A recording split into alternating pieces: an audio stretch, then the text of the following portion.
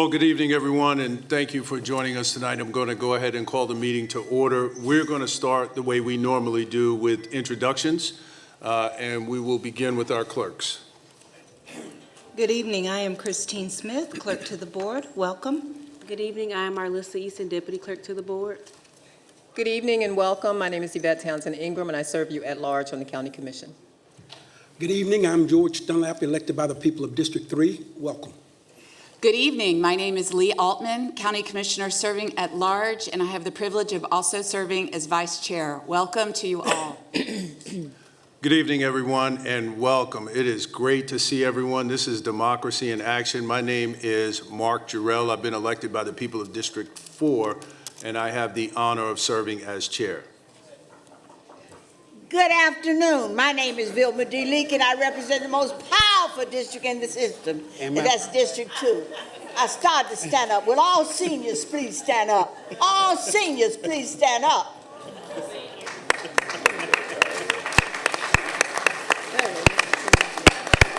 Power to the people. Go ahead. You go. All right, good evening and welcome. Power to the people. My name's Arthur Griffin, and I have the pleasure of representing all of Mecklenburg County as a county commissioner at large, and I wish you would come every meeting. Thank you. I didn't mean to speak before this brother. I'm sorry. I apologize. But I'll say it again. My name is Vilma D. Leak, and I represent the most powerful district in the county, that's District 2. Thank you for being here tonight. She did the same thing when I chaired the Board of Education. That's why we were successful. Good evening. I'm Laura Meyer, and I represent District 5. Good evening. My name is Susan Rodriguez McDowell, and I have the honor of serving District 6. Good evening. Mike Bryant, Mecklenburg County Manager. Yay. Good evening. Tyrone Wade, County Attorney. Good evening. I am Mecklenburg County Commissioner Elaine Powell, representing North Mecklenburg, Huntersville, Davidson, Cornelius, and North Charlotte. And I agree with Commissioner Griffin. I wish you would come to every meeting. Thank you. All right, before we go to our invocation, there's a couple things I want to do. The first thing I want to do is I see a lot of elected officials that are in the House joining us tonight, and I'd like you all to stand to please be recognized.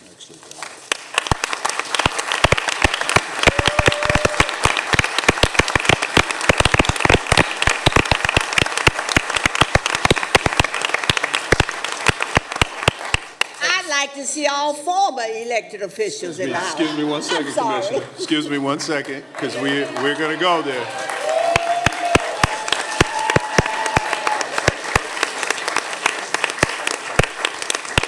Thank you, everyone. That's exactly what I wanted to do. So thank you for reading my mind, Commissioner Lee. I was trying to remind you quietly. I definitely appreciate that. And so with that being said, tonight is a really important night for our community. I appreciate everyone here. But I am reminded that we lost a giant in this community in Attorney James Ferguson, and we would be remiss if we did not take a moment to offer a moment of silence in memory of a civil rights icon, a pioneer in the struggle for civil and human rights. And right now I'm going to ask everyone to please join me in a moment of silence in honor and respect of Attorney James Ferguson.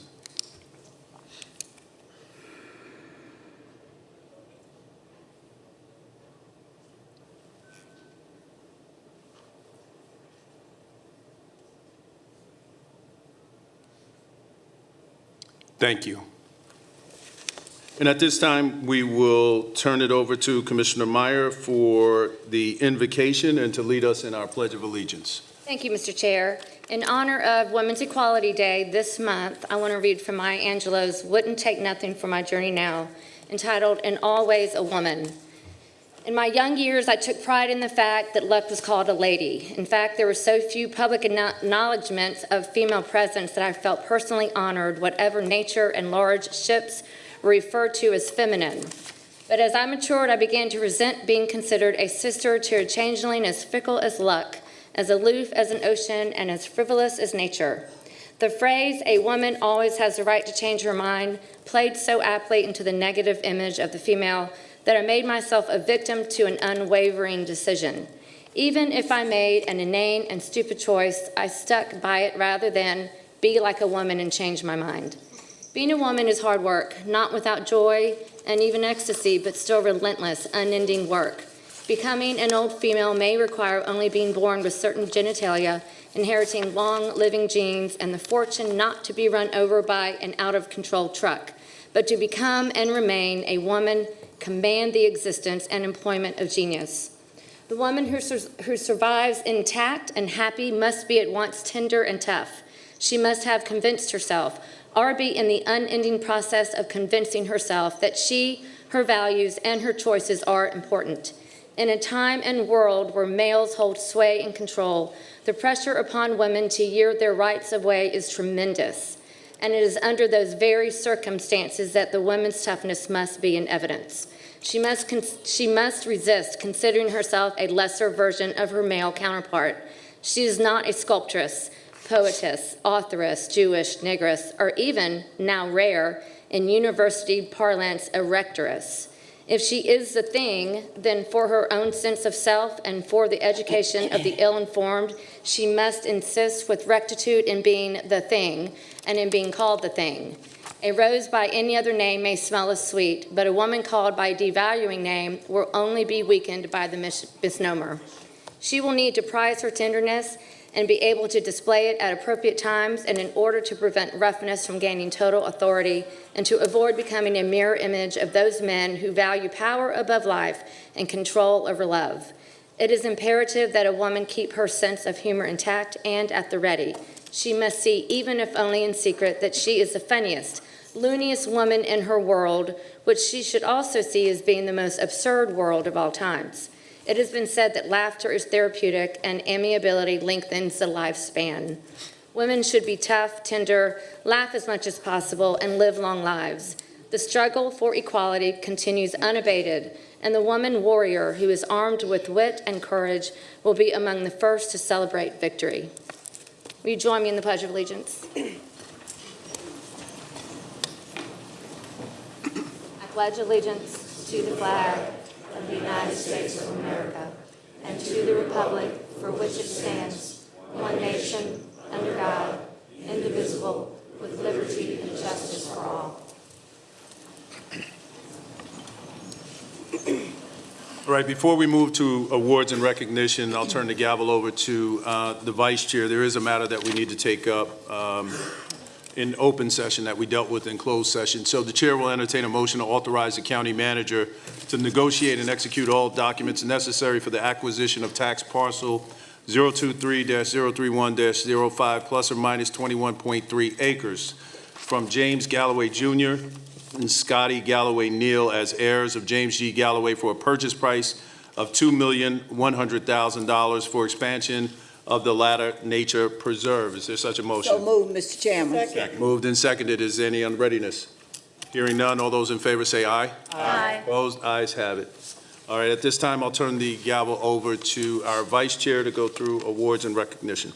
Thank you, Mr. Chairman. It is with much pride and pleasure that I will be taking up the first proclamation of the night, the Charlotte Black Pride Week and Charlotte Pride Week proclamation. So will the people who are here to receive it, including Carolyn Bedenbaugh, come on down to the podium to receive while I begin reading? Are you here tonight? We do have people out in the foyer as well, so we may have to Okay. see if someone can see if they're out there. Well, I know we're being televised out there. I'll go ahead and keep it moving, but if someone can identify Carolyn, I think she's now in the room. And anyone else who is here to receive, you can come down to this podium. Whereas Mecklenburg County is home to a vibrant and diverse community, among which are lesbian, gay, bisexual, transgender, and queer LGBTQ citizens and residents. And whereas Mecklenburg County's LGBTQ community, their family, friends, neighbors, and coworkers have positively shaped the cultural, business, civic, faith, and social fabric of the county throughout its history. And whereas in 2025, Charlotte Black Pride marks its 20th anniversary and Charlotte Pride marks its 25th year. And whereas LGBTQ residents of Mecklenburg County first attempted to organize gay liberation movement organizations as early as 1971, with Charlotte's first Pride events finally held in 1981, and the ensuing decades inspiring the creation of Charlotte Pride in 2000. And whereas Charlotte Black Pride was founded in 2005 with a mission to promote LGBTQ pride primarily for, but not limited to, members of the Black community, while building social awareness, embracing spirituality, and celebrating the diversity that exists within our community. And whereas each July, Black members of the LGBTQ community and their allies gather to celebrate the history, culture, achievements, aspirations, and dreams during Charlotte Black Pride Week, and this year held its annual celebration, Black and Bold. And whereas community members joined together on July 12th to July 19th to celebrate the history, culture, community, and triumphs of Black LGBTQ people across our region. And whereas this August, Charlotte Pride will celebrate the 25th anniversary of its founding and the 44th anniversary of the first Pride events in Mecklenburg County. And whereas Charlotte Pride Festival and Parade is the largest LGBTQ community event of its kind in the region, contributing millions of dollars in economic impact each year. Now, therefore, be it resolved that the Mecklenburg Board of County Commissioners does hereby proclaim July 12th through 19th as Charlotte Black Pride Week and August 8th through 17th, 2025 as Charlotte Pride Week in Mecklenburg County, and encourages all citizens to join us in this special observance. Signed the 6th day of August, 2025, Mark D. Jarrell, Chair, Mecklenburg Board of County Commissioners. So moved. Second. Do any of my colleagues want to be heard on the matter? Miles Perry, are you here as well? All right, we got a long night in front of us, so I will quickly pivot to our speakers. Hi. Lauren. Thank you, Mecklenburg Board of County Commissioners. My name is Caroline Biedenbaugh, and I'm the Communications Coordinator of Charlotte Pride. Bear with me, I'm a little nervous. I recently moved to Charlotte last September. I'm still new here, and it has been a wonderful experience to come to a few of these meetings where Pride proclamations have taken place, as well as Juneteenth proclamations and an anti-gun violence proclamation here in this room. I moved here from the state in the United States that is listed on Aaron Reed's anti-trans legislative risk map under a do not travel advisory for trans people due to the harsh political climate against its state's people. The reason I bring this up is because I want to stress the fact that proclamations like these really do matter. Proclamations like these signal to our community that there are people in our community that really support us. And the LGBTQ plus community has allies, and they're here in this room. And the work that goes into making this happen isn't taken lightly, and I'm determined to not take it for granted. Thank you, and I hope to see you all at the Charlotte Pride weekend, next weekend, August 16th and 17th. We also have an interfaith service this Sunday, if that's your thing. And I look forward to seeing you all there. Thank you so much. Thank you.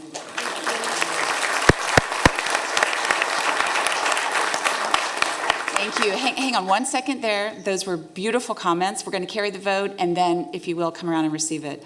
All those in favor, please raise your right hand. Any opposed? And that is unanimous.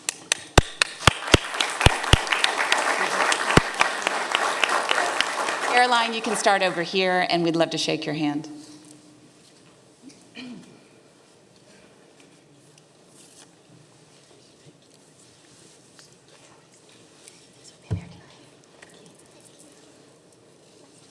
Congratulations. Thank you. Thank you so much for being here. Thank you, Mr. Bishop. Thank you for what you do. Thank you, too. Don't be nervous. Thank you.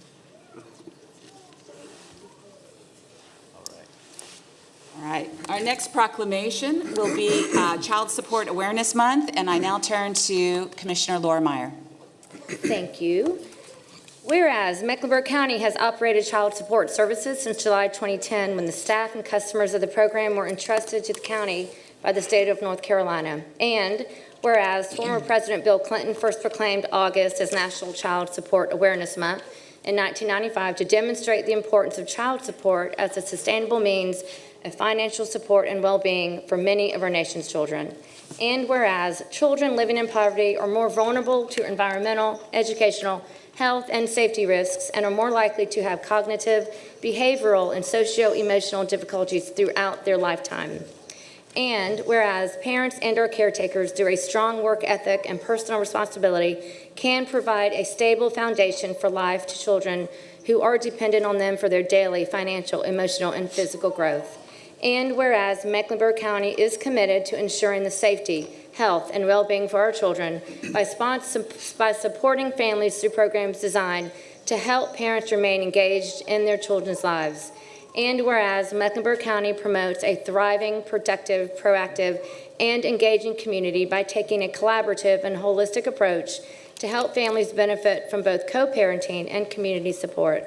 And whereas in Mecklenburg County, there are approximately 53,892 children and custodial parents who receive more than $50 million in child support annually through the efforts of this county's child support professionals, which provide food, housing, and clothing to these families.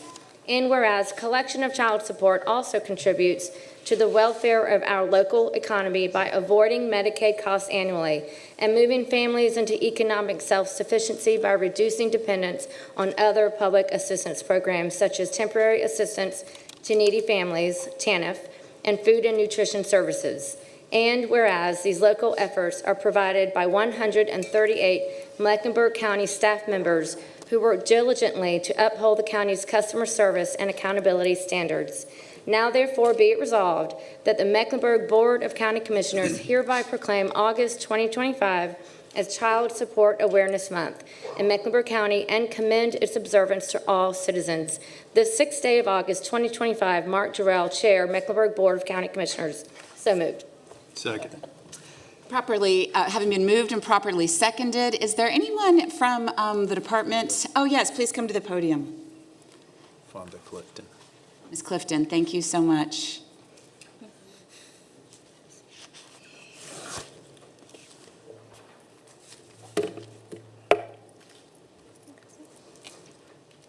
Thank you for recognizing August for Child Support Awareness Month. I am truly honored to accept this recognition tonight on behalf of the Child Support Services Division.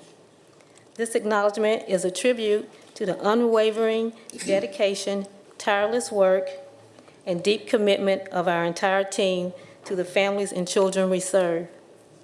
As Division Director, I have the privilege of leading an extraordinary group of professionals. They are passionate, resilient, and united with a shared purpose. They support one another, strive for excellence, and never lose sight of the impact their work has done for our community. They embody the belief that when a team works together with purpose, every goal becomes possible. And I can say with confidence, they are the best of the best. I'm incredibly proud to stand with them and to lead them. To our county commissioners, County Manager Michael Bryant, County Attorney Tyrone Reed, Department Director Yolanda Griffin, and Deputy Director Broderick Knight, thank you. Your continued support and recognition of the vital work we do means more than words can express. Together, we are making a difference. Thank you. Thank you so much. And if you don't mind staying there, because a few of my colleagues want to be heard, beginning with our chairman. Fonda, thank you. I want to say thank you for your leadership. I was just sitting here telling Commissioner Griffin that we were agents together back in 1995, Child Support Enforcement Agents. And so it's just amazing to see your journey. I want to thank you for your leadership. I especially want to thank all of our team members. When you think about sometimes there's a stigma around the punitive nature of child support enforcement and what that means, but you've really made it, and the team has really made it a partnership, which has separated Mecklenburg County from other areas as it relates to child support when you think about our Empowering Fathers initiatives and things of that nature. I'm just so proud of that. I'm proud of your leadership. I'm proud to call you a friend, so thank you for your work. Thank you so much. I have colleagues here as well. And all of our colleagues, please stand from child support. Thank you.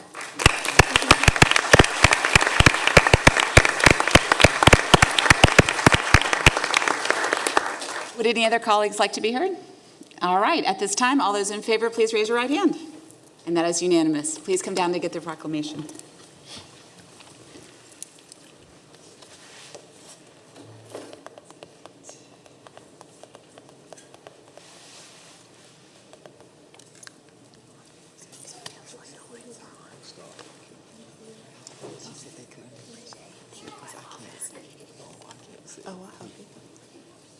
Congratulations and thank you. 30 years ago? I don't believe it. It's crazy, right?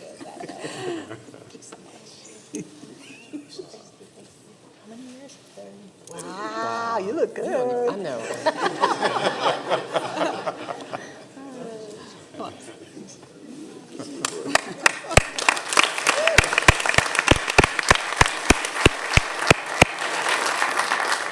And our final proclamation is Women's Equality Day, and I now turn to Commissioner Townsend Ingram. Thank you so much, Madam Vice Chair. And I feel like I love the poem that Commissioner Meyer read, but I feel like I want to read Ain't I a Woman by Sojourner Truth, but I'm not going to do that. I know we got a long program tonight. Mecklenburg County, North Carolina proclamation, whereas August 26, 2025 marks the 105th anniversary of women in the United States securing the right to vote through the ratification of the 19th Amendment to the Constitution, and whereas this milestone, while historic, did not guarantee access to the ballot for all women, particularly African American, Indigenous, Asian American, and Latina women, many of whom remain disenfranchised until the passage of the Voting Rights Act of 1965 and beyond. And whereas the long struggle for suffrage and equality began with the Women's Rights Convention in 1848 and was advanced by generations of women who took bold steps in organizing, educating, and mobilizing for justice, often in the face of resistance, violence, and oppression. And whereas these brave pioneers redefined history through their courage, resilience, and vision for a more inclusive democracy. Their work laid the foundation for future generations to not only participate in civic life, but to lead, inspire, and transform their communities. And whereas women today continue that legacy, fighting for equality in the workplace, healthcare, education, and political representation, while also lifting up the voices of those historically left out of the narrative. And whereas the Mecklenburg County Women's Advisory Board has designated the 2025 Women's Equality Day theme as Redefining Her Story, Bold Steps, Bright Futures, a call to honor the past by uplifting the women who are shaping our future through bold leadership, courageous advocacy, and empowered action. And whereas this year's Women's Equality Day celebration will take place on Saturday, August 16, 2025, and will feature inclusive programming to recognize progress, acknowledge ongoing challenges, and inspire community engagement in pursuit of gender equality. Now, therefore, be it resolved that the Mecklenburg Board of County Commissioners do hereby proclaim August 26, 2025 as Women's Equality Day in Mecklenburg County, and encourage all residents to join in commemorating this day by reaffirming their commitment to a more equitable and inclusive society for women and girls of every background. This, the 6th day of August, 2025. Signed, Mark D. Jarrell, Chair, Mecklenburg Board of County Commissioners. So moved. Second. Wonderful. The motion having been moved and properly seconded, I'd like to call down to the podium Ms. Denise, Chair of the Women's Advisory Board. And while you make your way down, if any of my colleagues want to be heard, now's a great time. Yes, Commissioner Leek. Let me first say thank you for representing the women in the county of Mecklenburg. I served on that board many years and enjoyed serving on that board before I became a member of the county commissioners.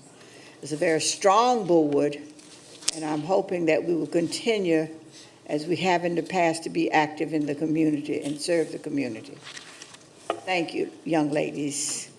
Are your members here? Any of your members here? They're coming. Wonderful. Please do introduce them. Thank you. I'm going to let them introduce themselves. Hello, I am Jamila Espinosa, and I am finalizing my 6th year on the Women's Advisory Board. It's been an honor and a pleasure to serve. You want to introduce yourself? Yes. My name is Camelia Nixon. This is my 2nd year with the Women's Advisory Board, and it has been a pleasure to serve this community. Good evening, I'm Michelle Tokpa, new to the Women's Advisory Board. It's a pleasure. Hi, I'm Dr. Shawana Burnett. I am on my 5th year of the Women's Advisory Board. And good afternoon, Board of Commissioners. Long time no chat. I'm Danela Denise, and I am the chair for the Women's Advisory Board. So on behalf of the Women's Advisory Board, I want to extend our sincerest gratitude for your continued support, your leadership in our community. We especially thank you for recognizing the importance of remembering Women's Equality Day.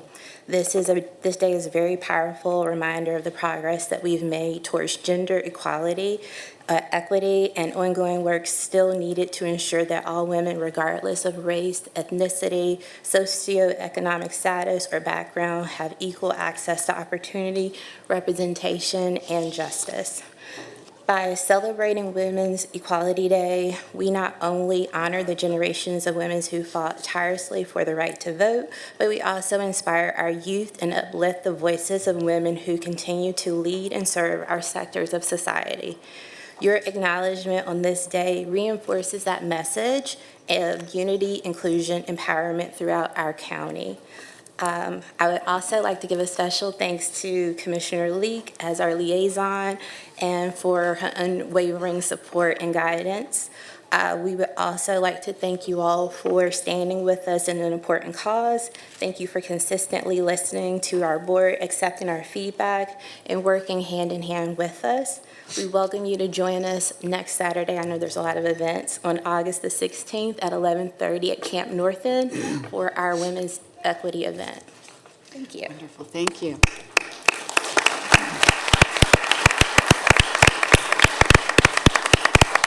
All right. At this time, if no one else needs to be heard, we will carry the vote. All those in favor, please raise your right hand.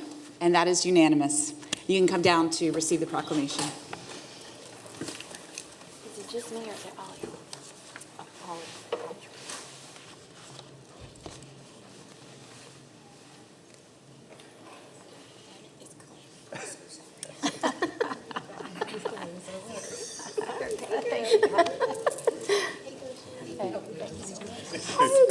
Thank you, congratulations. Thank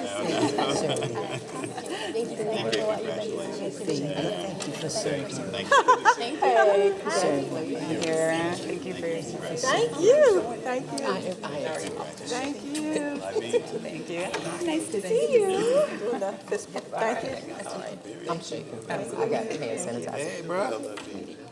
A little bit. I see. And that concludes our awards and recognitions, and I return the gavel to the chair. Thank you, Madam Vice Chair. Just to level set with everyone, the next portion of the agenda calls for the public appearance. Just want to make sure everybody understands that this is going to be different. Most of you are here for the public hearing.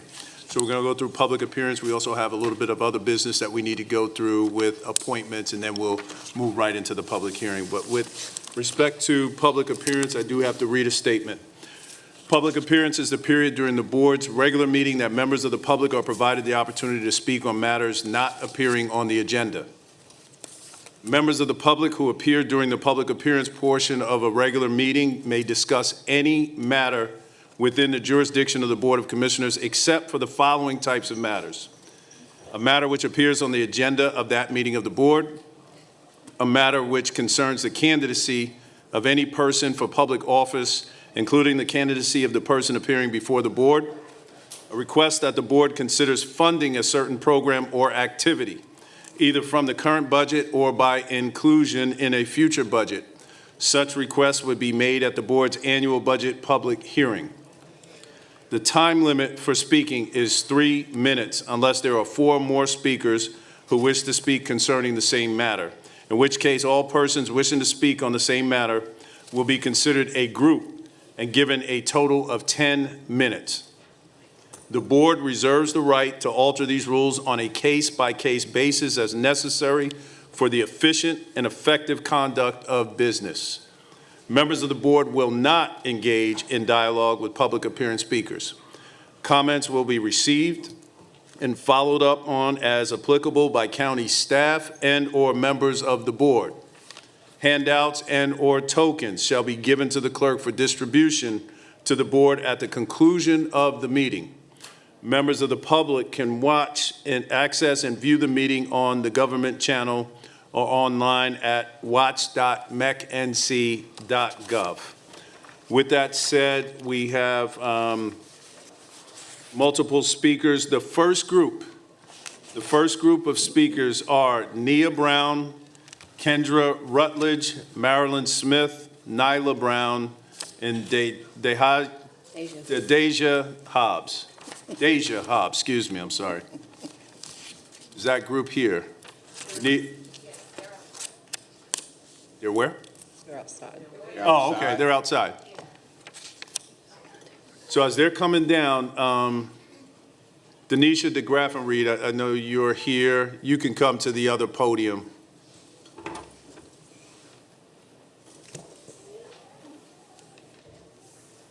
Denisha DeGraff and Reed, we'll have you come to the other podium.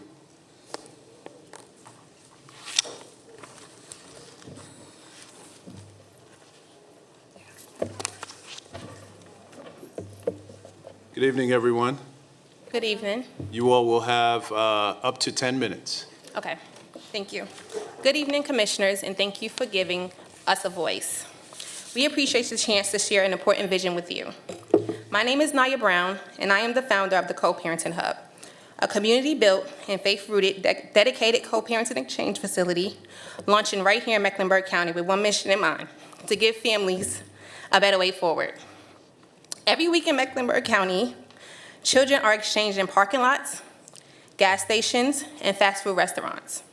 Unsafe, unregulated places heavy with stress and uncertainty. Nearly 1 in 3 local children live in single-parent homes, navigating fragile transitions that can shape their futures. This challenge touches millions across the nation, but here it demands bold, compassionate action. In too many of these cases, there is no neutral, child-centered space for the exchange. Tension rise, trauma builds, and children caught in the middle start to see transitions as threats and not safety. I've been that parent, standing tensely in a stressful handoff. I know how these charged environments can unsettle children and strain already fragile parents, shaping a child's sense of safety and worth. That's why I created the Co-Parenting Hub, a trauma-informed, community-rooted nonprofit that reimagines how separated families share parenting time. Here's what we're building right here in Charlotte. Private, bright-themed visitation rooms designed to feel warm, welcoming, and just for them. A cozy cafe-style waiting area and designated play area where parents can de-escalate and model calm communication while children enjoy themselves. Home setup support, so children have beds and essentials in both homes and not just one. Dedicated outdoor picnic spaces, to force the family building during visitation and transitions. Support programs for fathers looking to reconnect and rebuild bonds after long separation from their children.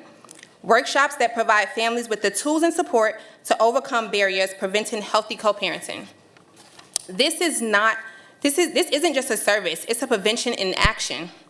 By putting prevention first, we reduce conflict between co-parents and ease behavioral challenges in children. That means fewer crises, less stress on families, and lighter burdens on our courts and law enforcement. Mecklenburg County has the chance to lead a national movement, not just because this problem is rare, but because we are bold enough to solve it. Today I stand before you, not just as a founder, but as a mother of 6, standing for families like mine. I'm asking for your partnership, your voice, your support, including securing a dedicated hub location, connecting us with youth services resources, and introducing us to people and places that can help bring this vision to life. It's time families have more than parking lots and unwelcoming buildings. They deserve better, because when we change the setting, we change the story, and our children deserve a better story. Thank you.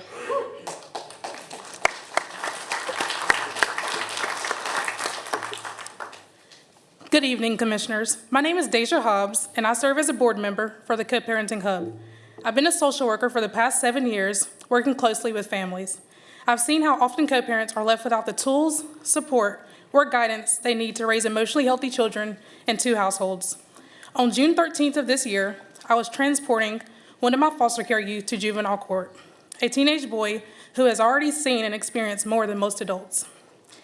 During the 1-hour ride, we spoke about his court hearing, his recent behaviors in his placement, and his frustrations. He looked at me and said, "Miss Deja, I just wish my parents would get along. My mom talks about my dad because he wasn't in my life, and my dad talks about how my mom raised me.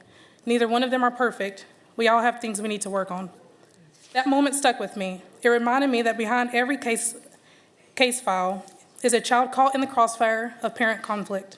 This young man's struggles didn't start at school or at court. They started at home, with tension and toxicity between the parents, and now he's approaching adulthood without a unified, supportive foundation. His story isn't unique, it's one of many. That's why I believe so strongly in the mission of the Co-Parenting Hub. It is created to meet a real, urgent need in our community, offering education, neutral support, and safe spaces for co-parents to learn, grow, and put their children first. When I introduced the vision of the Co-Parenting Hub to those in the community, one response I received was, "What a wonderful idea. I've always thought it was sad when I see children switching households in a parking lot. That sounds safer and caring." Another stated, "My family and I are a blended family, and due to irreconcilable differences, we often pick my stepdaughter up in the parking lot. It got a little better as time passed. This is such a beautiful gift to those co-parenting, better memories and safer spaces." As a social worker and advocate, I know the long-term impact this kind of support can have, not just on families, but on our entire county. I'm asking for your partnership, specifically your help in securing a building where the Co-Parenting Hub can take root.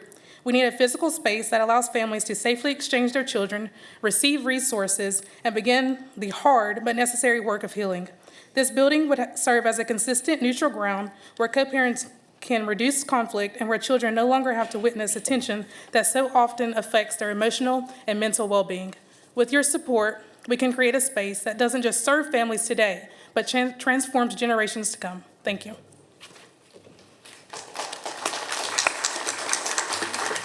Good evening, everyone. My name is Kendra Rutledge. I stand before you today not only as a school administrator, but also as a wife, mother, and someone who's very familiar with the term co-parenting.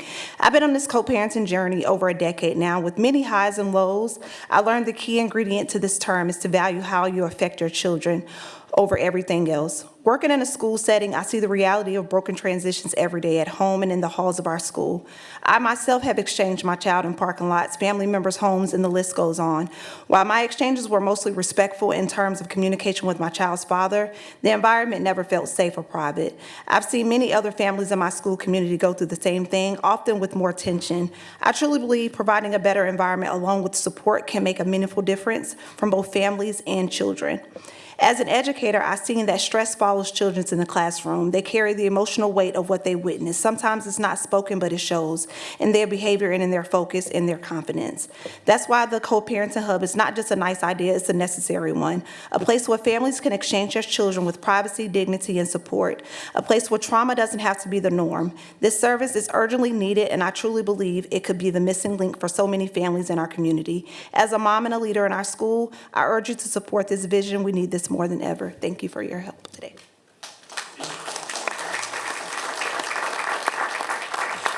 Good evening, Commissioners, and thank you for your time. My name is Marilyn Smith, and I have been a foster parent in Mecklenburg County for over 15 years. I have cared for children caught between parents, court orders, and chaos. And what I've seen time after time again is the lack of a safe, child-friendly, neutral place for custody exchanges and it only deepens the trauma, especially for the children. That's why I'm here tonight, to support the Co-Parenting Hub. This isn't just another nonprofit, this is a missing piece. A place where families can begin to heal, where exchanges happen without fear or confusion, and where children are no longer caught in the middle. I remember one child that was in my care. Her visits with her biological parents changed constantly. One week it was at the mall, the next week it was at a fast food restaurant, or other times it was in city public building. She never knew what was going on or what to expect. She never had a place that felt like she belonged. The Co-Parenting Hub will change that. It will be a consistent, welcoming space where foster children and their parents can meet in peace and private without compromising the child's happiness. A place where relationships can be rebuilt and not just exchanged. Let's give children comfort and let's give them stability. Let's give them a place that they deserve. Thank you.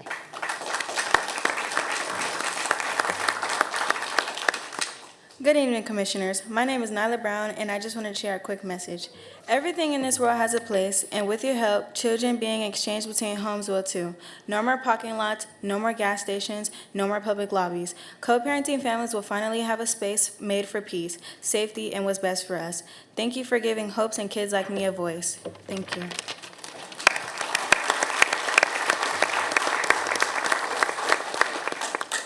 Thank you so much, Commissioners, and everyone for giving us a voice and giving small hopes like us a chance to project our visions. Thank you.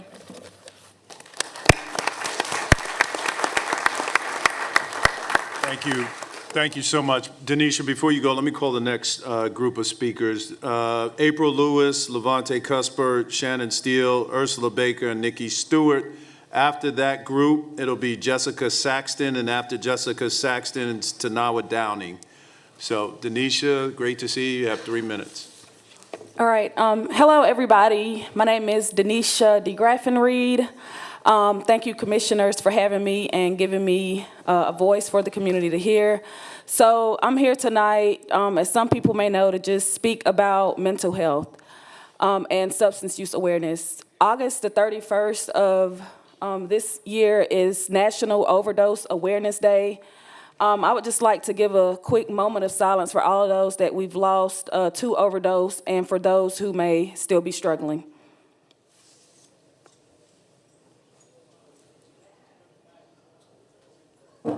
Thank you.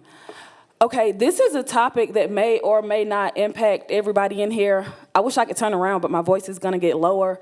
But I'm so excited to see all of you guys. And I just want people to know that taking care of your mental health is a necessity. It's a priority. It's something that we all must continue to do. Guys, it's so critical to just develop an understanding of what taking care of your mental health is. Year after year after year, we go in for checkups, getting physicals. When we do things, we have to get physicals. Many of you may know now that there's a survey where doctors have to ask questions about your mental health. All of that is for a reason. They found out that people are really struggling mentally. And whenever you struggle mentally, it can begin to impact your physical health. You may become more sick, you may become more agitated, you may become more short-tempered. It could just lead to an influx of things. There's so many ways to get help. There's so many organizations in Mecklenburg County and the surrounding areas. There's virtual appointments if you may not necessarily want to go into a physical building. But taking care of your mental health is very, very, very, very, very vital. All of us in here have a brain. We all have minds. We all have this thing where we have to think, where we have to show up for the world, where we have to show up for our children, for our families. And sometimes I think it's easy to just kind of let your mental health fall to the wayside. If you know that you're having any abnormal thoughts, if you feel like you're just not like yourself, please reach out for help. There's 988. It's the most common line that I think that people can dial, and it's super easy to remember. These people will literally talk to you about anything at all. Please reach out for help. If you know that you're struggling is not a weakness. Not receiving help is the biggest weakness, and it's one of the biggest issues with what is going on in our society involving mental health. Please continue to take care of yourselves. If you believe in God, keep people lifted up in prayer in this community, in this nation, all around this globe. Please reach out, do some quick Google searches with Charlotte Mecklenburg agencies, and you guys take care of yourselves. Thank you. Thank you. Thank you, Denisha. April, before you go, Jessica Saxton, Tanawa Downing, you all are on deck. April, you get up to 10 minutes. Thank you. Good evening, Commissioners. My name is April Lewis, and I stand before you as an advocate and a witness to repeated failures in Mecklenburg County's response to housing instability. From Lake Arbor to Econo Lodge, from Tanglewood and Lamplighter to Hill Charlotte and now Cedric Dean, we have watched a pattern of neglect, exploitation, and broken promises destabilize hundreds of families. We are not here tonight to relive that trauma. We are here to stop it from happening again. We are offering a solution. A community-led stabilization center already piloted with 35 families, already showing results. Now we need your partnership to expand it. But before we get to policy, please hear the truth from the people who lived it. Good evening, Commissioners. My name is Nikki Stewart, and I work alongside impacted families and grassroots organizers who have been holding this crisis together with bandages. Here's the reality. Over 2,000 people in Mecklenburg County are housing insecure. More than 400 are sleeping unsheltered, including children, elders, and disabled residents. The extended stay motel system is failing. And 211 is not a real solution. It simply tells people that everything is full.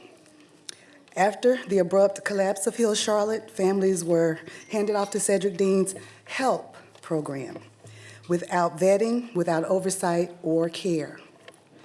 They were dropped in uninspected homes, forced to clean up hazardous conditions with their own money, and illegally evicted, often in the middle of the night.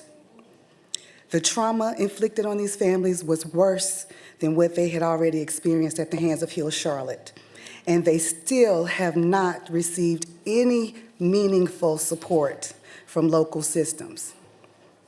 We are watching the long-term health, housing, and educational stability of our children unravel. We must act.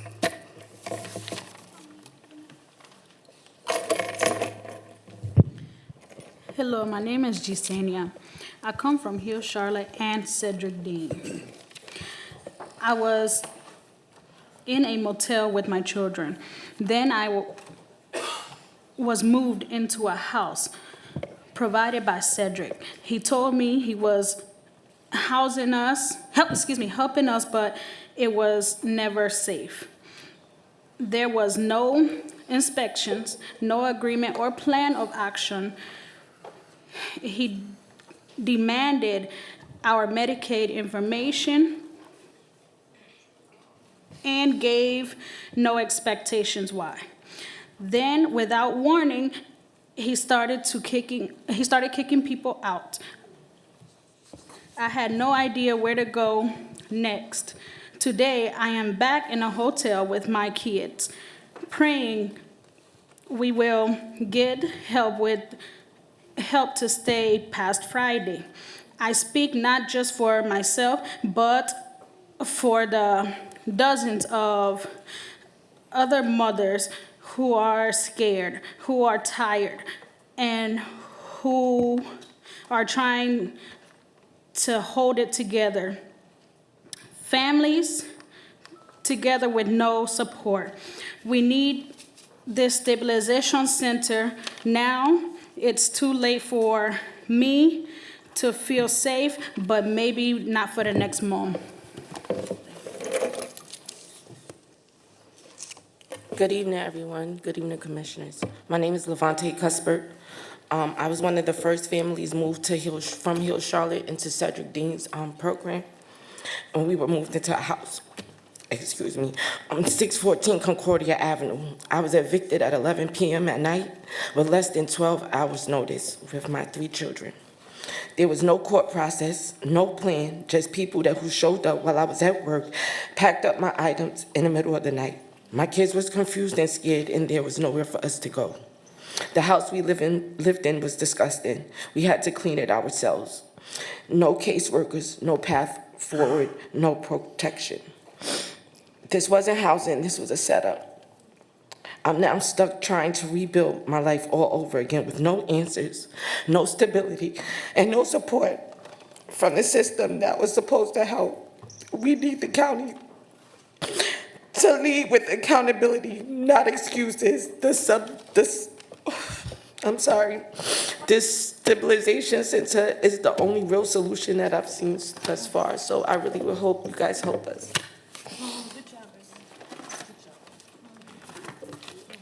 Good evening. My name is Ursula Baker. I live with my mother, who has health issues, and my young children, all under the ages of 10, including my autistic son. We were placed in Cedric Dean's program after Hill Charlotte program ended. It was never safe. The house was in bad conditions. We cleaned it up ourselves when we moved in. Then one night, after a month of being in the house, we were put out with no ideas, nowhere to go, and no notice, no follow-up, just gone.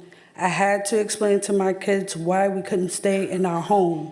We were harassed, we were disrespected, we was assaulted, degraded, and simultaneously being removed from a situation where dumped when we were offered exploitation, hush money from Cedric Dean to leave with no issues, but to go, just to go.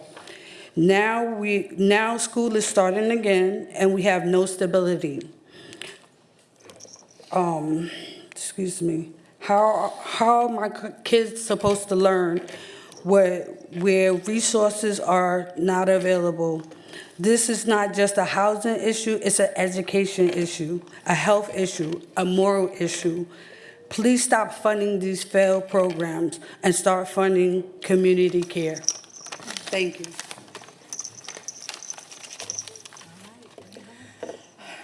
Good evening. My name is Brianna Jackson.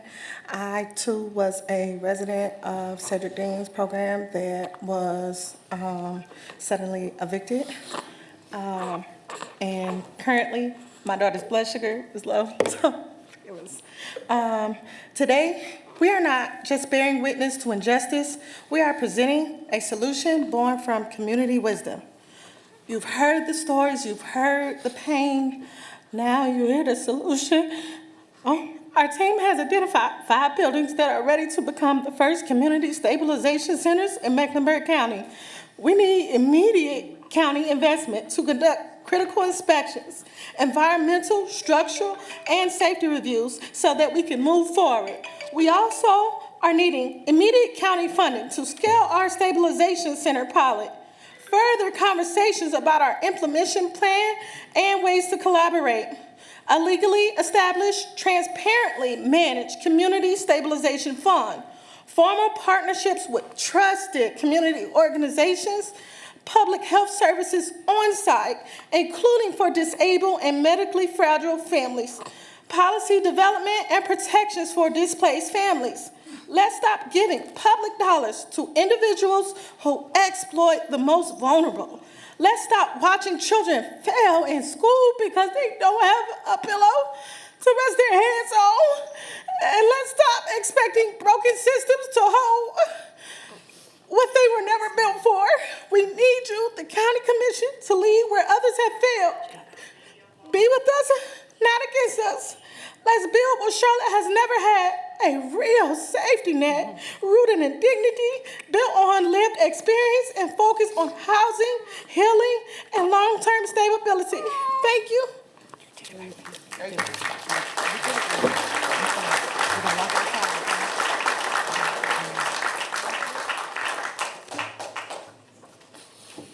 Thank you. Jessica Saxton. Tanawa Downing, are you here? Yes, sir. Okay. You can come to the other side. Come on.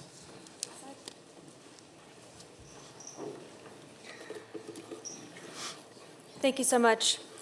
You just walk My through. name is, Excuse me, Jessica, I'm sorry. You- You can just walk through right here. Yeah. I apologize, Jessica. You It's have 3 okay. minutes. You ready? Yes. My name is Jessica Saxon. I'm a civil rights advocate and litigator from Washington, D.C. I need to provide notice to Mecklenburg County Commissioners this evening. This is in accordance with USCS Rules of Civil Procedure, as well as Rule 17 and Rule 20 of the United States Supreme Court. The Constitution for the United States is the overarching requirements that every state must follow. I trust that everyone here would agree with that. States are not able to enact their own alternative legislation and substitute it for the guarantees of the Constitution. That would mean that your state laws are, in fact, more powerful than the Constitution, and that is unlawful. Clause 1 of Amendment 5 to the United States Constitution says that no person should be held to answer for a capital or otherwise infamous crime unless on presentment or indictment by a grand jury. However, the state of North Carolina has enacted its own alternative legislation that permits prosecuting attorneys and police officers to charge by way of information as opposed to indictment as required by law, and that is unconstitutional. An emolument violation is when you pay a public official to commit a crime. There are two areas in the Constitution that reinforces this. The first is Article 1, Section 10, where it states that no state shall create any law that shall impair the obligation of contract. So contracts, police officers, prosecutors, judges, they are all under a contract to perform based on the oath or affirmation that they took. The contract perimeters are defined within the Constitution of the United States. So when a state enacts a law that directs their agents to disobey the supreme law of this land, that would be a violation of Article 1, Section 10. The 14th Amendment is the other place that you'll find the reinforcement of this issue, and that's where it states that no state shall create or enforce any law that shall abridge the privileges and immunities of United States citizens. Privileges and immunities of United States citizens are at a minimum those that are enumerated within the Bill of Rights and the First 10 Amendment. The state of North Carolina has enacted a law, again, in its inferior constitution that is permitting public officials and law enforcement officers, whom you all pay, to violate the Constitution of the United States. As a result, there's an inordinate amount of people currently imprisoned here in the state of North Carolina illegally and unconstitutionally. Mr. Tannenwood Downing is preparing to litigate this issue at the United States Supreme Court on behalf of more than 700,000 people currently imprisoned here in America unlawfully. I'm here today to simply provide notice that you cannot continue to pay public officials to break the law. Criminal sanctions can come from that. Paying public officials to disobey the law, it is an emolument violation, it is illegal, it is unconstitutional, and it is a crime.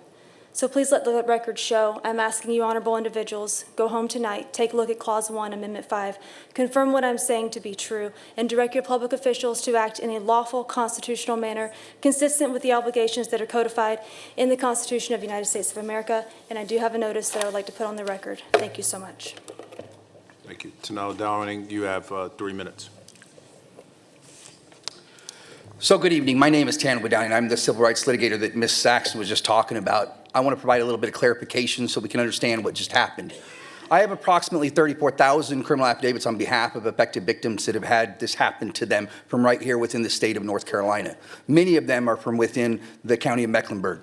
These are per se crimes, which means that we don't have to prove that they intended to breach their constitutional obligation. Simply by virtue of the breach, all elements of the crime have been met because their willfulness and their knowledge derives from the promise that they make. No state can create its own alternative legislation, substitute it for the guarantees of the Constitution, and then go out and enforce it as though it's law. That is unconstitutional. So if your sheriff's department, your agents that you pay, if they're going out and executing a warrant because they're relying upon a judicial officer who relied upon a prosecutor who abused their power by relying upon an inferior state statute to deprive a person of a right that they're guaranteed by the Constitution of the United States, your sheriffs are now performing an unconstitutional arrest. And when they take that individual and put them into a jail, that jail is now acting unlawfully and unconstitutionally because it derives from an unconstitutional arrest. Now there's a crime, Title 18, subsection 242. It's deprivation of rights under color of law. What that statute says is that any person who, under the color of any state statute, ordinance, custom, or regulation, deprives any person of any rights secured by the Constitution commits that crime. There's a second crime called conspiracy to deprive rights, Title 18, subsection 241. What that states is that when two or more persons conspire for the purpose of depriving any person of any rights secured by the Constitution, commits that crime. Now, the law of criminal conspiracy with regard to public officials states that any person who, having knowledge of any of the wrongs conspired to be done, and who have the power to prevent or aid in the prevention of a commission of same, neglects or refuses to do so, may be joined in dispensing the action.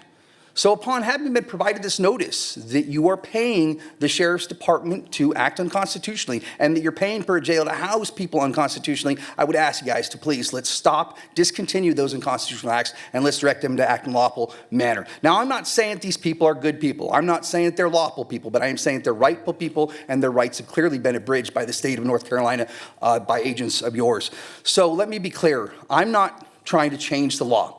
Rather, I'm pointing out what the law states, and that the way in which it's being enforced directly contradicts with what is specified. Therefore, I'm not trying to change the law. Rather, I'm asking that we uphold the law. If the law states that something will be done in a certain way, then we must follow that way. Laws do not change arbitrarily. That is tyranny. Constitutionalism demands that the laws evolve only through suffrage. Therefore, it's up to the people to decide whether or not the Constitution applies to them, and not a judge or a state.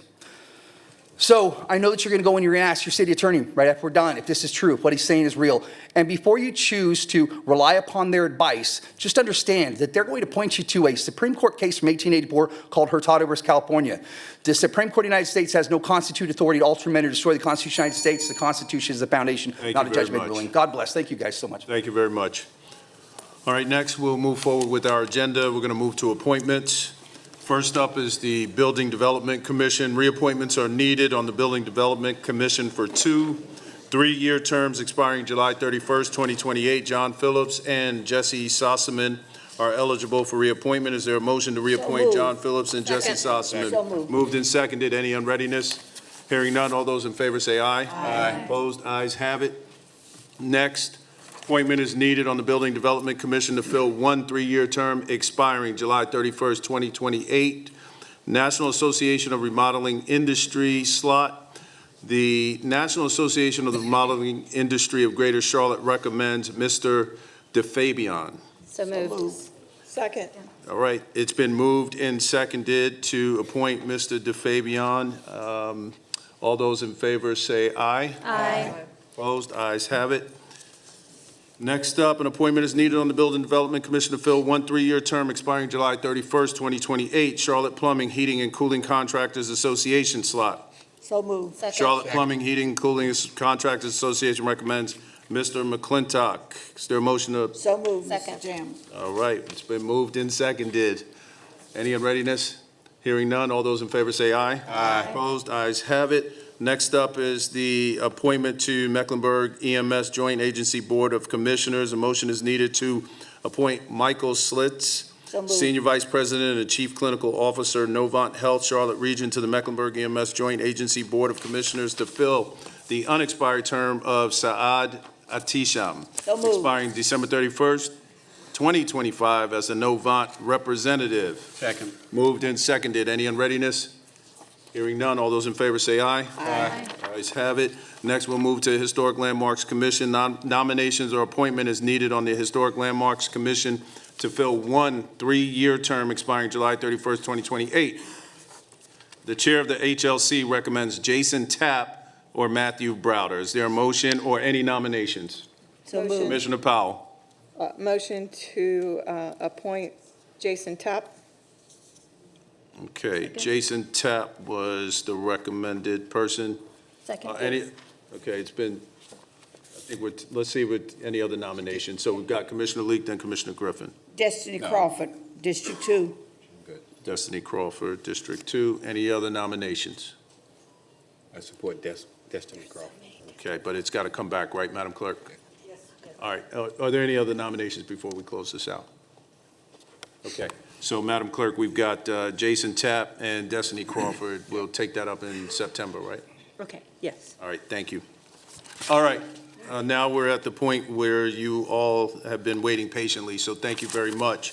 At this point, we're going to move to the public hearing for projects for advancing vehicle infrastructure enhancements, PAVE Act. Need a motion to open the public hearing and receive comments from the public regarding the PAVE Act. So moved. Moved and seconded. Any unreadiness? Hearing none. All those in favor say aye. Aye. Ayes have it. We're going to open the public hearing. We have quite a few speakers.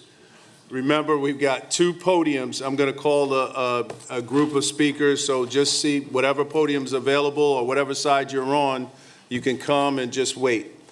So I'm going to call this first group. First up Actually, I'm sorry, Madam Clerk, you did give me, there is a change in the order due to a special accommodation. All right, the first group is going to be Cassidy Hooper, Robert Callender, Marlon Stover, and Joey Esquivel. And colleagues, just so you know, the order did change because of a special accommodation, and as they are making their way down, up next would be Jennifer Roberts, then John Autry, Clayton Seeley, James Hare, and Jerry Kingsley. Just, you're not coming as a group, it's individuals, but I just wanted to let you know where you are in the order. So again, the first group is making their way down, then it'll be Jennifer Roberts, John Autry, Clayton Seeley. They're going to be right there. Oh, I'm sorry, am I looking at the wrong list? Oh, there's a they're mic up up there. there. They're going to be up there. Oh, they're going to be up there. That's perfect. Okay. Okay, I'll go back to Dr. Penn. Thank you for that. You can call the first two.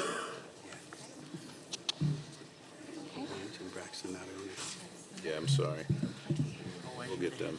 We'll get them. I got a different list. Excuse us one second. So, Madam Clerk, I had a different list, so there were two people that I didn't have on this other list, so I'll work on this one. So let's hear, we have a group up top. You get up to 10 minutes, and then we'll go with the order that I called, and then I'll reverse back. Cassidy Hooper. Good evening, fellow citizens of Charlotte. My name is Cassidy Hooper. I'm a Charlotte native. I've been blind since birth. I'd like to start off by asking you to imagine something. Imagine not being able to drive, but having to go by the mercy of somebody else. My fellow citizens, it is important that this PAVE Act is put on the ballot in November for the following reasons. Number one, having microtransit for those people who are blind or visually impaired will create a sense of independence to be able to access the light rail. Currently, I use something called STS, which is a CATS-funded bus system for people with disabilities who don't usually use the county city buses. The problem is that a lot of times you can't really get home until 6:30, 7 o'clock.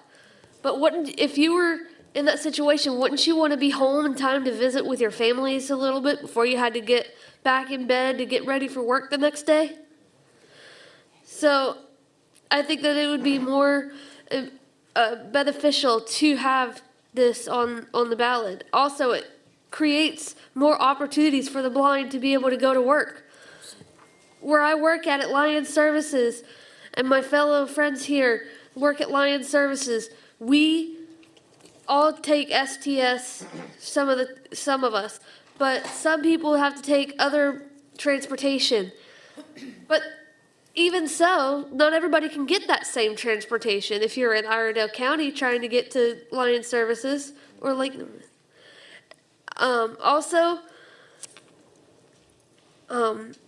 It would be, Charlotte's growing. 16,000 people in Charlotte are blind.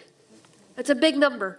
So I just think that having this microtransit would be beneficial. That way we don't have to sit in traffic when we can get to our doctor appointments in time, just like you. Handicap.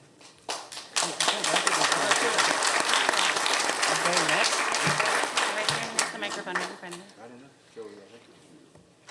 Am I ready? Yep. Hello, everyone. Hold on a minute. I don't think I'm on the mic yet. There we go.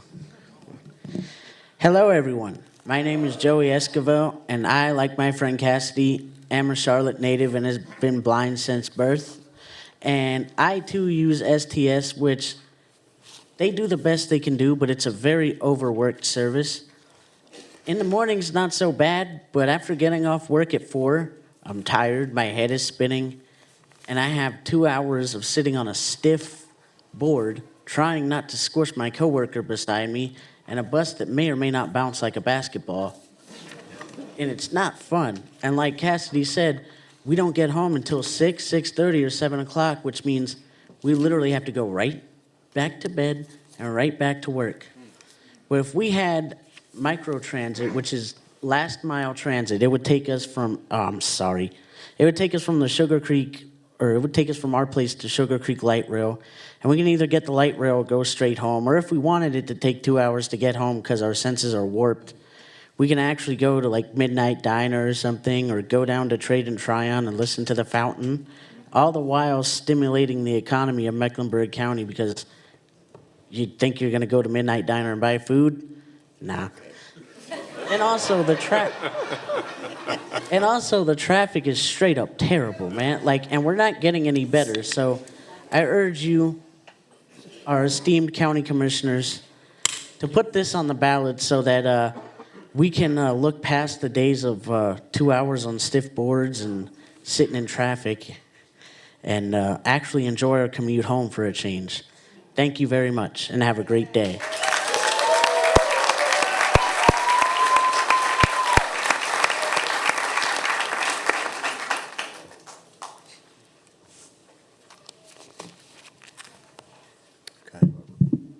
Fellow citizens, esteemed board, my name is Robert Callender Jr. I'm here on behalf of Alliance Services Incorporated. We're a nonprofit organization and military contractor.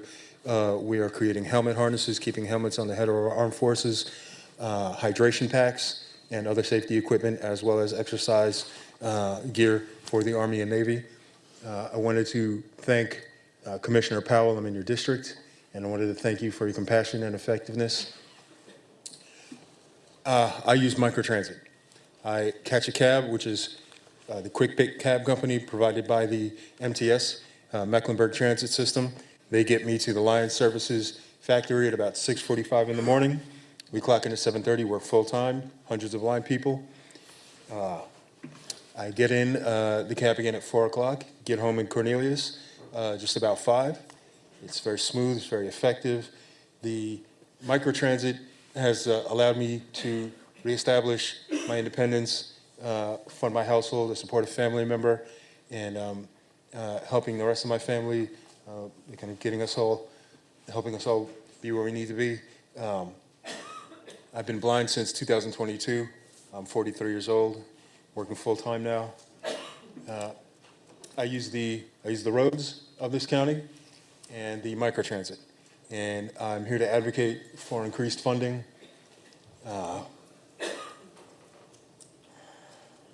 It's very important, very important. And I'd like to thank you all for your attention, fellow citizens, esteemed board. Thank you.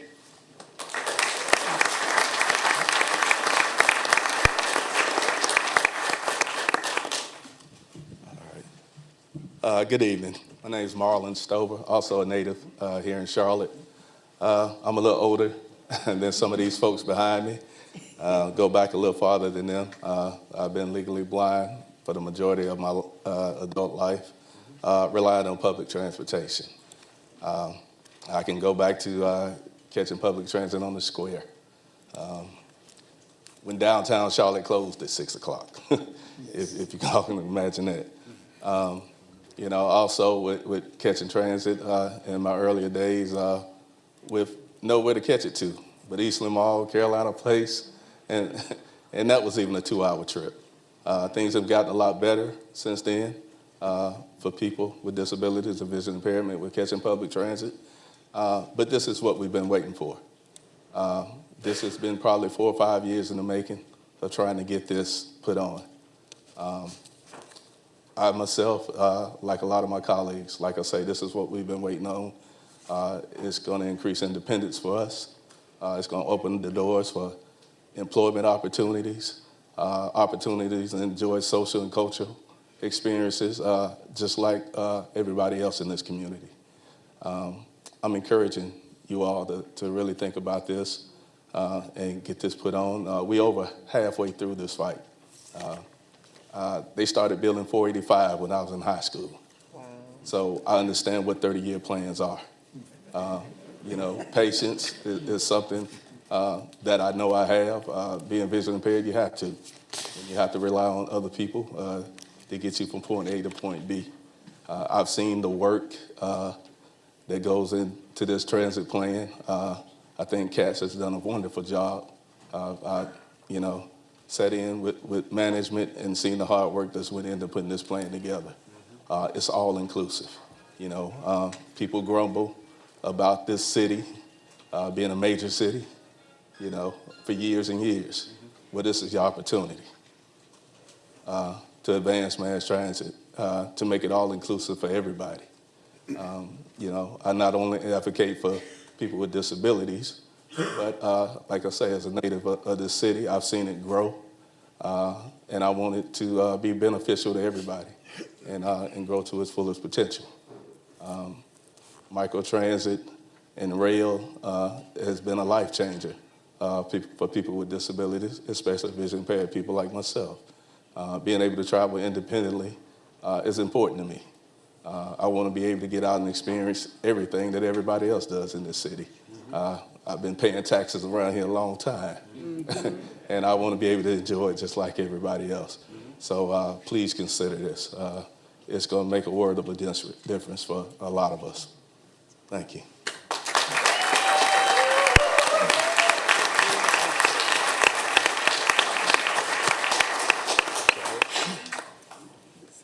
All right, thank you. So let me get this order right. I missed two names, so let me recall this roster. First up should have been Dr. Blanche Penn. Dr. Penn, are you here? If you're here, make your way down. She is not here? She left? Okay. Then it'll be Braxton Winston, who's making his way down, and then Jennifer, you're up next. Jennifer Roberts. And after Jennifer, it'll be John Autry. After John, it'll be Clayton Seeley. And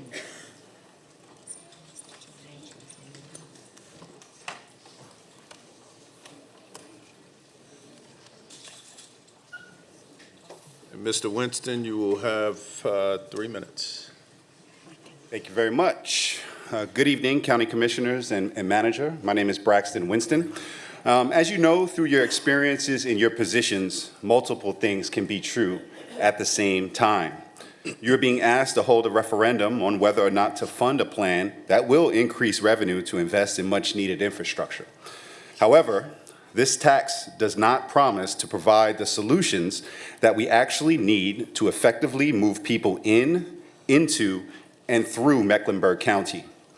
It is a tax with strings attached that will ultimately handcuff future generations from investing, just like we feel today as our community navigates the segregation created by transportation investments made by urban renewal policies of governing bodies generations ago.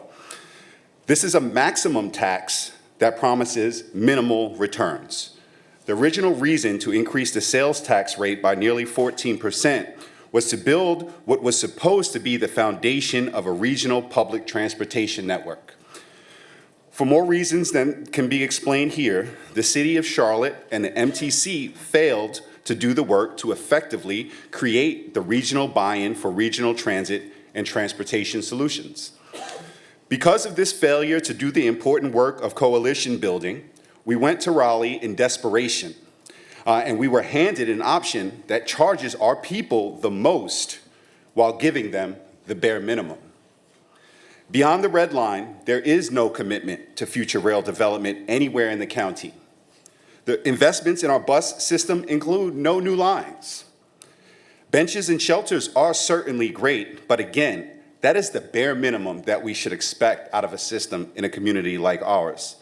It leans on the unproven solution of a publicly funded rideshare option that relies on putting more cars on the road when the goal once was the opposite, to put less cars on the road.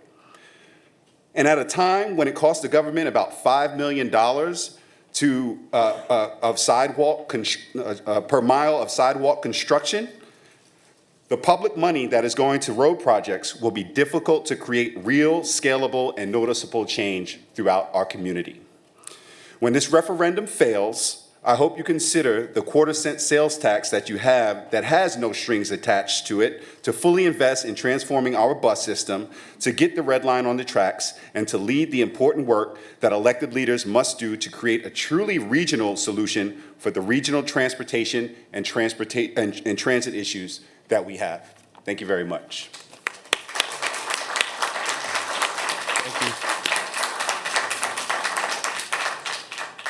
Good evening, friends and former colleagues, and great to see you in this role, Mr. Manager Tyrone. Great to see you. Great to see so many friends in the audience. Even though we're holding different signs, we're all still friends. So I'm a big supporter of public transportation. I'm a big supporter of transit. I have served on the MTC. I have served on the city. I have served on the county board. And I believe this is a regressive tax in a year when people are losing health care, they're losing food benefits, they're losing their jobs, and the pain is going to be felt by hourly workers. They're going to pay the majority, the bigger proportion of their incomes for this, and yet get the least out of the way this is structured now, because the buses get 20%, whereas the rail and the roads for the payback get 40%. Now, food is not taxed, but other things people buy every week, paper goods, clothing, school supplies, fast food, all that will be taxed. In fact, if you go to McDonald's and get a meal, your tax will be 9.25%. That's higher than New York City's sales tax. That's not to mention foods like soda and chocolate. Also, we got tariffs coming in. We know that inflation will hit many of those goods, so the 1% increase today is going to be even higher on the families like the women and the children we heard tonight who are struggling, who are having a hard time even keeping pace right now. We know wages have not kept pace with the cost of living, so $240 or $290 a year, I've seen different calculations, may seem like a rounding error if you've got a white-collar job. But if you're a struggling family, that is a huge increase. Remember, 400,000 people in our county, that's 1 out of 3, are on Medicaid. And that may be going away.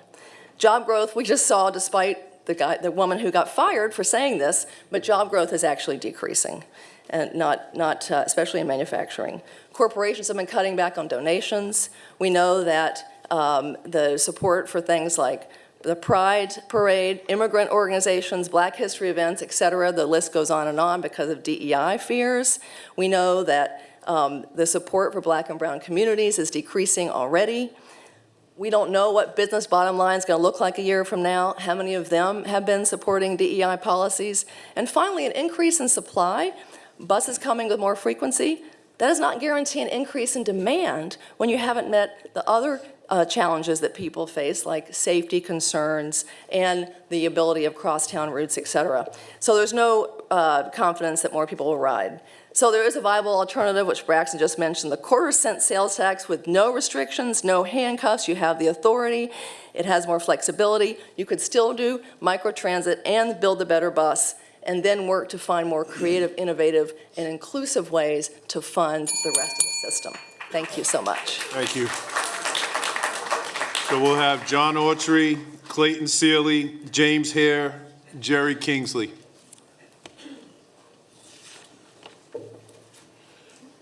Good evening, wow, it looks different from over here, doesn't it? Yeah.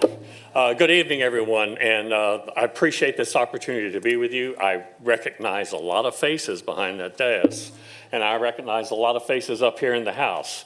So I want to talk about preemption of local authority, because as I remember the history over the last couple of years, we had a transportation plan. We had a transportation plan that we took to Raleigh to get the authority to put a referendum forward to pay for that transportation plan. But someone who didn't live in Mecklenburg County and wasn't going to be contributing to that tax base said an off comment about more roads, you need more roads. Well, frankly, our spending on roads is unsustainable and hardly worth it. So when it comes to the local authority that we elect you folks to serve under, is to create these plans and then make it to the public the case for why the plan should be supported. But I learned a long time ago too many lessons about preemption of local authority. For instance, I was part of the Citizens Committee that was redistricting the Board of County Commission in 2011. Whenever we had a plan that was approved, and in the 6.5 miles that took me to drive from the government center after we voted to approve it and get home with it, the next thing we knew was I had a call from a reporter from the Observer to want to know about why a representative was stripping the language out of a bill and redistricting the county commission of their own. So this Cotham bill is problematic in that you're having not just the ability for the legislature to reach down from Raleigh and affect the policy and overrun the policy that Mecklenburg's elected officials have put forward. You're not just letting them poke their nose under the tent, you're giving them a seat at the table by those two appointments from the Speaker of the House and the President Pro Tem of the Senate. And I can just tell you that from my experience from the last 8 years, if you approve the PAVE Act and put it forward, I hope you'll pardon this pun, it's not intentional, but down that road lies pain. Thank you. Thank you. Clayton, I see you making your way. James Hare, Jerry Kingsley.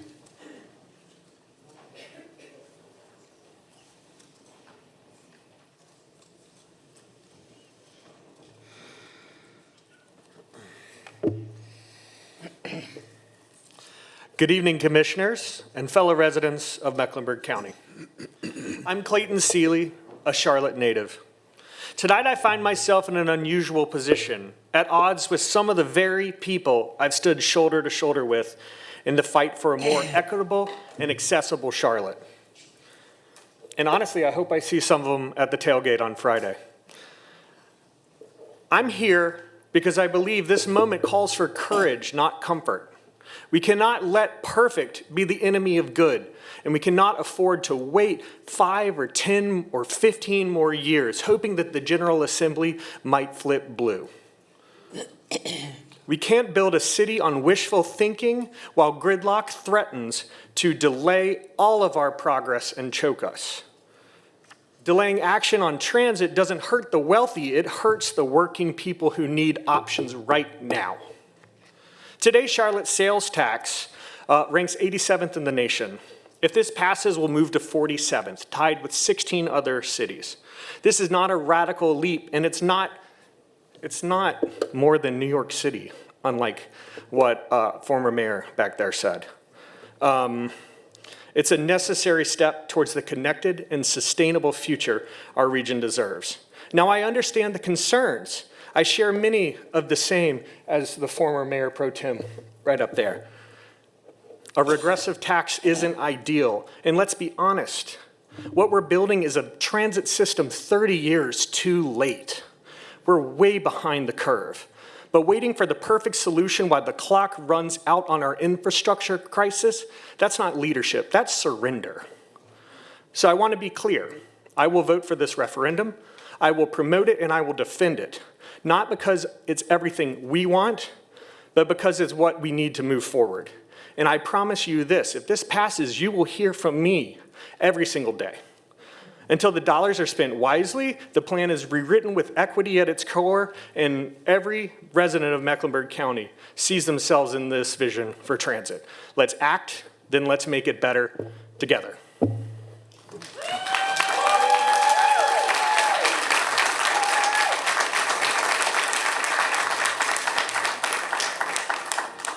James, and then Jerry Kingsley. All right. Good evening, everyone. Hold on one second, James. I don't want you to be distracted while you talk.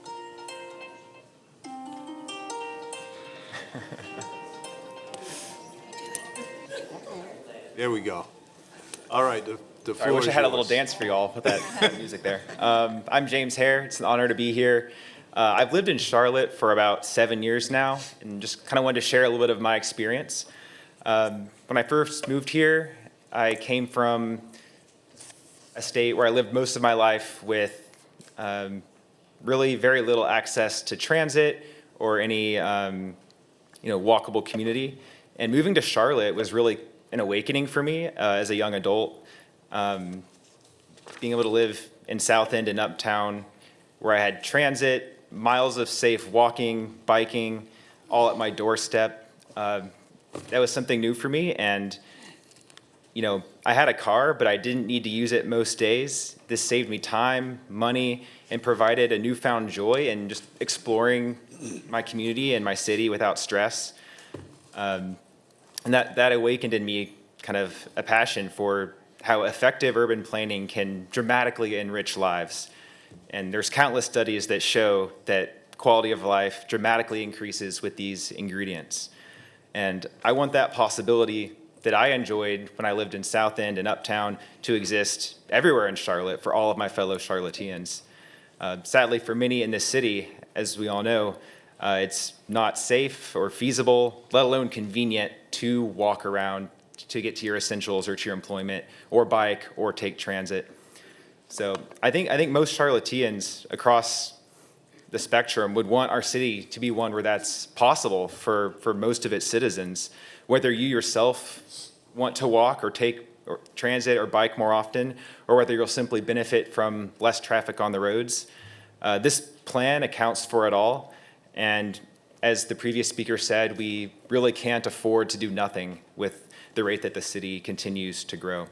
So please give Charlotte voters the chance to vote on this and express what I think most people in this community want in their day-to-day life. So please approve this transportation referendum, and together as a community, I'm sure that this can lay the foundation for a greater Charlotte for all who live or visit the city for generations to come. Thank you. Thank you.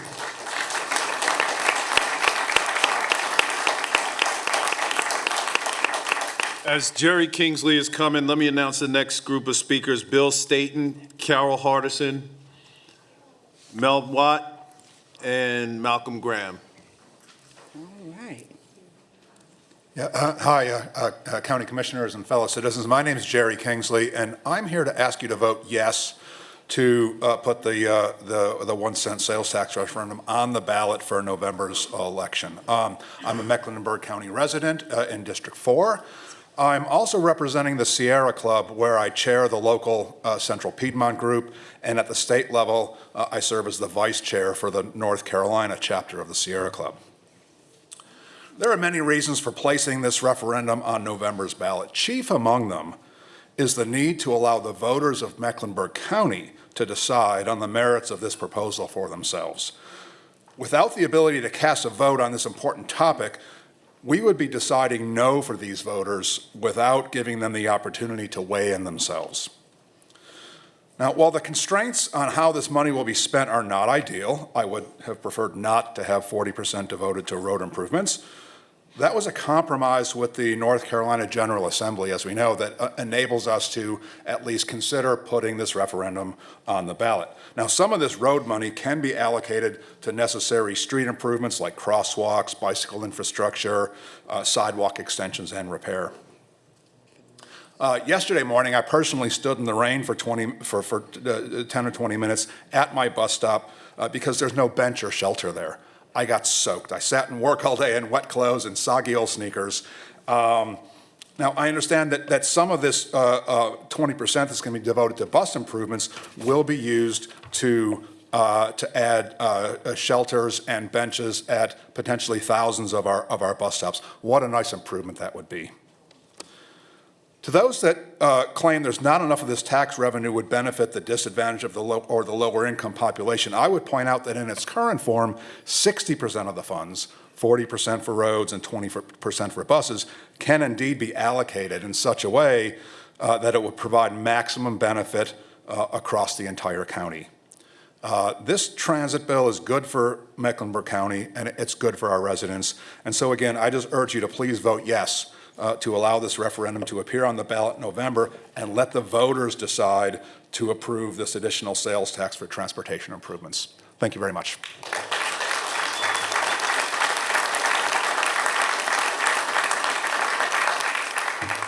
After Bill, Carol Hardison. Yeah. Thank you all. I'm Bill Staton. A couple of months ago, I lost a longtime friend on his bicycle. And that's tough.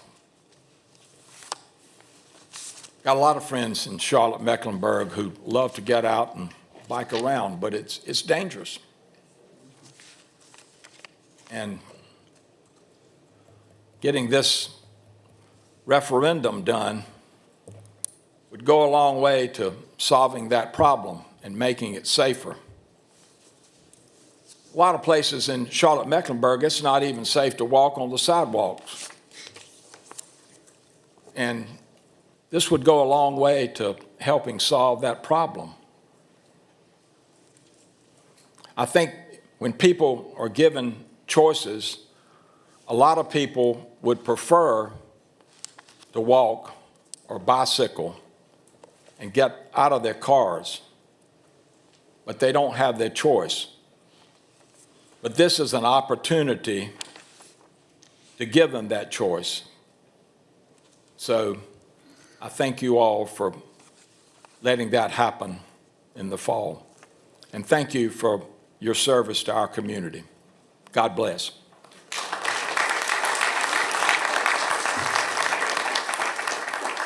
After Carol Hardison, we'll have former Congressman Mel Watt. Then we'll have City Councilman Malcolm Graham and Eric Zaveri. Good evening. My name is Carol Hardison. I'm a longtime social advocate for justice. When I started this, I didn't have to have readers to look at my notes. I'm also currently in the role as CEO at Crisis Assistance Ministry, where we greatly appreciate your partnership and support over the years. Today, 123 families came to Crisis Assistance Ministry seeking emergency financial assistance for rent or utilities. Another 85 families came and shopped in our free store for back-to-school clothes and clothes for work. Our data show that 30% of the people that come to Crisis Assistance Ministry depend on public transit. They depend on it to get to services, to jobs, to medical facilities. What we often see is they depend on it to go across town to help a family member who's ailing or help friends. It's the route to church. It's the route to their life. It is a lifeline. And obviously, I strongly support, not speaking on behalf of the agency, I strongly support any opportunity to increase access to public transit. We can't ignore growth. And I agree with others who have spoken. It's not perfect. But we cannot not do this. I greatly appreciate the conversation that has already occurred within your body and ask you to please put it on the ballot and let the citizens decide this fall.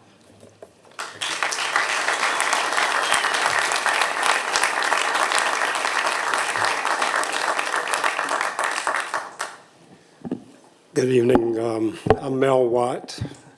Speaking as an individual from this side of the dais is a little different, and so I'm certainly unaccustomed to it.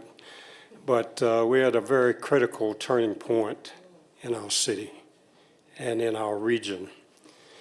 I want to go back to the summer of 1969, I'm sorry. I clerked for a law firm in Atlanta, Georgia. I'd narrowed my choices down to practicing law in Charlotte or Atlanta. And in 1969, there was a referendum on the ballot in Atlanta. It was a transportation referendum. And the referendum was defeated. It took them 15 to 20 years to get public transit and they had to turn to roads in the interim. And so I'm concerned that at this critical juncture in the city of Charlotte, we not make the same mistake that Atlanta made and lose 15, 20 years to improve our transportation system. I was involved heavily in the line from the south into Charlotte. I was involved heavily in the line from downtown to the university. I was involved heavily with the bridge over the Yadkin River on Interstate 85. I know how long it takes for transportation to play itself out. I expect that nothing or little, maybe nothing in this referendum will benefit me.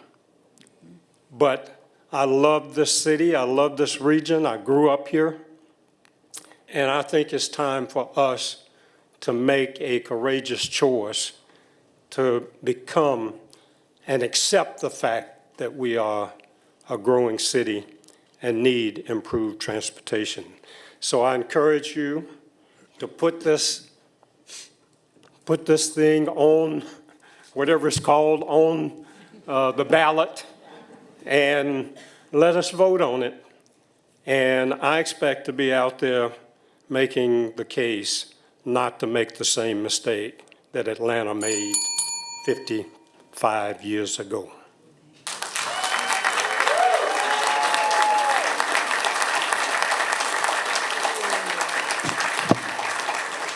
Councilman Graham, before you start, let me call the next group of speakers. It'll be Councilman Graham, Eric Zavero, Larry Shaheen, and David Longo. Councilman. Thank you, Commissioner Jarrell. When I came to Charlotte in '81, the square was where the corporate center sits today was the Burger King, the Eckers Drug Store, the pawn shop. There was no Panthers or Hornets. It was racing and wrestling. As a student at Smith, we called going to UNC Charlotte going to the country, and the city limits stopped at South Park Mall. No Ballantyne, no University City, Harris Boulevard, a two-lane highway. Today, Charlotte region is the home of almost 1.4 million individuals. 150 individuals every day come to this region looking for jobs, housing, and great public transportation to get back and forth to work. I'm here to respectfully request that you place a 1 cent sales tax referendum on the November ballot, giving voters the opportunity to decide on a dedicated funding source for critical transportation infrastructure in Charlotte, Mecklenburg. This is a defining moment for our community. With voter approval, this measure will represent a historic investment in the future of Charlotte region and demonstrate our ability to work across political boundaries for the good of the region.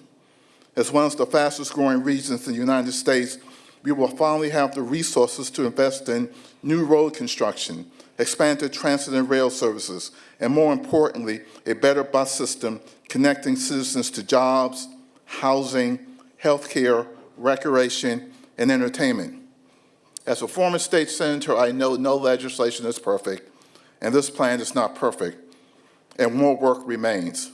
I'm confident our community will rise to the occasion, but seize the opportunity to create a Charlotte Mecklenburg that is better tomorrow than it is today.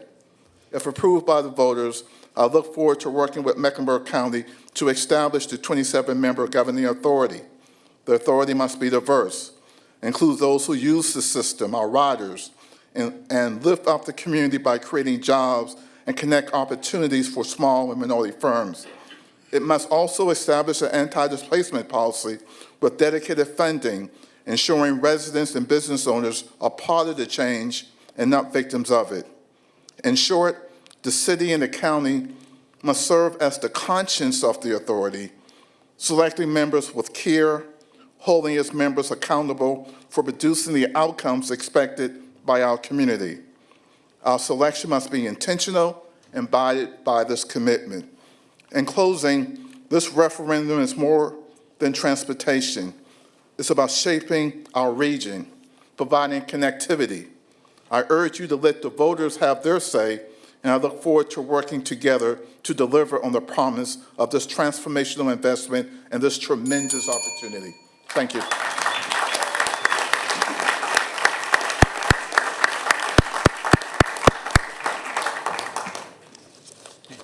Good evening, Chair, Vice Chair, and Commissioners. My name is Eric Zaverl, and I am the Urban Design Specialist with Sustain Charlotte. For 15 years, Sustain Charlotte has actively been working to increase mobility and transportation options in the county. And it's our long-term vision for a city and a region where transportation options reduce environmental impact, increase opportunities for all, and enhance the quality of life, as you've heard from folks tonight. I was a part of the Charlotte Moves Task Force. We studied how to solve this problem, how to make up for all the decades we didn't invest in other modes of transportation. This is it. It's that or property taxes. So the sales tax is the way through it. And tonight, your vote has the power to start moving things forward, to actually go beyond talking and planning and actually put things into action and make up for time. With the passage of the House Bill 948, the next step is yours, placing this regional transportation plan referendum on the November ballot and giving the county voters the right to decide whether this investment is something we all want to do together and move forward. And your vote tonight is not necessarily a vote for or against. It is a vote to let the public weigh in, a vote to trust our residents here that live with a choice. This plan would deliver a 50% increase in bus, nearly 43 miles of new rail connecting people to jobs in healthcare, education, and opportunity. The ultimate decision should rest with those people, and we ask that you please give them that opportunity. We urge you to vote tonight, yes, not just to support equity or sustainability or the regional mobility or all the other reasons you've heard so far, but to respect the democratic process. Let the people decide. And thank you for your time, your leadership in giving Mecklenburg County, hopefully, the opportunity to say yes for MEC in November. Thank you.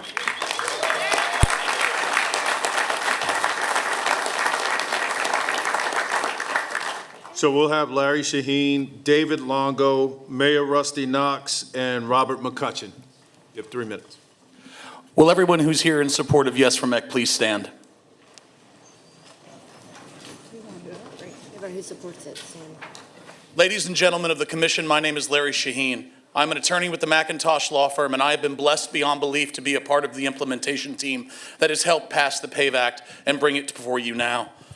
I have to tell you, I didn't know if this moment would ever come, that we would ever be before you with this opportunity. What you see before you is a group of committed Charlotteans and citizens of the county of Mecklenburg who know the historic nature of the vote before you tonight, and with any luck, the vote we will take in November.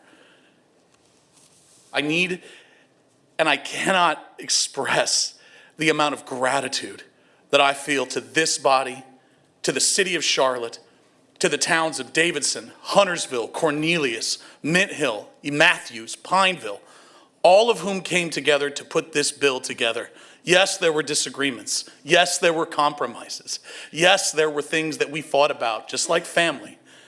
But what has happened time and time again has been the coming together of this community to understand that now is the moment. This diverse group you see before you understands that for us to take the next step for jobs and opportunity in our community, we must grow. We must invest in our community. And the data shows that if we pass this referendum, the return will be tenfold. That's not a guess. And we can't wait. We cannot wait for folks who would say there is a better plan or there is a better funding source, because I can promise you, having spent 2.5 years on this process with all of these people who I don't agree with all the time, and they certainly don't agree with me all the time, but we're here together. This is the definition of coalition building. This is the definition of government. This is how we get things done. Mecklenburg County can't afford to wait. Our community can't afford to wait. Every day we wait in gridlock. We need these investments to be able to move our city in the direction that will make every citizen from every corner of this county have an opportunity to succeed and get where they need to go without having to wait. I urge you to put this on the ballot, and to everyone listening, please vote for this in November. Thank you.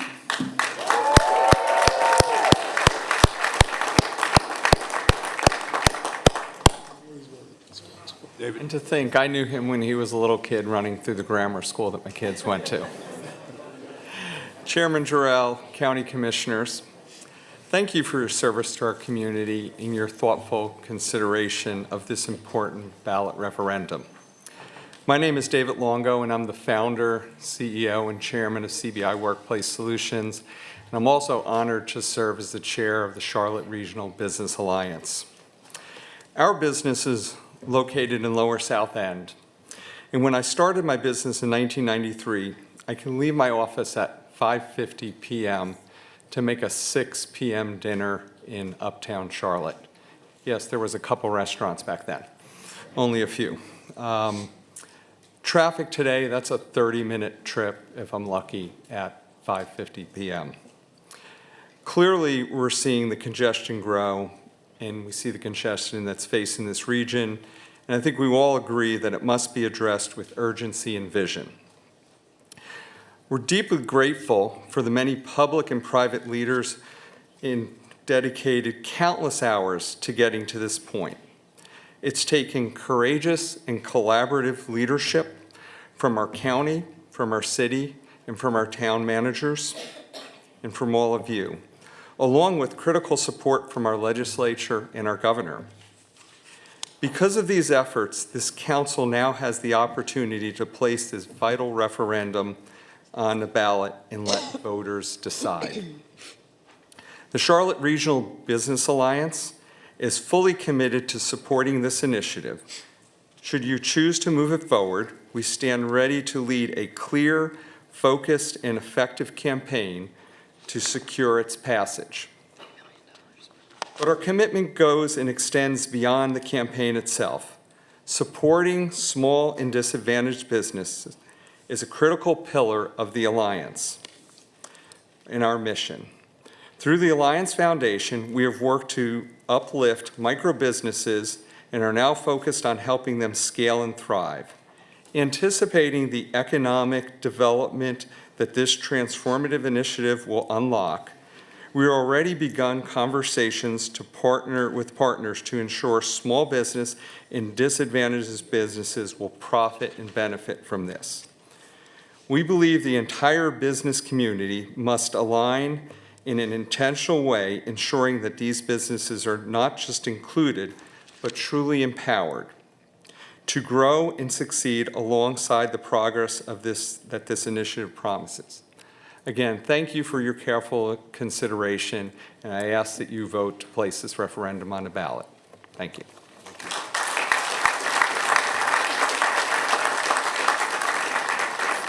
We'll have Mayor Knox, Robert McCutcheon, J.G. Lockhart, and then Representative Mary Belk.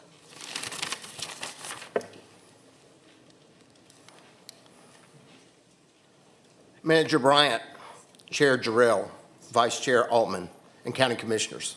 I'm Rusty Knox. I'm the Mayor of Davidson, and I want to thank you for this opportunity. I'm glad that Malcolm Graham spoke earlier, because when he brought up 1981, it reminded me, my Uncle Eddie was the mayor of Charlotte in 1981 when we got the first $400,000 to build the Charlotte Transit Center in downtown. So it's been a long journey in the Knox family for transit. I want to acknowledge that my town manager, Jamie Justice, is here. My Mayor Pro Tem, Autumn Ryerson Michael, is here. Commissioner Tracy Madison Brandon, Commissioner Ryan Fay, and Commissioner Steve Justice. We, along with 90% of the other elected officials in Mecklenburg County, have passed resolutions supporting the 1 cent sales tax for transportation.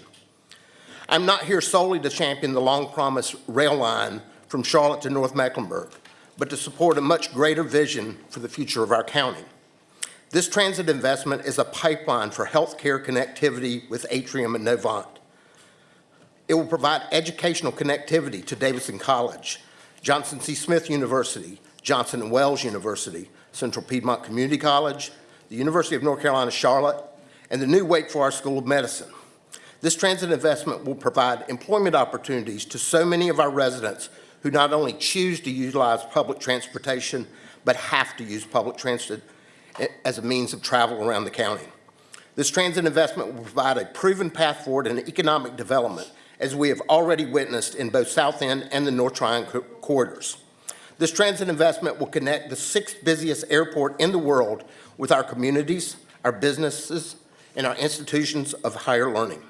This transit investment will greatly enhance our bus ridership, which is and will always be the backbone of public transit.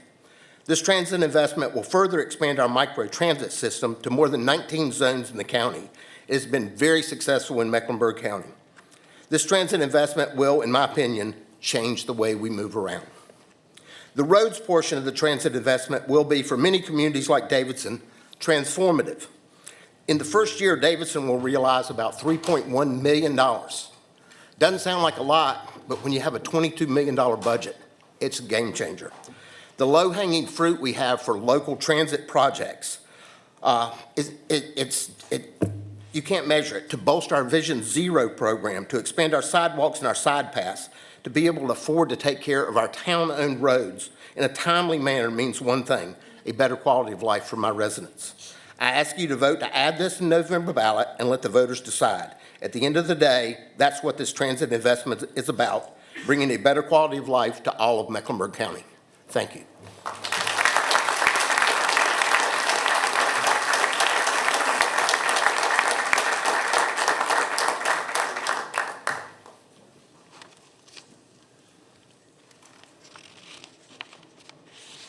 Mr. Chairman, Madam Vice Chair, Mr. Manager, Madam Clerk, and County Commissioners.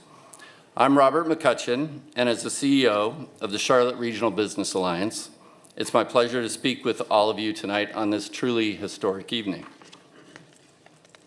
I'm relatively new to my role at the Alliance, but I'm proud to stand here before you, like so many of my Chamber and Alliance predecessors, and ask us to work together to create a better life for the citizens in the community throughout Mecklenburg County.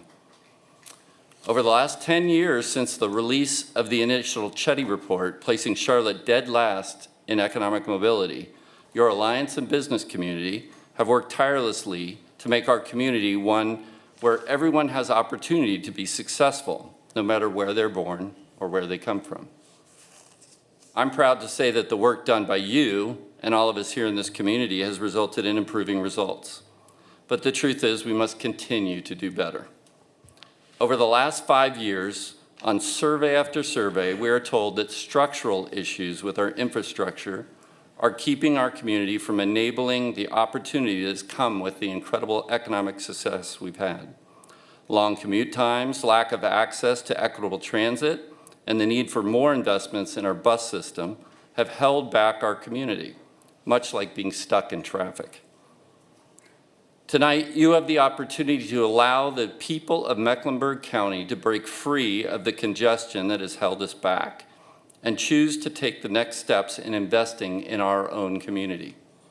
These investments will enable economic and social mobility in ways that will assist us in enabling greater economic mobility and access to jobs and opportunity. As David said, we at the Alliance stand ready to continue to assist in the job development and are ready to lead to make sure that those who have been disadvantaged and unable to access opportunity are lifted up and given the ability to compete for jobs and contracts.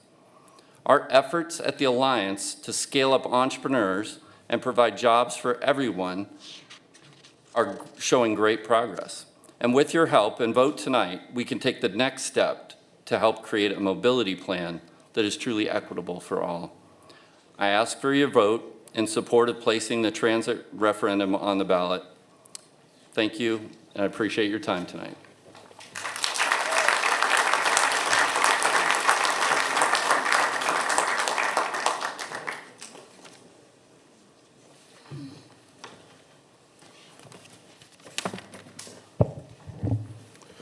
Elected board members, my name is J.G. Lockhart. I stand before you today as a taxpaying citizen of Charlotte, which makes up 85% of Mecklenburg County residents and 85% of Mecklenburg County's tax base. Mecklenburg County has a population of 1.2 million residents. 1 million of those residents reside within Charlotte city limits. In effect, Charlotte, North Carolina is Mecklenburg County.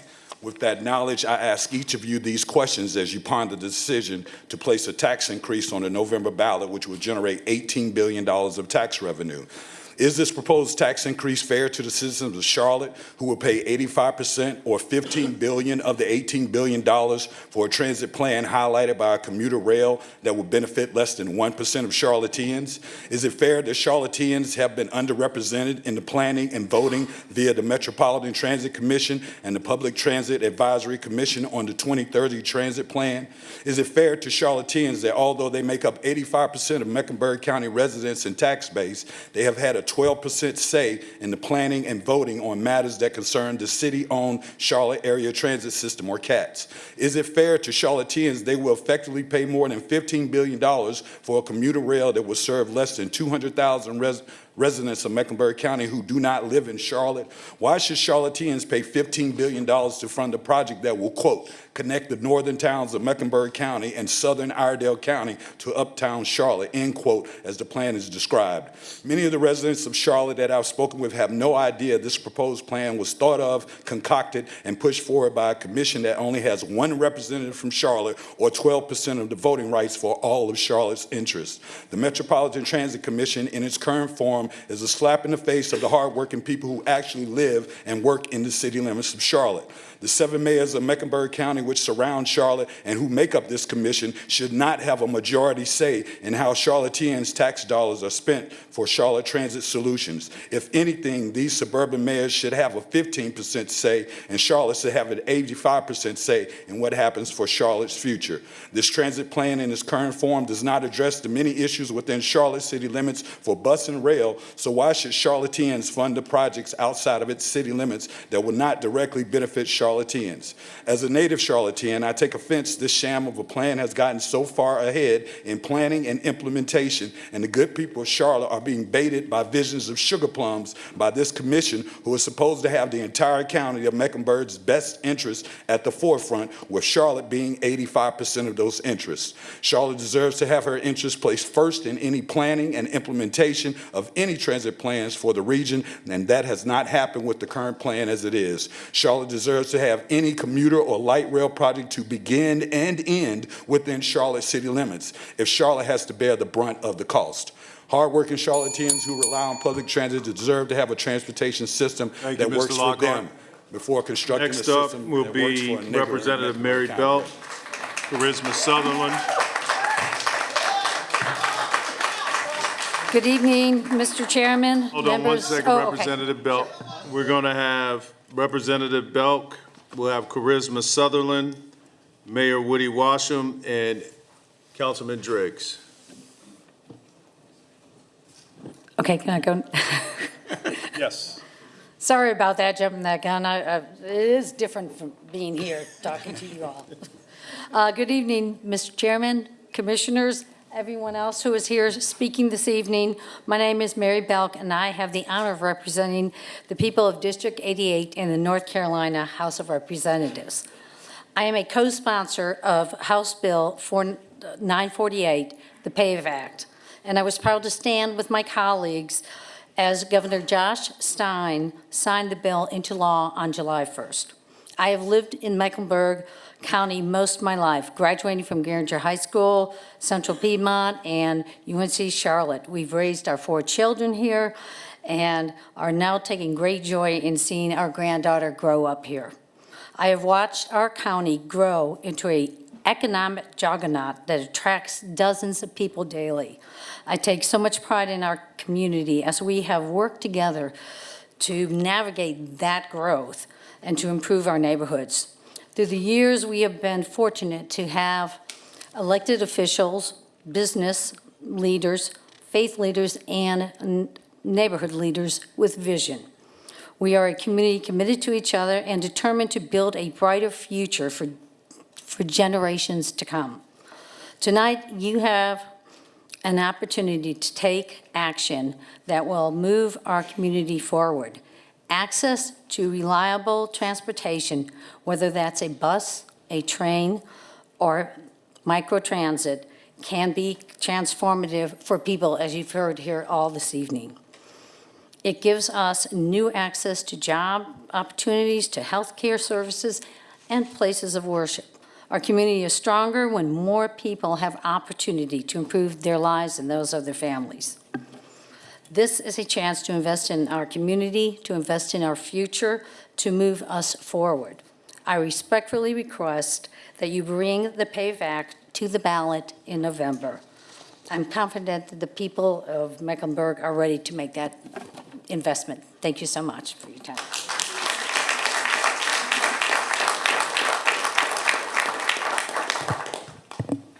Hold on, Mr. Mayor. We have Ms. Sutherland first, and then you. Thank you. Thank you. Chairman, Vice Chairman, Manager, Clerk, and Commissioners, thank you for the opportunity to speak. I am Charisma Sutherland, President of the Canopy Realtor Association. And I'm here on behalf of our members to urge your support for the transportation plan and its placement on the November ballot. Reliable transportation is still out of reach for many. This limits access to jobs, schools, health care, and affordable housing. A family should not have to choose between affordable rent and a 2-hour commute. With more than 130 people moving here daily, the pressure on our infrastructure is real. Our neighbors in York County have already seen the benefits of passing this measure with clear improvements. You can see driving from Mecklenburg County to South Carolina. At just a penny per dollar, this is a once-in-a-generation investment. This economic return, 10-to-1, is undeniable. The realtors in the community, we stand with you. We ask for your leadership and your support in moving this forward. Our city has a responsibility to ensure our transit decisions close gaps, not widen them. Thank you.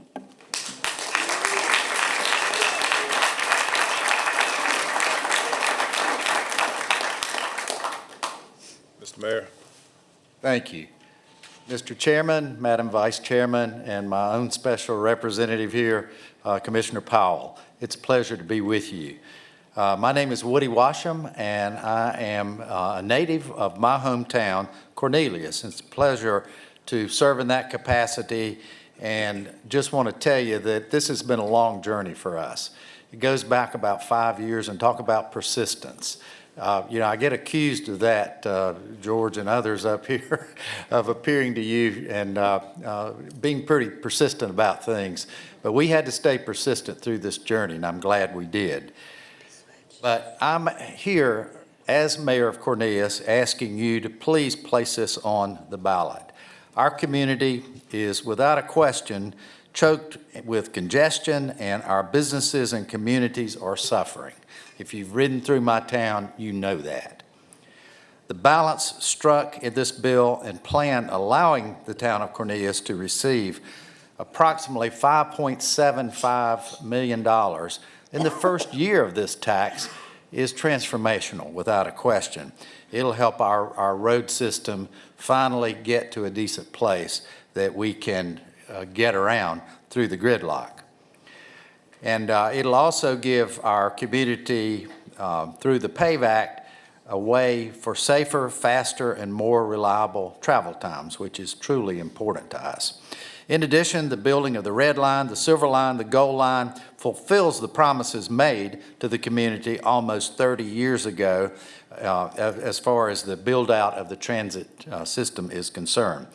Microtransit has been working extremely well in North Mecklenburg, as we've heard tonight, particularly from one of my good citizens. That warmed my heart to hear him speak tonight. And the promises of better bus services will help individuals who need service throughout the community. Our community, without a question, has united around this initiative, and we ask you to please step up and vote for this referendum tonight. The mayors of this county have worked, for the most part, hand in hand, and we have a good system and a good agreement for you to consider. And I hope you'll take us this next very important step of the journey. Thank you very much. Pleasure to be with you. Next up, we'll have Councilman Driggs, then Charles DeLoach.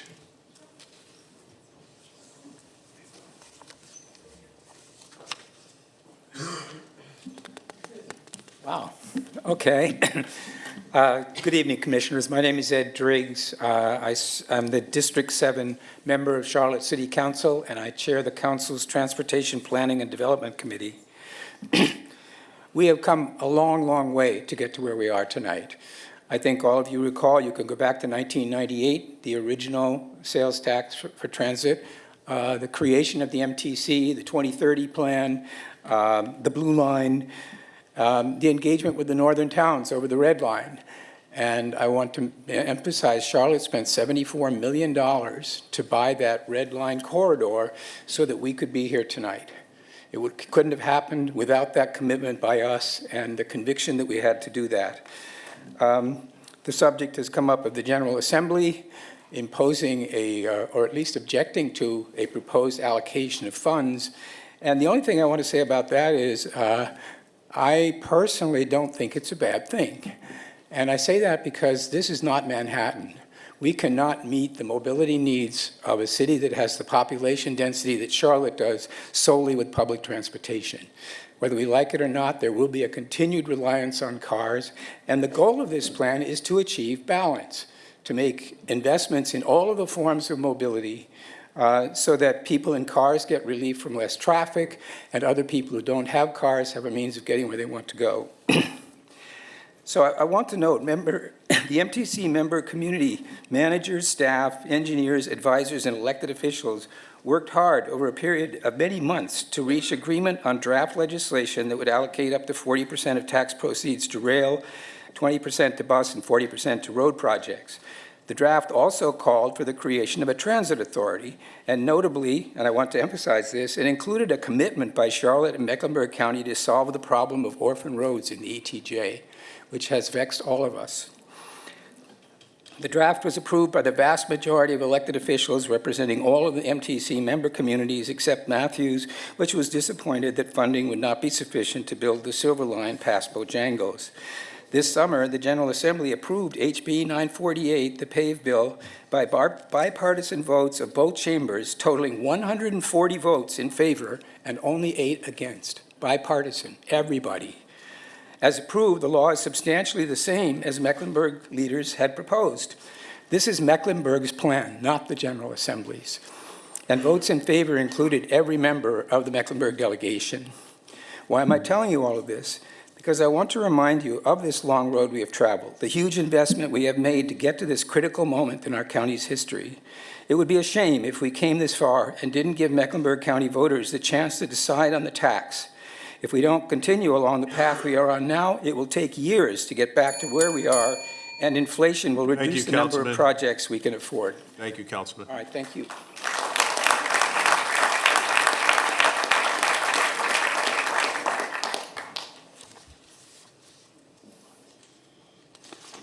Before you start, Mr. DeLoach, after Charles DeLoach, I will turn the gavel over to Vice Chair Altman to go through the next group of speakers. All right, Mr. DeLoach, before you begin, next up will be James Lee, Alan Dargins, Shobita Shurish, and Mayor Brad Simmons.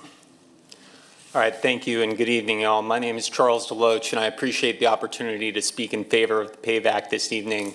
I have a lot of friends in this room who disagree with me about this, and I hear a lot of great points. I have complaints about this bill as well. But there's a simple point that I have not heard addressed, which is that the roughly $18 billion that this is predicted to raise is over the course of 30 years. This isn't a tax that we'd raise all this money in a single year and spend it and it would be gone. From my friends who disagree with this measure, I have not heard a single one say that the 1 cent sales tax is too much money. It's just that the money is not being spent the way they would like to see. And to a degree, I agree. I think it would be better for us to invest more in public transportation. But we all know that the General Assembly is not going to give us that opportunity if we vote no on this bill. We would have to wait for Democrats to retake majority, which at the very earliest is 2030, if we are extremely lucky, right? If that were to happen, and we were to pass this bill, then we could amend it to allow for more public transportation with 25 years of revenue raising still to go. We would have the ability to make those changes after having made the down payment to start this construction, because we all know construction takes forever. As soon as we start spending money to lay down tracks, to get more people hired, to buy new buses, that is not a snap your finger things either. This is going to take years. And it can be made better over time as we push the General Assembly and as we make smart investments as a community. So I urge you to vote in favor, to give us the opportunity to vote yes. This is not a final say. This is a first step, and we can make this community better. Thank you.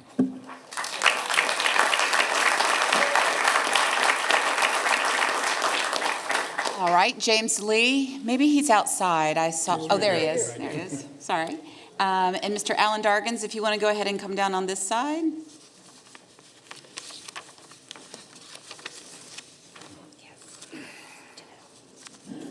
I want to talk about the cold, wet feet people today. Cold, wet feet people. There's the guy up there, he talked about that too. I ride a bike every day, so of course I couldn't ride my bike in the rain, but I had to take transit. So right now my feet are cold and wet from doing the work that I do in the community. So again, I want to talk about the cold, wet people, cold, wet feet people. I also want to address this to Robert McCutcheon, Michael Smith at the Center City Partners, and the folks who are going to be making this decision. I think that I don't mind hitting my pocket for this tax because I'm a taxpayer in Mecklenburg County. But I think it's important to show aesthetics that everybody's in this to win, right? I can't wait to get home to take a shower and get my feet warm because I've been wearing these cold, wet shoes all day. Just some folks that's been in the same situation in the city, got cold, wet feet. So this isn't a perfect plan like everybody said, but you need to have folks like me in the authority that's able to disseminate this information to folks that are going to be affected by the decision that you're going to make tonight. This is a pivotal moment in this community's history. There's been many pivotal moments in this community's history, one being when Mayor Brookshire in the 60s had to make a decision about what kind of city we were going to be. We were going to be a racist city, or we're going to be a city that tried to work together, right? So my mentor, Jim Polk, out of Greertown, he was part of that conversation to try to make sure that the conversation included everybody, right? Everybody needs to be here talking about this. So y'all know this is what I do. This is what I've been doing since my addiction ended. This is what I do. I talk before you guys, and I'm in spaces where I shouldn't be. If you looked at me years ago, I shouldn't have been somebody from the woods and on addiction in a space where I'm making change in the city, and the city that I love. I love Charlotte. I could have lived anywhere in the world after my military service, but I decided to come back home to see what I could do to make things better for not only for my family, but for other people too. So I'm in this to win it. I'm advocating to be on that authority because you need to have people like me on this authority. Not only here in Charlotte, but in these other towns too, to help you to make this a better plan. Because yeah, I'm going against some people who I love and respect. You know, I'm going to be hearing it from them, but this is too pivotal of a moment for me to be quiet.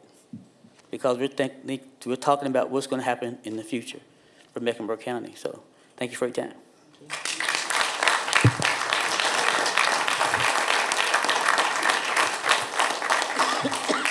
And Shobita Shurish, if you can go ahead and come on down to this side. Please proceed. Mr. Chair, Madam Vice Chair, Mr. Manager and Madam Clerk, and all the other county commissioners. Thank you so much for this opportunity. My name is Alan Dargins, and I am the Chair for Government Affairs for Canopy Realtors Association. For those of you who don't know, Canopy Realtor Association consists of more than 14,000 realtors who service our community. But more importantly, I am a native of Charlotte, North Carolina. Born and raised, won't tell you my age, but I went when there were only 12 high schools and now there are 35. So that tells you something. I went to the prestigious Olympic High School, although I lived in Dalton Village, Reed Park area, and it took 45 minutes to go 6.5 miles. So transportation was a problem then, and what we're trying to do is be proactive and not reactive to keep the same things from happening now. I live in the North Charlotte side of town, up by Mount Holly, Huntersville. When I first moved up there 25 years ago, it took me 12 minutes to get here. That commute now is 25 to 35 minutes with bumper-to-bumper traffic coming down Brookshire Freeway. We have to be proactive in this. It's conducive to our children. It's conducive. I'm on the other side. I'll be in a home sooner than later.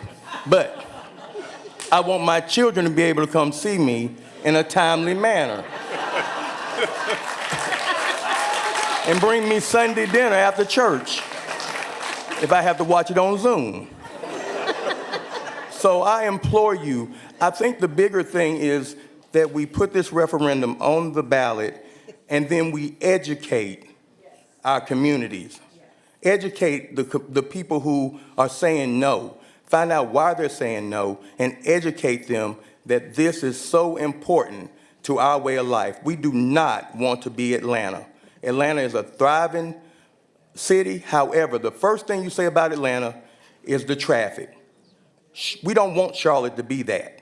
We want Charlotte to be Charlotte. Thank you for your time.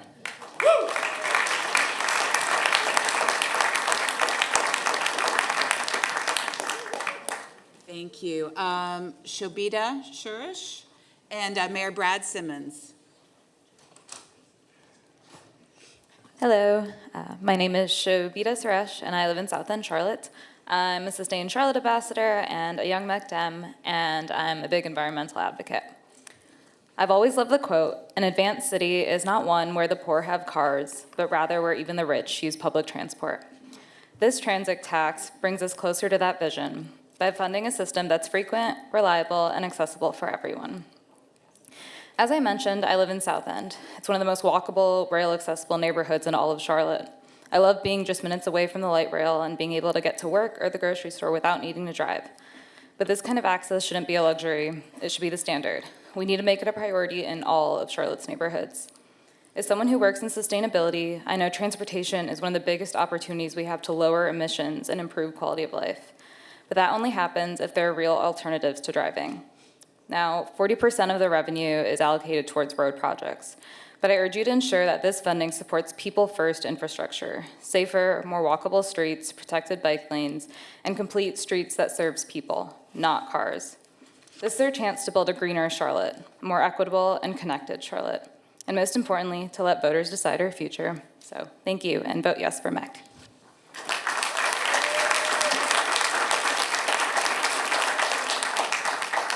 Tanya Jameson, you are up next.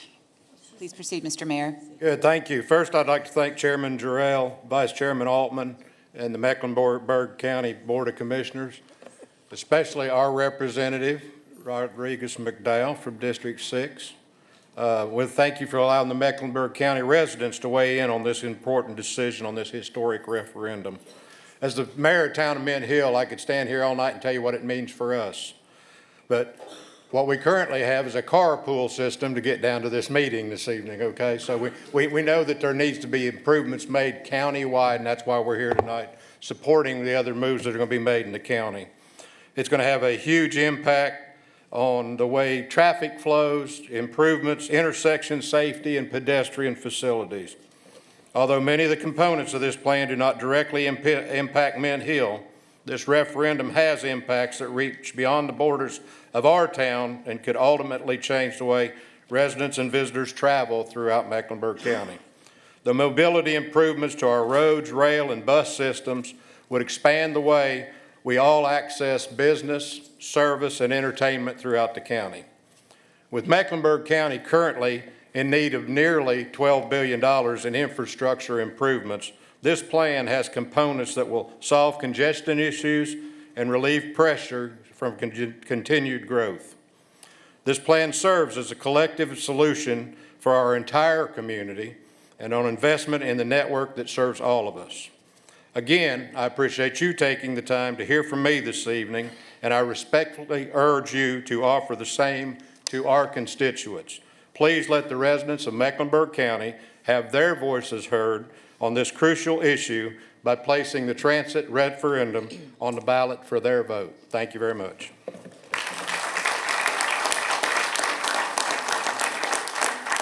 Thank you, Mayor Simmons. Sherry Chisholm, you're next right here. And Ms. Jameson, you're up. All right, thank you.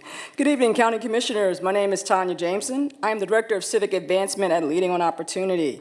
Last November, I stood before you all asking you to support efforts to ease congestion on I-77 South. I return tonight to ask you to support again, this time to give voters the chance to shape the future of transportation in Mecklenburg County. Alongside our Director, Sherry Chisholm, I urge you to put the transportation referendum on the November ballot and let the people decide. Transportation has long been identified as a barrier to economic mobility for low-income families in our county. We're talking about some of the people who are living on Arrowwood and Nations Ford, the people in Pottstown, some of them, and many of the other communities where opportunity is out of reach because transportation is. I moved to Charlotte in the 90s when you could drive from one side of the city to the other in 15 minutes. I'm a long-time East Sider, first living at Margaret Wallace in Idlewild. Now I live off of Central Avenue, and I can barely get down Central Avenue in 15 minutes to get to Plaza Midwood, unless I ride my bicycle. So what changed? We grew every day. 140 people moved to this region. Most of them settle in Charlotte. Why? Because we've become more than a banking town. We're a vibrant, growing city with jobs, culture, and thriving neighborhoods. But our infrastructure hasn't kept up, and we feel it every day. That's why our government leaders have been pushing for this referendum and creating plans to improve infrastructure. Tonight's vote is a result of decades of planning, studies, meetings, focus groups dating back to the 90s. Neither putting the referendum on the ballot tonight nor passing it in November will be the end. This is just the beginning of building a region where the travel is reliable and predictable, where single mothers who we know benefit the most from public transit can get to work and take their kids to school of their choice, where families can access opportunity, more opportunity, not less. A report from 2020 by the American Public Transportation Association found that every $1 billion invested in transit generates $5 billion in gross domestic product and nearly 50,000 jobs. Every municipality in this county is already making plans on how they're going to put these dollars to work. At Leading on Opportunity, we have been advocating for years, from rerouting buses to expanding access. But these have been small tweaks. This referendum is our chance to make a big leap for everyone. Yes, it's bold. Yes, there will be lumps, but we can't afford to do nothing. We can't stop growth, nor would we want to, but we must take action to make sure it's done equitably. So please vote yes and let the people decide. Thank you.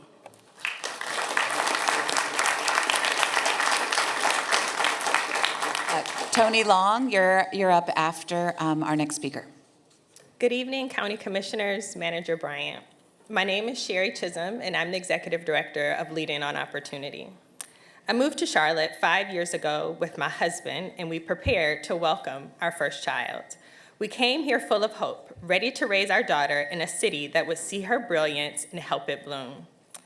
I want that for every child growing up in Mecklenburg County. Before Charlotte, I lived and worked in Atlanta for 10 years. I loved that city, but I knew it wasn't where I wanted to raise a family. The traffic was exhausting. At one point, my headquarters moved, and I did too, because our new location would require a 3-hour commute round trip. Charlotte traffic is bad, but it's not Atlanta bad. yet. Right now, I can leave our home in the university area, drop our daughter off at a child care center in East Charlotte, and make it to work in Plaza Midwood in under an hour. That's quality of life. That's the kind of daily freedom I want for everyone in this community, because it matters. It's not just about convenience, it's about opportunity. In a study in 2018, economist Dr. Raj Chetty found that commute times were one of the strongest predictors of upward mobility. Children who grew up in neighborhoods with shorter average commutes were more likely to earn family-sustaining wages as adults. That's why I do this work. That's why Leading on Opportunity exists, and that's why I'm here tonight. Over the past several weeks, you've heard lots of arguments against putting a transit referendum on the ballot. I want to share a few reasons to say yes and examples of what's possible. In Minneapolis, a pilot program gave students free bus and light rail passes and saw a 23% drop in absenteeism. Imagine what that could mean for CMS students trying to reach high-performing schools. A New York study found that areas where better public transit access had lower unemployment. Think about our disconnected youth and how better transit could connect them to job training and career pathways. In Indianapolis, research showed expanding public transit would especially help lower-income residents, giving them access to the city's highest-paying jobs. Here in Mecklenburg, those jobs are scattered throughout the county. Without better transit, too many people are cut off from opportunity. This is a new and important moment, and you sit at the dais. Tonight, I ask you to give the people of Mecklenburg County the right to choose. Let voters decide whether they want to invest just a little more at the register to build a region where their children and their children's children thrive, where we can continue improving. As you know, we are 38th in economic mobility, and guess who's last? Atlanta. Please vote yes to put the transportation referendum on the ballot this November. Thank you.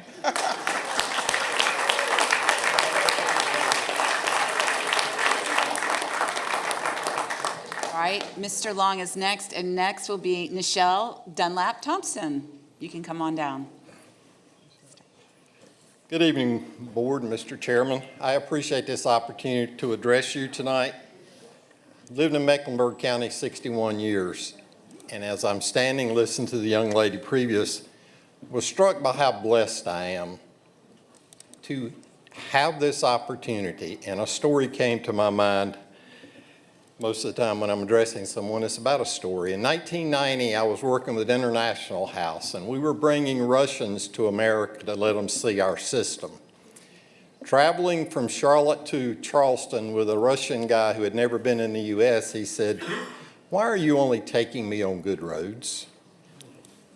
I said, "Sir, I'm taking you on the interstate. You wanted to see the Atlantic Ocean." He said, "I think you're hiding from me." My point is, this is how we do things in this country, and we're blessed by being born here, and I'm grateful for this opportunity. And what is our greatest calling as an elected official? It's a voice for others. They have put us in these positions. Or could it be having a vision for the next generation, as one of the previous speakers spoke of? Because I'm further on in life. This is about the young people, the next generations, people that are moving here. It's not about me. I think it's positive this goes on the ballot. I do endorse your action to place this on the ballot as a funding source. As a commissioner, the one thing I've heard is everyone, even the ones that move here, are the loudest at complaining about transportation. So hopefully this will help. And when you place decision-making in the public's hand, they usually make the right decision as they're informed, as the gentleman spoke earlier. This body has the vision, or else we wouldn't be having 130 to 150 people a day moving here. Thank you for this opportunity.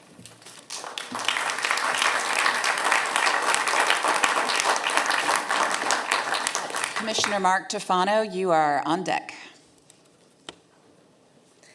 Good evening, Chair, Vice Chair, Commissioners, tiers of leadership. I am Evangelist Nichelle Dunlap-Thompson, and my position has been recorded as in favor of this 1% sales tax, but I stand before you this evening to assure you that favor comes with contingencies. As an advocate for the working class in my community, Projects of this sort often have a one-sided benefit, and my side, the black side, is the one left outside. Thus, the duality of my dilemma. As a labor advocate, I hold a deep understanding and interest in the hundreds of jobs these projects from the 1% sales tax increase will create. As a committee member and former CATS employee, it warms my heart to witness the growth of a system I committed endless hours to ensuring it runs properly and efficiently.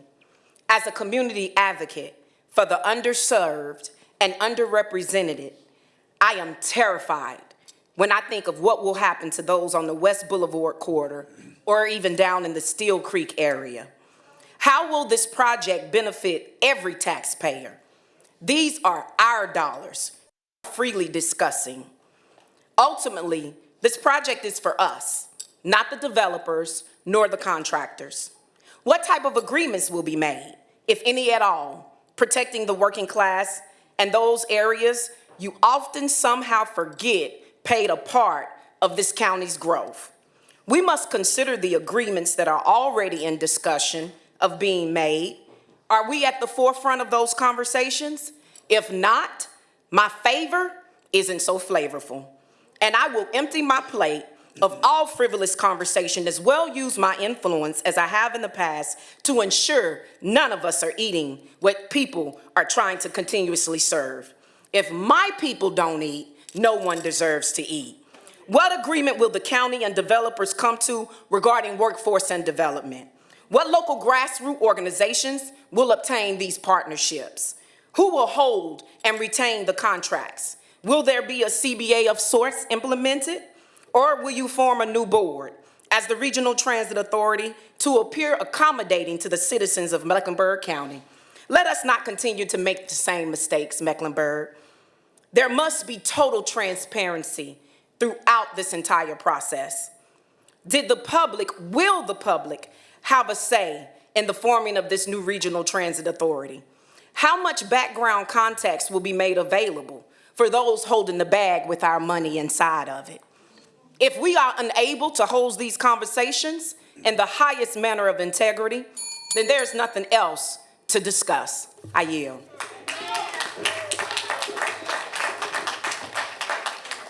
On deck, is this working?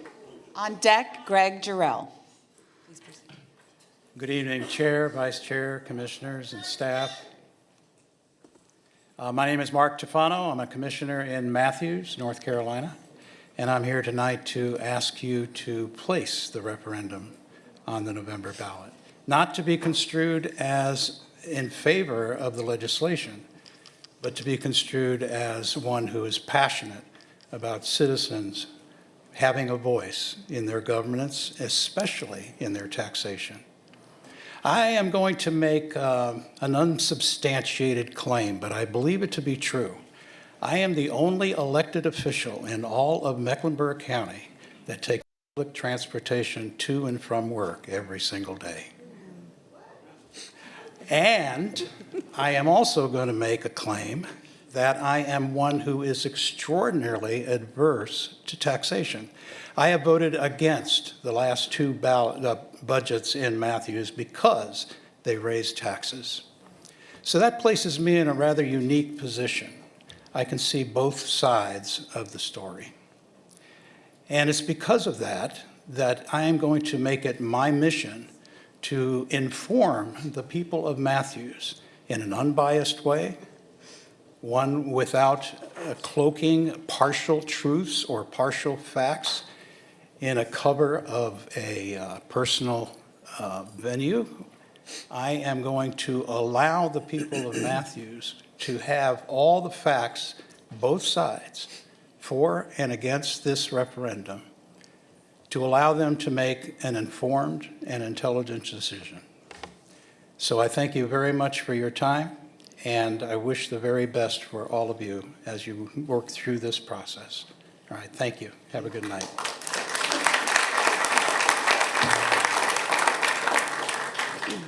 Keith Cockrell, you are on deck. Good evening, Commissioners. On the edge of my beloved Enderley Park neighborhood at the intersection of Glenwood Drive and Interstate 85 is an Econo Lodge motel that for years has been like the final stop before the unfortunate choice of the shelter or the street. And next to it is a convenience store with a hot foods counter, fried chicken, French fries, other things. Those businesses complement one another in their services to some of the poorest residents of our community: day laborers, CNAs, school custodians, and their children. Several thousand people in our county are just barely hanging on in this way. They cannot afford yet another raise in their expenses, especially for marginal improvements in already meager services.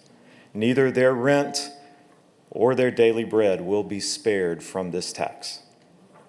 Across from the Econo Lodge on Pritchard Drive are dozens of residences, young families, older Black homeowners, a handful of newcomers.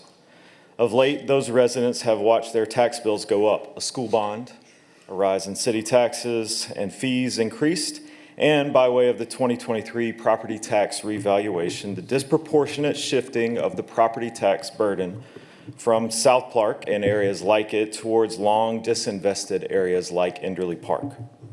The squeeze is on, and a regressive tax furthers the challenges that these neighbors face while failing to transform their neighborhoods or their place within the city.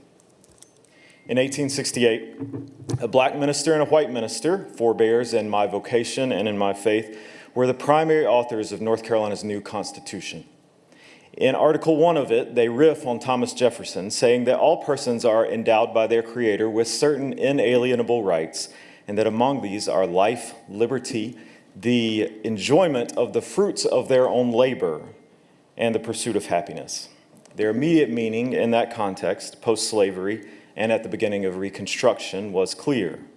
But the trajectory of their words continues rightly into our moment in history. I hear in it, in this matter, as an important corrective. The people of Mecklenburg County deserve, with the fruits of their labor, better than the false choice presented tonight: the status quo on one hand, or a deeply flawed plan on the other. I urge you to vote no on this transportation tax.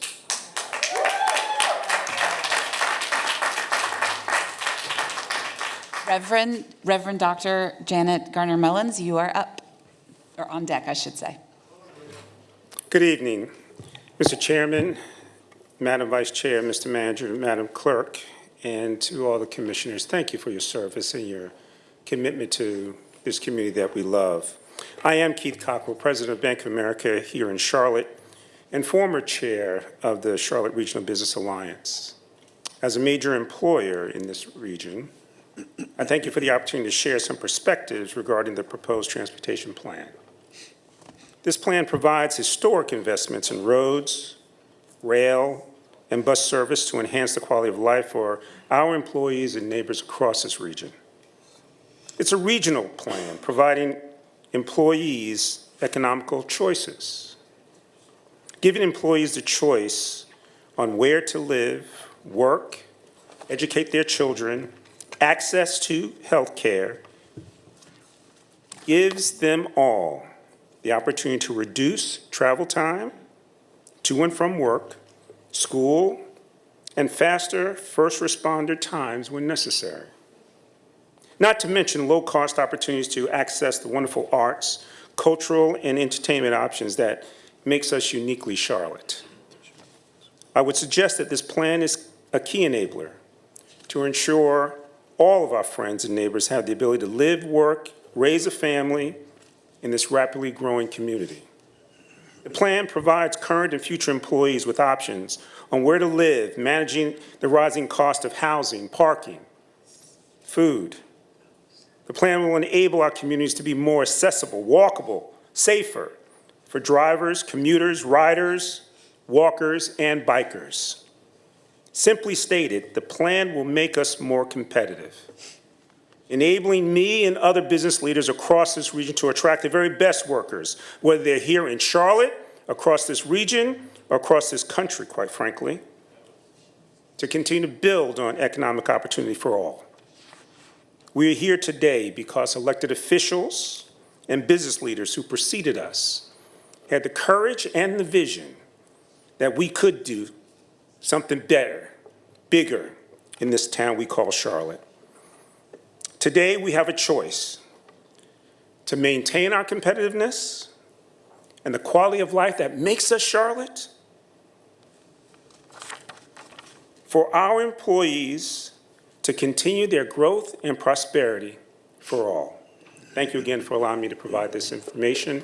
I appreciate your service.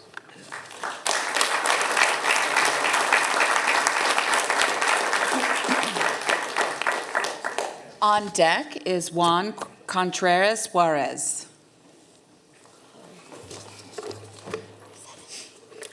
Good evening, commissioners and all persons on the dais. I am the Reverend Dr. Janet Garner Mullins, a proud native of historic Second Ward, Brooklyn and New Haven community. I'm here today representing the Brooklyn Coalition, and I also stand in solidarity with the Charlotte Community Benefits Coalition.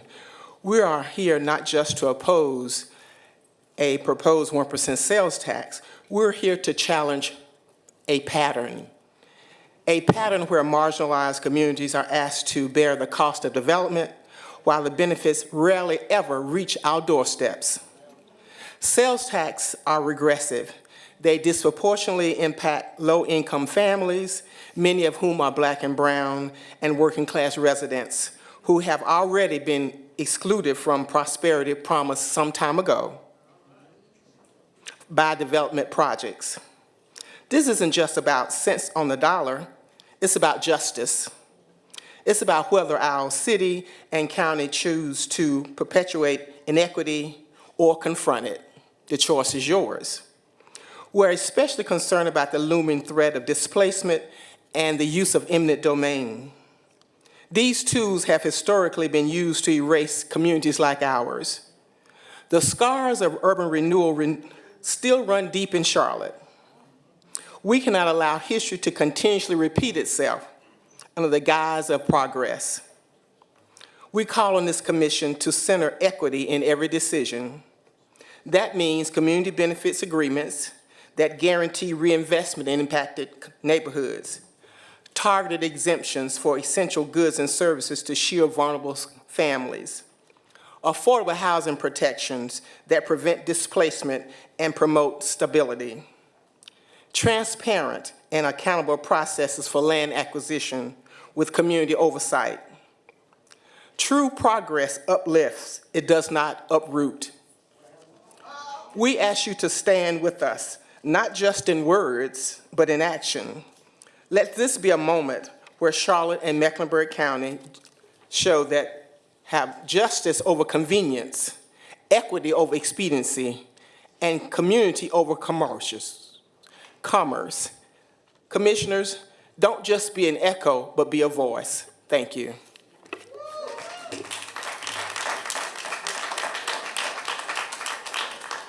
Thank you, Mr. Juarez. And Representative Becky Carney, you are on deck. Good evening, Commissioners. My name is Juan Contreras Juarez. I live on the east side of Charlotte. I'm a rider of the bus, the rail, and I'm even a bike commuter when our humidity is not 100%. I'm simply here tonight as a neighbor. I'm here as someone who understands what it means when your ability to move depends on a system that does not always show up for you. I've been a member of the Cold, Wet Feet Committee as well. On the east side, we have some of the hardest working families in Charlotte. People who open restaurants, care for elders, clean our buildings, and support our city from the early morning to late at night. But the transit system does not always reflect their schedules or their realities. Buses are too infrequent. Connections take far too long. Many people, among myself, walk along roads with no sidewalks and wait at stops with no shelters. And when service breaks down, everything breaks down. Work, childcare, appointments, and our peace of mind. I serve on the PTAC as well because I want to bring those voices to the room. But tonight, I want you to hear it just directly. The transportation plan that you are contemplating would help fix what has been broken for far too long. It would bring more service, more safety, and more connection to areas like the East Side that have waited patiently and spoken up for years. This is not just about convenience. This is also about access to opportunity. This is about being seen. This is about making sure that people across Charlotte can move safely, affordably, and with dignity. The people deserve the right to vote on that future themselves, and you have the power to make that possible tonight. I ask that you please place the plan on the November ballot. Thank you.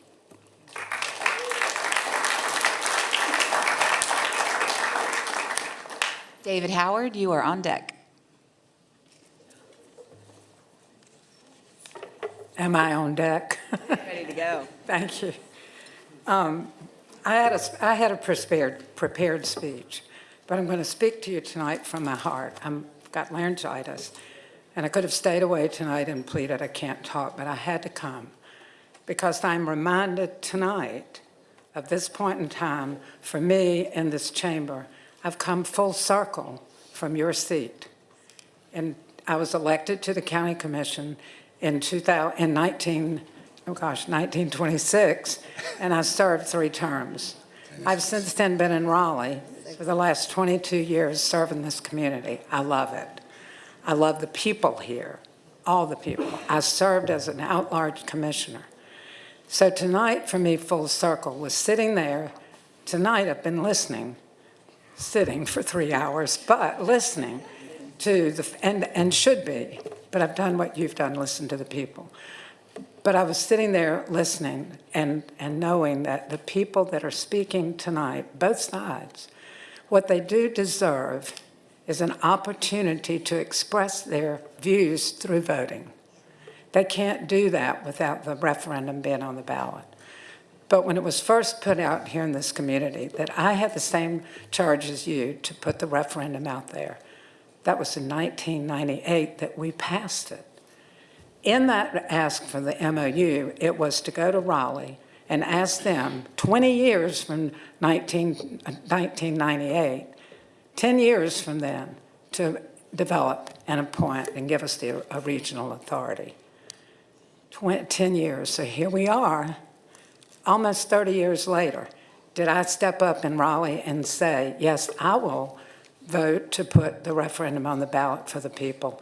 Because I've been waiting 30 years for us to get that regional authority, the governing authority.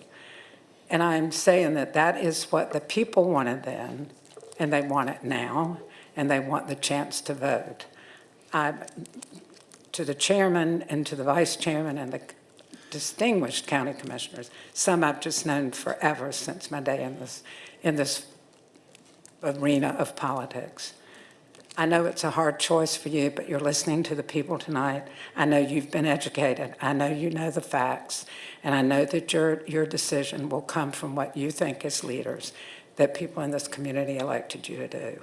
I know I've done that. And of course, I hope that your decision is to put the referendum on the ballot and let the people speak. Thank you.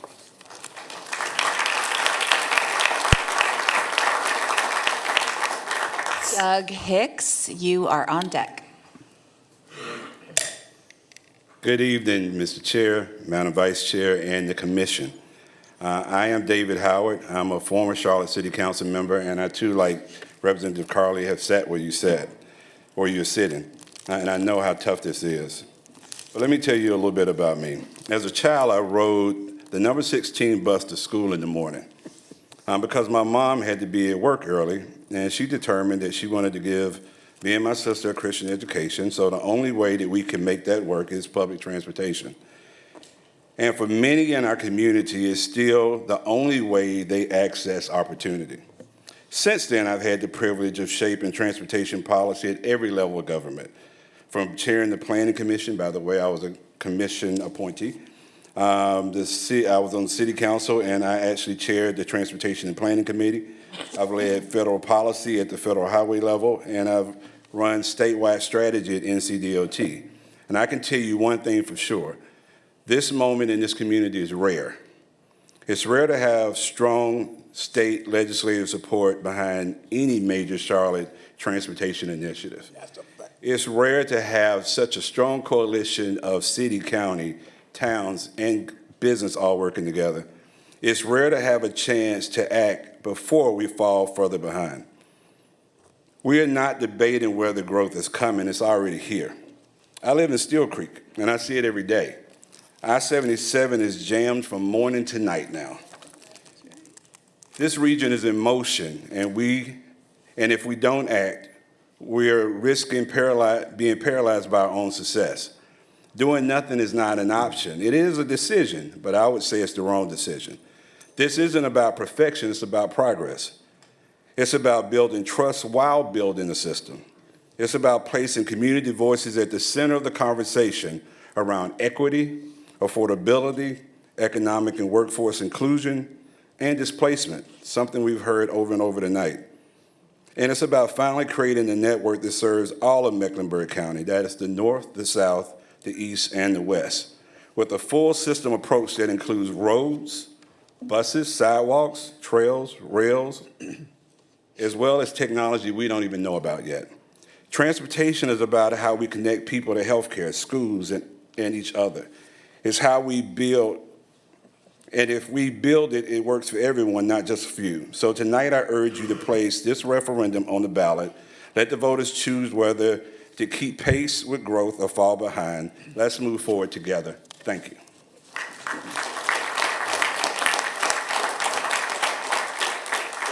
All right, after Doug Hicks, we will have Amantha Barbie. Mr. Chair, Madam Vice Chair, Commissioner Powell, and fellow commissioners, thank you for listening to all of us tonight.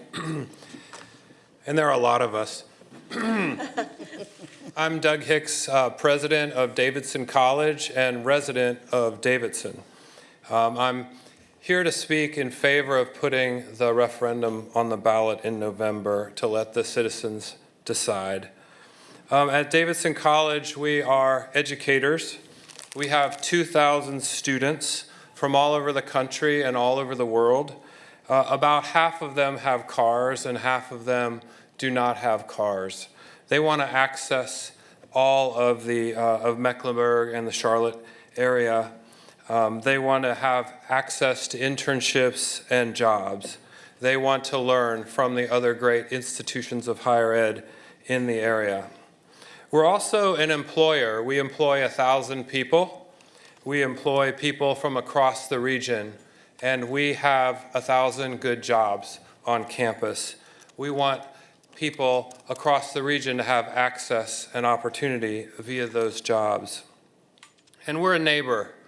Our students perform 75,000 hours a year of free public service, and they do it, some in the town of Davidson, in Cornelius and Huntersville, and they do it across the region, and they need access to be able to serve as neighbors.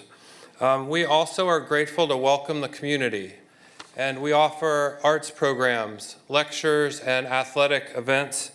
You may know one of our alumni as a well-known basketball athlete. And most of those activities are free for the community, and we want to welcome more people to Davidson from across Charlotte Mecklenburg. Of course, we have to pay for public benefits, and that's what the tax is about. We need infrastructure. We need the public options of rail, bus, and microtransit. And let's be realistic, we also need more roads. And this proposal would allow us to do all of those things, and as others have said, not to be Atlanta, from which I came 4 years ago. Transportation serves most those without wheels, those without their own transportation. We've heard about disabled persons and lower income people who need access to transportation. I'd like to add students from across the socioeconomic spectrum without access. We are the opposite of regressive in what this bill would provide because it would benefit everyone, but it would benefit those without access to transportation the most. I want to thank you and ask you to support the referendum. Thanks.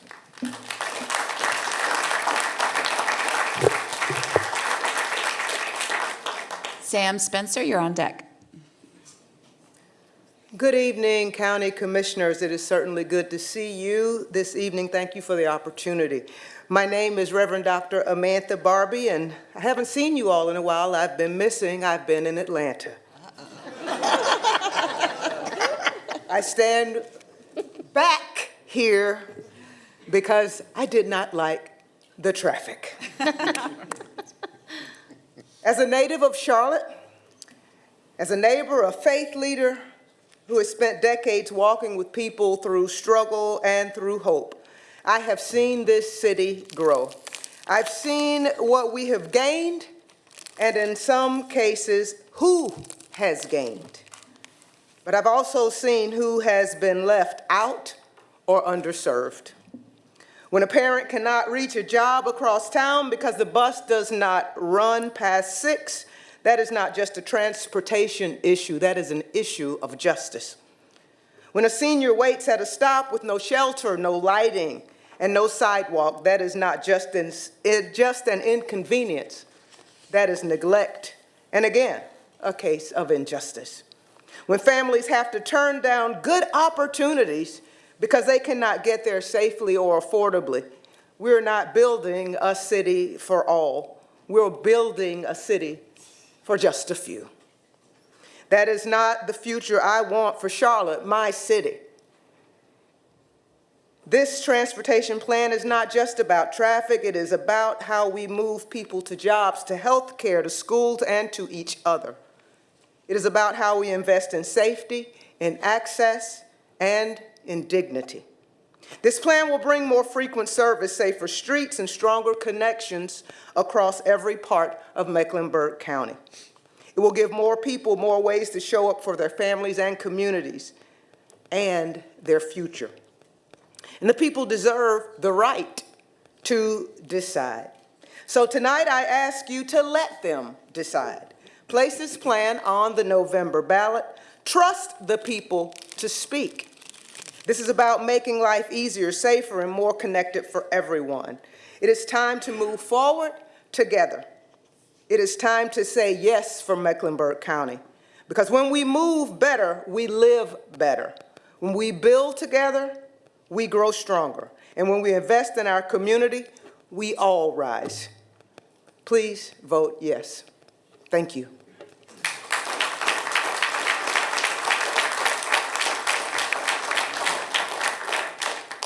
Jim Fetcherow, you are on deck. Hey y'all, my name is Sam Spencer. I'm the former chair of the Charlotte-Mecklenburg Planning Commission and a former member of the Citizens Transit Advisory Groups for CATS, our transit system. I think it's been a pretty clear message tonight. Please don't get cold feet.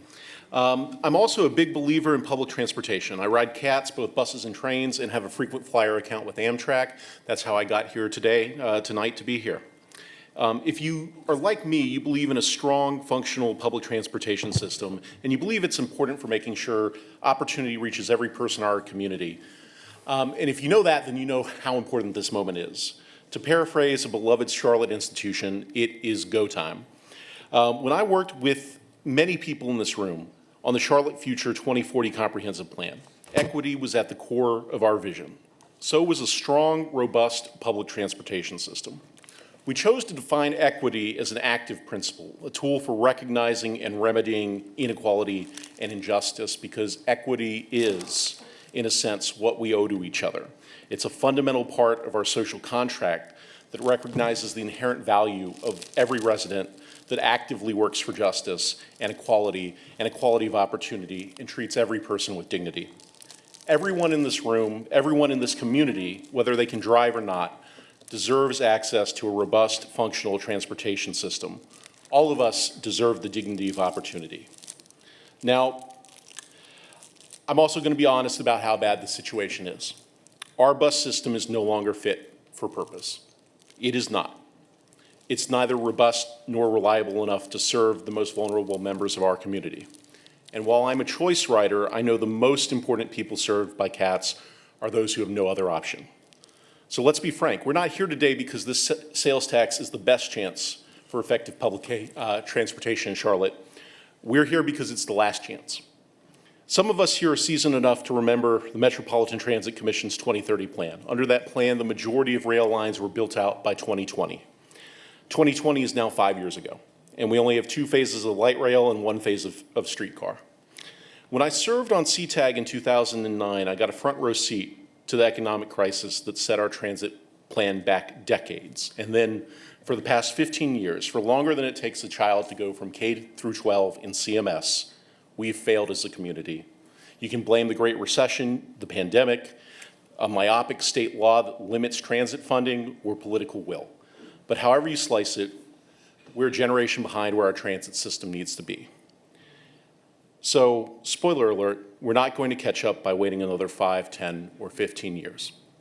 One last thing, I am excited about this commission and the potential to involve more people in the community in a transit commission that actually reflects the people and everybody here. I hope people on both sides get a chance to be on that commission. Thank you for your time.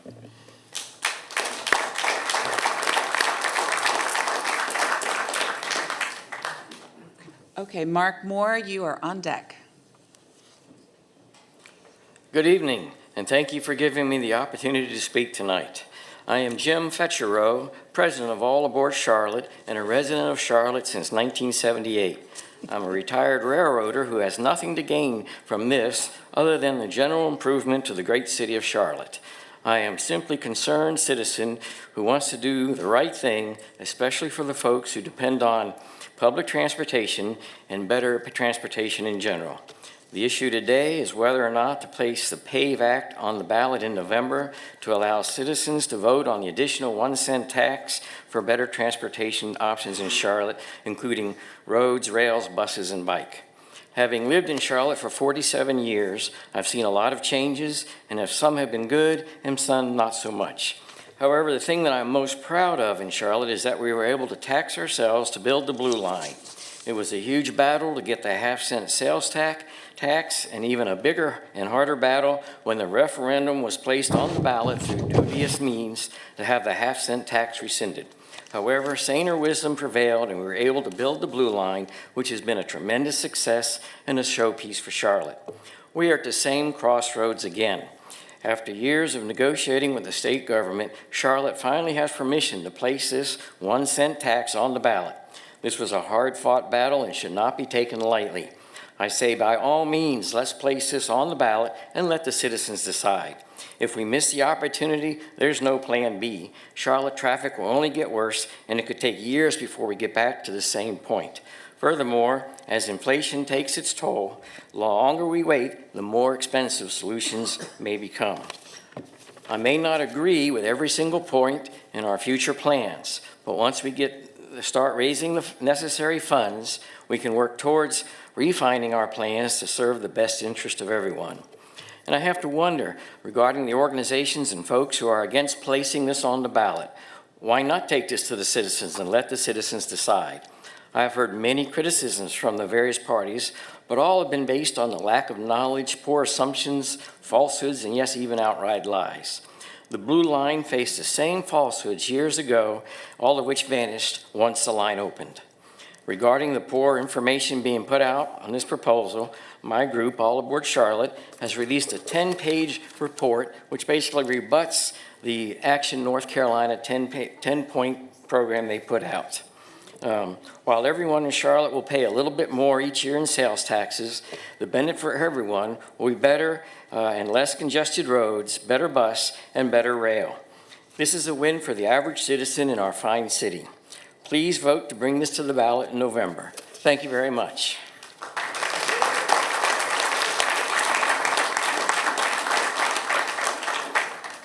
All right, Mark Moore is up, and Rabbi Groner, you are on deck. Thank you, Commission, for letting me speak to you tonight. My name is Mark Moore. I have been a loyal CATS rider since starting at UNC Charlotte in 2016 and have been relying on it daily since moving back to Charlotte permanently in 2022. I actually have narcolepsy, It's a disability that is not obvious to everyone, but because of that, I cannot safely drive, and it can honestly be somewhat risky even if I'm cycling or doing something like that. So for the most part, public transportation and walking are my lifeline. Those are how I get around. Those are basically my options. I actually spent most of my time in Charlotte living in the old Whitehall area, South Tryon.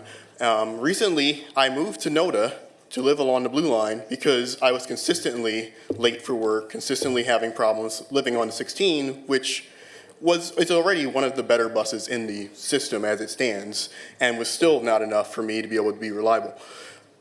I understand that most people in Charlotte do not have the luxury to up and move to get to better transit. This plan takes the step of doing everything that we possibly can to get that transit to them. When you look at the Better Bus Plan, expanding service and frequency on major corridors going in all directions, when you look at the Gold Line serving Beatty's Ford and Central, when you look at where these areas are being centered on, these transit improvements are targeted to make as much difference as possible for as many people in the county in the shortest amount of time possible, with Better Bus being put at the spearhead of the front within the first 5 years. I would have just kind of encouraged that we think about it in the perspective of, again, people deserve a choice. People deserve a choice to be able to have ways to get around. They deserve safe roads. They deserve safe infrastructure. They deserve robust public transit. This plan, CATS has done due diligence to put it together and to make sure that we're doing what we can to do that. I would also just kind of say to those who are here in opposition, again, this is the beginning, not the end. Keep that energy. Take that energy and turn it towards when your municipalities are deciding how to spend the 40% tax, when CATS is figuring out exactly how to implement some of these transit improvements and looking at other ways to implement Better Bus and things like that. Take that to them. We'll continue. Yes, equity matters and your voice matters, but this is a once in a lifetime opportunity where we need to get this done. We are not going to get another chance. We can see the political environment we're in. This is a very rare opportunity, and the fact that we have any chance at funding right now at all is something that we should not take for granted. I want to thank you all for being here. I want to, again, emphasize the importance of putting this on the ballot and giving people a choice, and thank you for your time.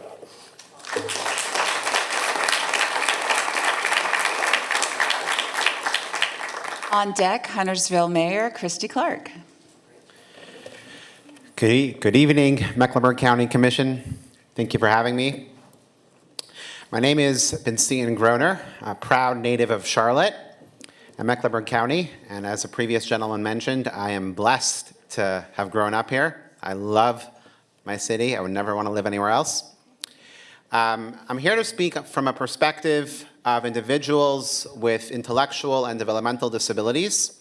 I'm the executive director and the co-founder of an organization called Zab's Place, based in Matthews, North Carolina, where we train and employ individuals, as we like to say, with special talents, with a thrift boutique, real-life experiences where we provide training and employment and job skills, using real-life experiences, helping individuals pursue their dream job while getting paid, while being employed, and then offering them opportunities to be placed in interest-based jobs, jobs that they want to be placed in, jobs that they're interested in.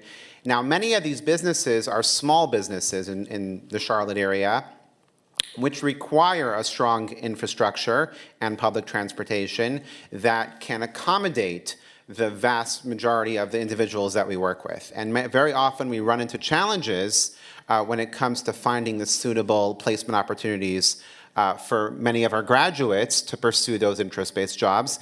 And we don't want to settle for the cookie-cutter opportunities that might be available and just, place a large batch of our graduates in the same place just because the transportation works out. We want to be able to pursue those unique opportunities.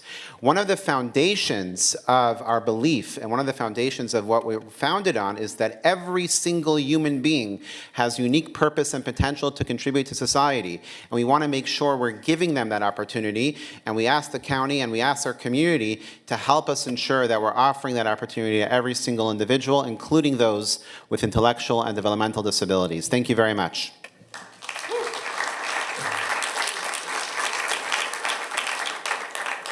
On deck, Taiwo Jayoba.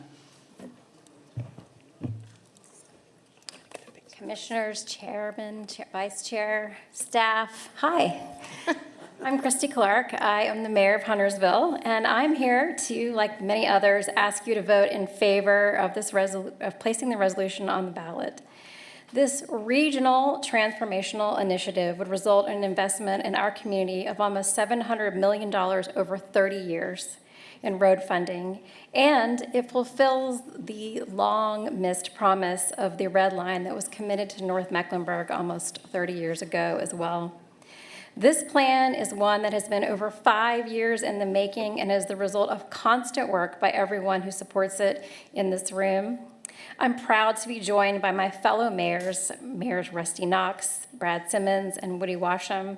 We may not always agree, but we do agree on the good that this will do in our community at large. Huntersville, like Cornelius, is choked with traffic. Our schools experience bus delays. Our businesses cannot compete. Our residents wait in long drive times just to get to the grocery store. A majority of our residents actually commute into Huntersville to work, so they're bringing their cars with them. We desperately need this investment to be able to provide road improvements and connectivity and sidewalk improvements. I have a dream of being a mayor that can ride my bike safely from my house in West Huntersville to the town hall in East Huntersville, and this will help me do that. Tonight, I stand with every member of my board who has unanimously voted in support of a resolution to support the PAVE Act. We stand united in understanding that in order to achieve progress, we must work together. I ask you, my friends, to join us in supporting of this effort by placing this referendum on the ballot and supporting it in November. Thank you.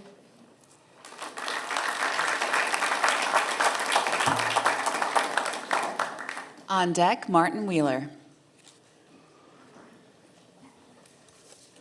It's not a good thing. Good evening, Chair Jorrell, Vice Chair Holtman, Commissioners, and good evening, Mr. Manager. My name is Taiwo Jayoba. I haven't been here in a while. It feels like a rezoning meeting. But I'm not here tonight to talk about the UDO or the comprehensive plan. But I am honored to be here tonight to speak in support of the November ballot initiative.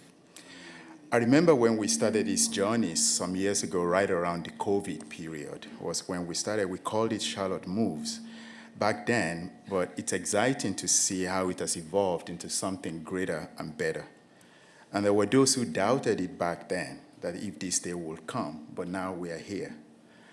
I want to thank all of you and my former colleagues at the city for pushing and making this happen. At the end of the day, mobility is really about numbers. And so let me share a few of those numbers with you. By 2050, our region will have grown from 3 million people to nearly 5 million people. We can't ignore growth. Thanks, Carol Hardison, for sharing that. And yet, the federal gas tax has not grown more than 36 cents since 1993. For nearly 30 years, the Charlotte area transit system has been funded at half cents. It's one of the most underfunded transit agencies in the country, yet serving more people than most metro areas as the 14th largest city in the country. Between 1997 and 2005, CAT's operating cost increased by nearly 240%, while expectations have grown, and at that time, there was not even a blue line and the gold line. The thing about these numbers is that you're going to forget them tonight. However, we will remember the decision we make tonight because it's going to affect seniors, young adults, daycare providers, restaurant workers, minority populations, car drivers who need to get to doctors, and babysitters, transit riders who want to just have a one-seat ride. The only way to bridge the gap between a growing future and today's inadequate funding is to vote to put this on the ballot in November and let us decide on our mobility future. This is not a perfect plan. We've had that over and over, but it's a good plan. Why is it a good plan? A good mobility plan is equitable, promotes access, it's sustainable, it lays the foundation for a better future. In making your decision this evening, I would like us to remember this. We should not let perfection override progress or let best be the enemy of what is good. We should remember that this is not just about public transit, but it's about building out a system of balanced transportation. We should remember that an investment in mobility system is good economic investment. Thank you once again.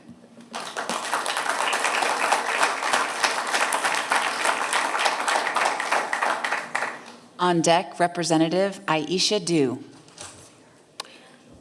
Good evening, Mr. Chairman, members of the commission. I am Martin Wheeler. I'm not a native Charlottean, but I lived here for 57 years, if you can believe that. It's been a long time. I'm the president of All Aboard Carolinas, the nonprofit volunteer association under the Carolinas Association for Passenger Trains umbrella, and we're here to urge support for placing the 1-cent sales tax for transportation on the November election ballot. Now, while many have differing views on the impact of the potential tax and the transit plan, which would be funded by passage of the tax, we believe it's best to allow the citizens to decide the issue in November. Charlotte and the region are at a crossroads where our transportation future will be shaped. Two different futures are possible, one with continued investment in transit and roads, another with a community at best languishing in mediocrity, unable to meet its transportation needs. We were there back in the 1980s and 90s, a number of our members in our association encouraging Mayor Sue Myrick to create the Light Rail Task Force. Many of us were on that task force. It spurred the debate over light rail and also its implementation with the Blue Line in 2007. I hope you've examined also our All Aboard Charlotte chapter's rebuttal to the Action NC's recent issues, their position urging the commission not to place the ballot on this November election ballot. No one likes taxes, but sales tax does exempt necessities, utilities, and other household expenditures, and out-of-county purchasers will also contribute to that tax. The transit plan was based on public input. It rectifies past failures that divided communities here. It uses a model that prepares for cost overruns and delays and was based on cost and ridership projections that were released by the MTC last October. And the Independent Regional Transportation Authority, which would be created by the passage of the tax, would be able to represent citizens through various appointments by elected bodies. Outside of the Red Line commuter rail and the Butter bus program, the authority would have the flexibility to make adjustments to the aspects of the transportation plan in future years. Light rail, commuter rail, and other pedestrian and mobility improvements and better bus transportation can't wait for a better approach to fall out of the sky at some point in the future. So the time for action is now. Thank you very much. Thank you.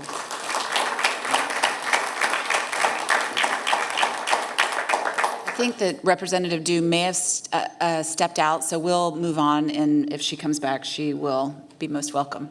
Eric Willoughby and Michael Foes, you are up.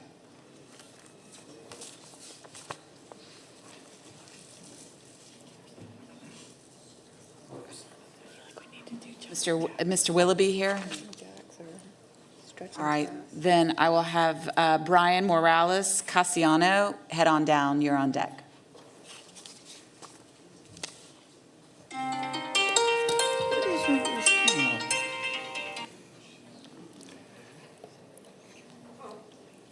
Chair, Vice Chair, and Commissioners, thank you for the opportunity to speak. My name is Michael Fess, and as a 25-year resident of Huntersville and a licensed civil engineer, I stand in strong support of the PAVE Act, and I encourage the Commission to place the PAVE Act on the ballot this November.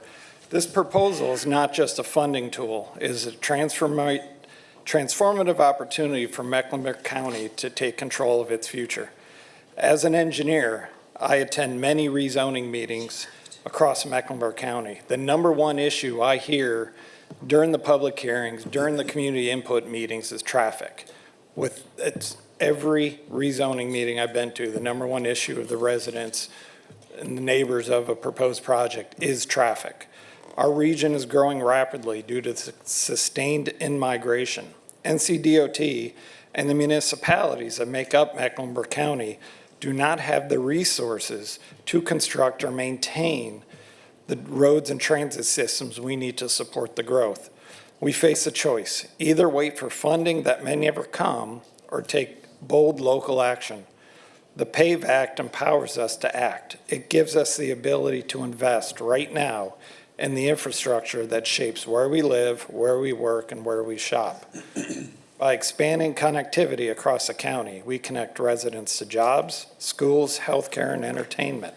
We make it possible for more people to live near where they work and access opportunity without relying on a car.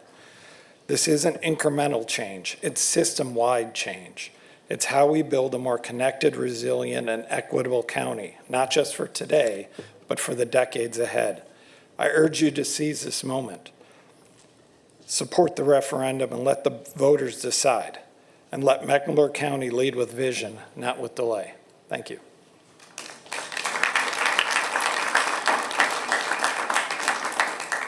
Brian Morales Cassiano, wonderful. And on deck, James Schubeck.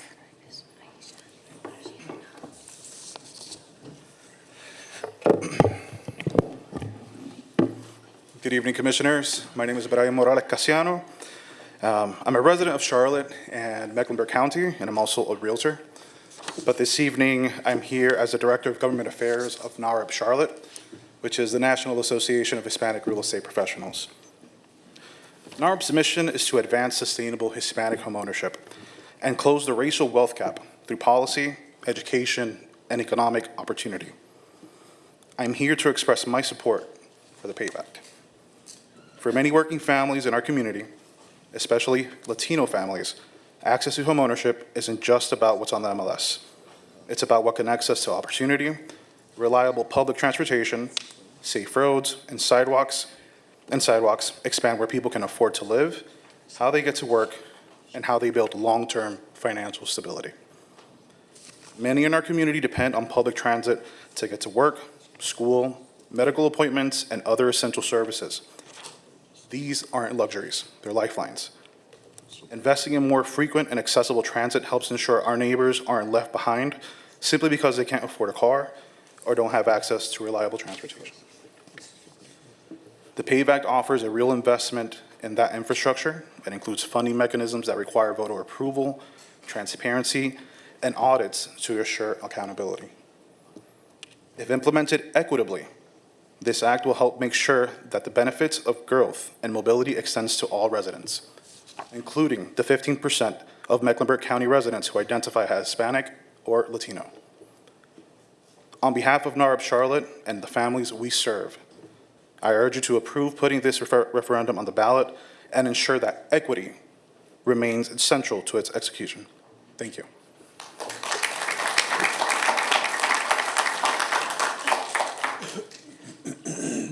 And on deck is Abdul Ali.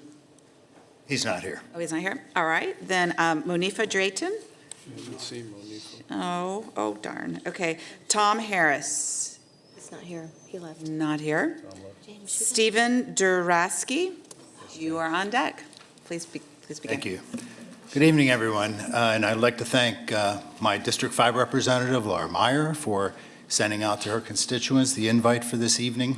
And I also want to thank all of you for your dedication and your hard work to this Mecklenburg County community. I mean, you guys are doing a great job, so I appreciate it. I'm here tonight to speak in opposition to this plan, and looks like I'm in the minority here tonight, but for now, I'm in opposition. And the reason I'm in opposition, I will outline for you. Because don't get me wrong, I use the light rail, and I live in South Charlotte and like the light rail, but here's why. So, this body has raised my property tax 16.5% over the last 4 years, which I assume holds true for the entire county. After the revaluation, the tax increase was called revenue neutral. It wasn't revenue neutral for me. You floated a $2.5 billion school bond referendum where only 9.8%, or 76,000 voters in the county, approved it. Why? Because it was put on the ballot during the municipal elections where only 15.5% of the voters in this county showed up. That was 120,000 voters out of 776 eligible voters that actually showed up. So everybody talks tonight about let the voters decide, but in a municipal election, the rate of voting is way down, and so you're not really letting the voters decide. So I'm sure we haven't seen the full effect of our taxes from the school bond, and probably will soon. Now you want to raise taxes with a referendum for a 1% sales tax increase. You again want to do it during an upcoming low turnout municipal election. Most likely, as in 2023, a small majority of the county will turn out and a small percentage of the voters will decide on the increase. So a few decide for the many. There's no doubt that Mecklenburg County needs to stay ahead of its transportation problems. We don't want to turn into another Nashville who has done little to solve their transportation problems. However, you have no governing authority in place yet and won't until at least January. You're asking we, the taxpayers, to spend the money first, then trust you to appoint an authority that may or may not have any experience at such an endeavor. The full transportation plan isn't even in place. Voters aren't aware of who's going to be accountable for the total of $25 billion raised and what checks and balances are in place for the money being spent. So I suggest to you, let's not rush this thing. Wait a year. Nothing will change as far as all the people in place, all of you, and also at the state. Wait a year until the 26 election cycle. There'll be a higher voter turnout, and you'll have everybody there to be able to make a decision rather than a few. Thank you. Oh, thank you. All right, so I think we're to Wyatt Nixon and Jimmy Cabrera. Good evening, Commissioners. My name is Stephen Dorowski, and I am a random citizen of Charlotte. I've been calling Charlotte my home for the last 11 years, and I'm here to add one more voice in favor of putting this on the ballot and letting the voters decide. Amongst my friends, I'm the person who's most likely to know what the city is working on and why the street cones are up on some new street somewhere. And looking at that, I really see that we need to build the things. We need to actually create them. This is my first time speaking in front of a board like this, but I've been to a lot of public hearing or public input type things where they put out the maps with, hey, here's all these plans we've got, here's these drawings, everything looks great and wonderful, and, get feedback on what you would like to see, what you'd like to do. But those things, if they happen, they take forever, if they happen at all. And what I would like to see is the funding be put in place so that we can actually get this on the ground, so that we can get projects and plans put down and put in place so that we can make real concrete progress, which is something that I really feel like the city has great ideas, this county has great ideas, but the money has to come from somewhere.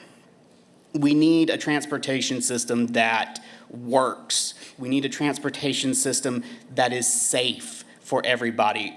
During the invocation back at the beginning of this meeting, if you can remember that far back in time, one of the comments in that quote was a requirement for growing old was have the fortune not to get hit by a truck. That's a real thing. That's a real concern. When you ride a bike in this city, when you walk, when you drive, getting hit by a truck is a thing that does happen.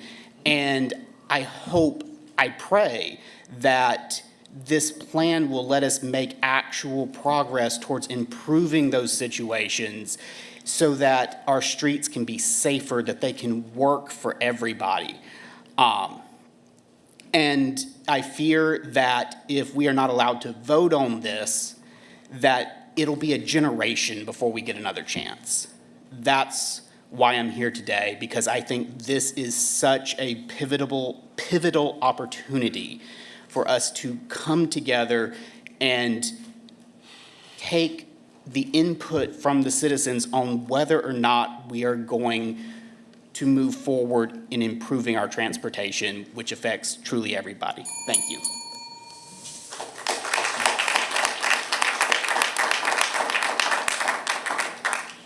Wyatt Dixon and Jimmy Cabrera.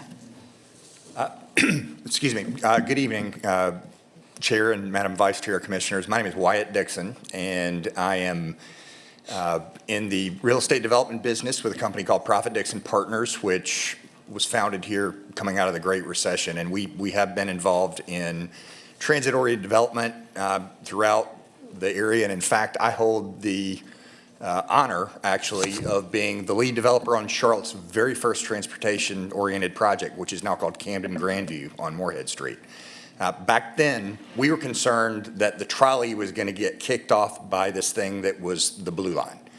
And so it goes a long way back. But it is absolutely amazing to hear all the great arguments and positions that have been brought in front of you this evening, and a lot of perspective. And what I would say is, being a person who, North Carolina native, grew up in Durham, have lived here since 1998. And one of the things you always hear about is this divide between Raleigh and Charlotte, right? It's, East, in all these things, and watching how the business community and the leadership have come together to make this a potential reality for our citizens is absolutely amazing. I happened to be up in Raleigh the day that the Senate took action on this with some other business folks.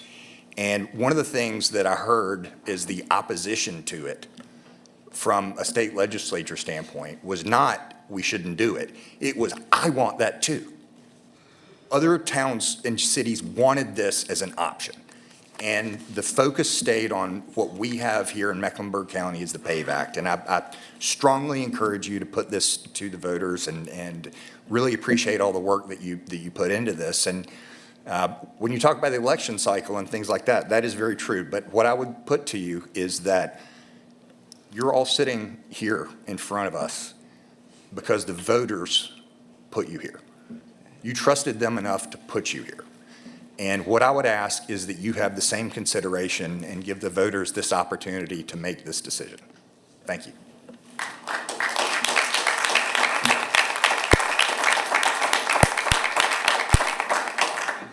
On deck, Mary Kinney. Jimmy, you go ahead. Yep. You're going to go up top. Right there. Right behind you. There you go. No worries. And I hope I can get through all this. Good evening, County Commissioners and jury of my peers. Thank you for the opportunity to speak to you all. I have come to you as a born and raised native and daily infrastructure user, both automobile owner and public transit user. I have decided to join you all not in the affirmative nor in the opposition, but merely to express my thought on the proposed referendum headed for November's ballot. I won't make mention of the fact that the 1 cent increase is actually between 13 to 14%, since you all been made aware, nor will I make mention that if enacted, it would put Charlotte on the map, not for the reasons you'd want. For comparison's sake, LA County in California imposes a minimum 9 3/4 sales tax rate. Now, having said all this, I understand and see the need for new funding sources in order to build a robust public transportation system in this city and the surrounding communities it deserves. I agree we need better mass transit options, which should in theory get more cars off the road, but whether or not that will happen is up to the democratic process and the efficacy implementing state-of-the-art mass transit.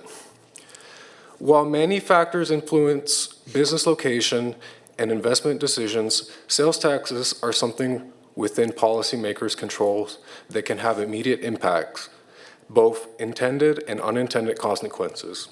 Sales taxes tend to affect lower income households proportionally more, the latter of which has not been a major focus in news articles.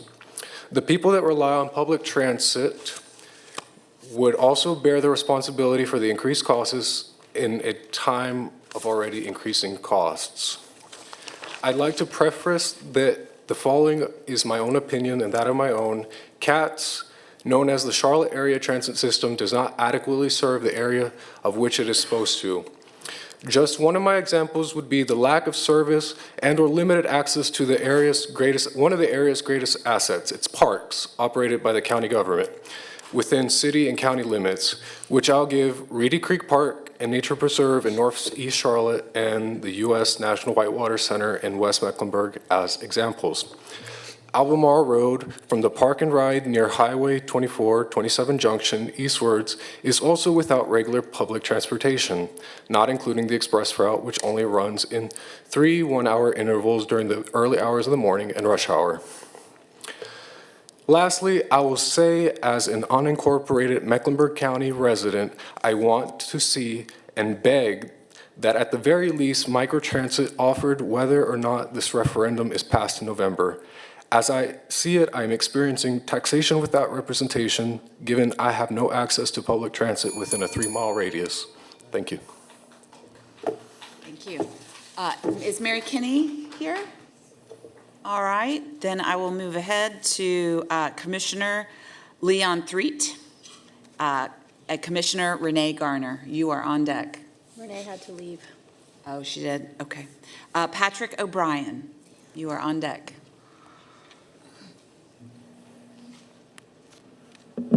Good evening, Commissioners, and thank you for your time and your long evening. Leon Threet, Matthews Board of Commissioners. I just wanted to say thank you for your hard work and for putting in the late hours tonight.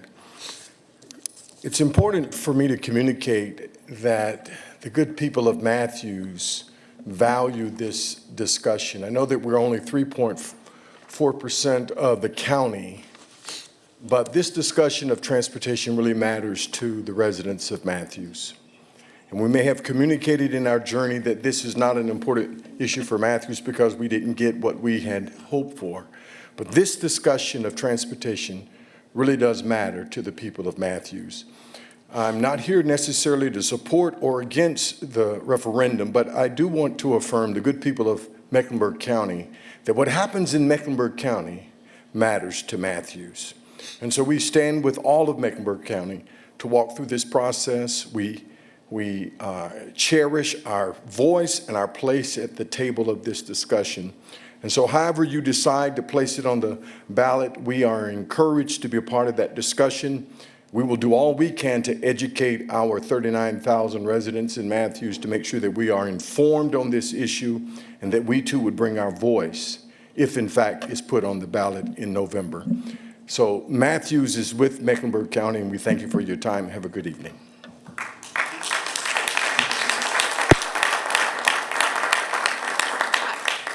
Patrick O'Brien, Brian Sisson. Is Ruth Cavan in the room? Okay. Yeah. And how about, did Representative Dew, did she? She's not back. Is there anybody else who had signed up who I have not called? And I think we may have our last speaker. And thank you all for your patience.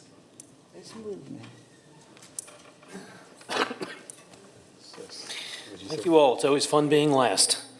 My name is Brian Sisson. I'm the 2025 chair of the Lake Norman Chamber of Commerce. I'm a former mayor pro tem of the town of Huntersville, former vice chair of the Mecklenburg Union Planning Organization, now known as the MTC. I'm also the CIO of the Range Companies, headquartered in Cornelius, North Carolina.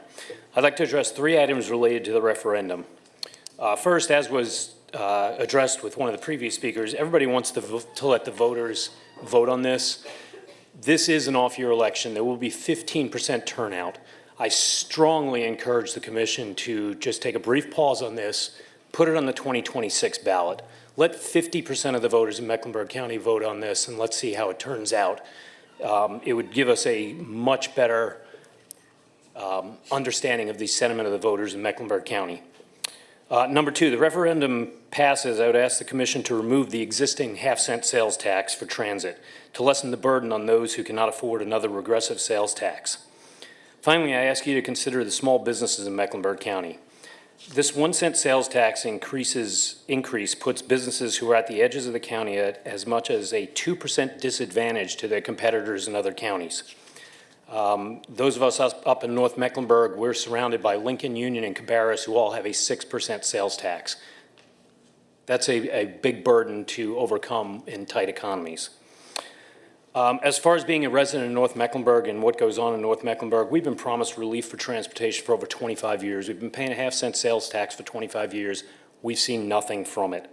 This referendum has so many issues that as a resident and a business owner in North Mecklenburg, I foresee another 20 years of paying another sales tax that does little to alleviate our transportation issues.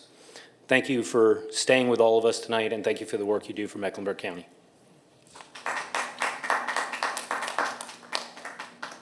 All right, that concludes our public forum, and I now return the gavel to the chairman. Thank you, Madam Vice Chair. You did a great job. I appreciate it. At this time, I'll entertain a motion to close the public hearing. So moved. Second. Moved and seconded. Any unreadiness? Hearing none. All those in favor say aye. Aye. Ayes have it. All right.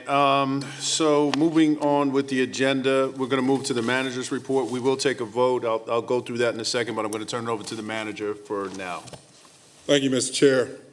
The first item under my manager's report is a request for the board to adopt a resolution directing the Mecklenburg County Board of Elections Director to place an advisory referendum on the November 4th, 2025 ballot on the question of whether to levy an additional 1-cent sales and use tax as authorized by the PAVE Act for transportation purposes in Mecklenburg County.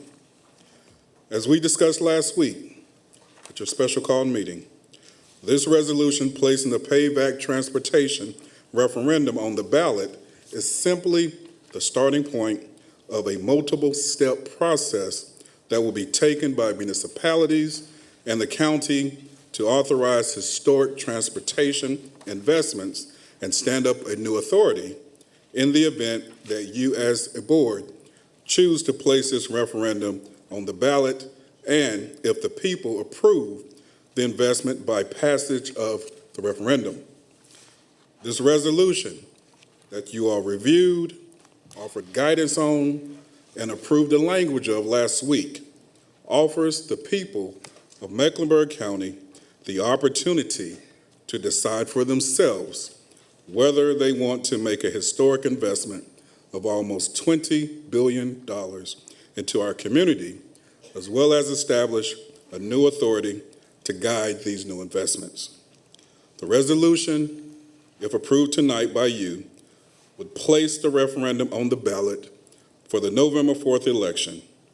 The referendum will require 50.1% of the county to vote for the referendum to pass, and you as a commission would then have to vote to levy the tax after the referendum is approved. A vote to place the referendum on the ballot by approving this resolution does not necessarily mean that you are in favor of the referendum, but that you only support allowing the people of Mecklenburg County to choose for themselves whether to support making this investment. Thank you. Thank you, Mr. Manager. I appreciate it.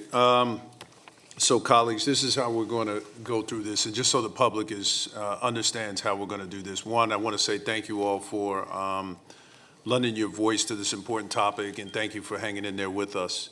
So, this is a really important discussion and decision, and I'm going to allow bandwidth for colleagues to be able to give comments.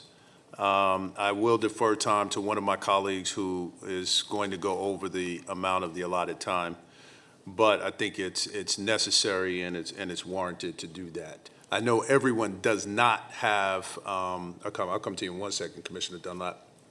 I know everyone does not have a comment, which is fine, and everybody is not going to use up all their time. Before I come to you, Commissioner Dunlap, let me get a motion on the floor, and I want you to allow me to read the motion into the record. Okay, thank you.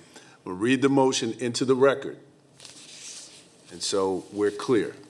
At this time, the chair will entertain a motion to adopt a resolution directing the Mecklenburg County Board of Elections Director to place an advisory referendum on the November 4th, 2025 ballot on the question of whether to levy an additional 1-cent sales and use tax as authorized by the PAVE Act for transportation purposes in Mecklenburg County. So moved. Second.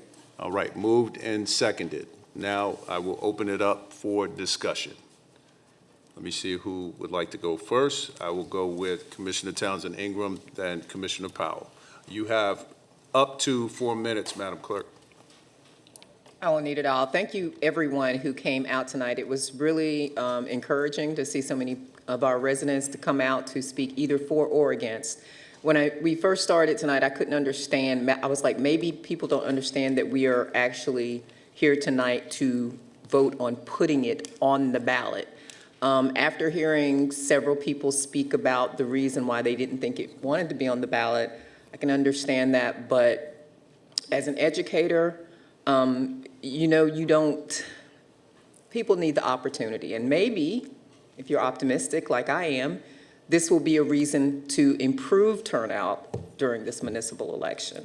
So, again, I appreciate you coming out for it tonight, and I appreciate everybody's comments, and know that we don't take this lightly. Thank you. Commissioner Powell. Thank you. In December 2020, Charlotte leadership came to us with a project called Charlotte Moves. And it was so city-centric that I didn't have another word besides offensive. It was extremely offensive to North Mecklenburg. I represent the North. I just nodded. And like Mr. Sisson said, for all these years that we paid the half cent, we got no return. This guarantees a return of a benefit to North Mecklenburg. And so all of the elected leaders in North Mecklenburg, all of Davidson, all of Huntersville, all of Cornelius, elected leadership has agreed and asked for supporting putting this on the ballot. So I just want to talk, to that change. So what was offensive in December 2020 is no longer offensive, and we are guaranteed the red line. But I also want to talk about how important it is for us to hear all voices. It's very, very important to me. And so I've already seen it happening where concerns are being dismissed and squashed and disrespected. And I think there are some heavy hitters in this room. There are some heavy hitters listening, people with significant sway who I think really need to listen to what the concerns are. And I want to speak to one especially. I have a lot of respect for some of the people that spoke in opposition, but I have a mountain of respect for Reverend Dr. Garner Mullins. She is a truth teller. She wants us to look at everything through an equity lens. It is real. We want that. And when she's talking about concerns about eminent domain and displacement, these are real concerns. And when she said progress uplifts, it doesn't uproot, how do we do that? How do we do that better? I need these voices, and I will represent them, but how do we have those voices there as we're, where we craft what we can craft going forward? It's very important to me. I wasn't gonna give a long speech, but I feel like, John Autry, I have so much respect for him. We need to have these voices at the same time and not squash them. And so, I'm just strongly urging not just elected leaders, but the heavy hitters in the room to pull them into the conversations to make things better, because it's the only way to do it. You can't disrespect concerns and make things better. So I think that concludes my comments.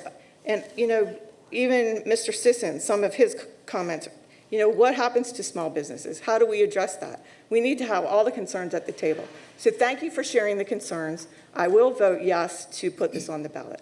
Thank you. Thank you, Commissioner. Commissioner Dunlap. Thank you, Mr. Chair. We've heard a lot tonight, and I don't want to rehash everything I've heard, but I just want to point out a number of things. I served as chair of this board for 6 years, and during that time, one of the reasons I respected you as my colleagues was because you always believed in giving the public a voice. And I expect no different tonight. Whether you agreed with the issue or not, we let the public have its say. That's what transparency is really all about. Tonight, I heard a lot of things, and I will be the first to tell you that there are some concerns about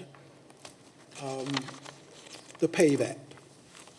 I think anybody listening would understand that there are some concerns, and some I consider to be very legitimate. But what I also heard were people who were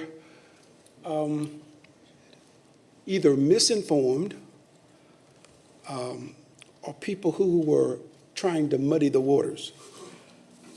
I also heard people who were concerned about who the sponsor of the bill was. If the sponsor of the bill was Tricia Cotham, then it has to be a bad bill because Republicans can't make good bills. I hope we have moved beyond the point where only one party can make a good bill. And what you see as not a good bill can be made better. And from the concerns I heard tonight, there is certainly work for us to do. One of my mentors, Mr. Charlie Danley, shared with me that he never had permanent enemies and he never had permanent friends. He always had people who had permanent interests. And so whether this bill is drafted by a Republican or whomever, what I heard tonight was that out of those people who voted, 148 people in the legislature voted to support this, only 8 said no. In my book, that's bipartisan. And in today's climate, when we can get anything that's bipartisan, to me, that's a good thing.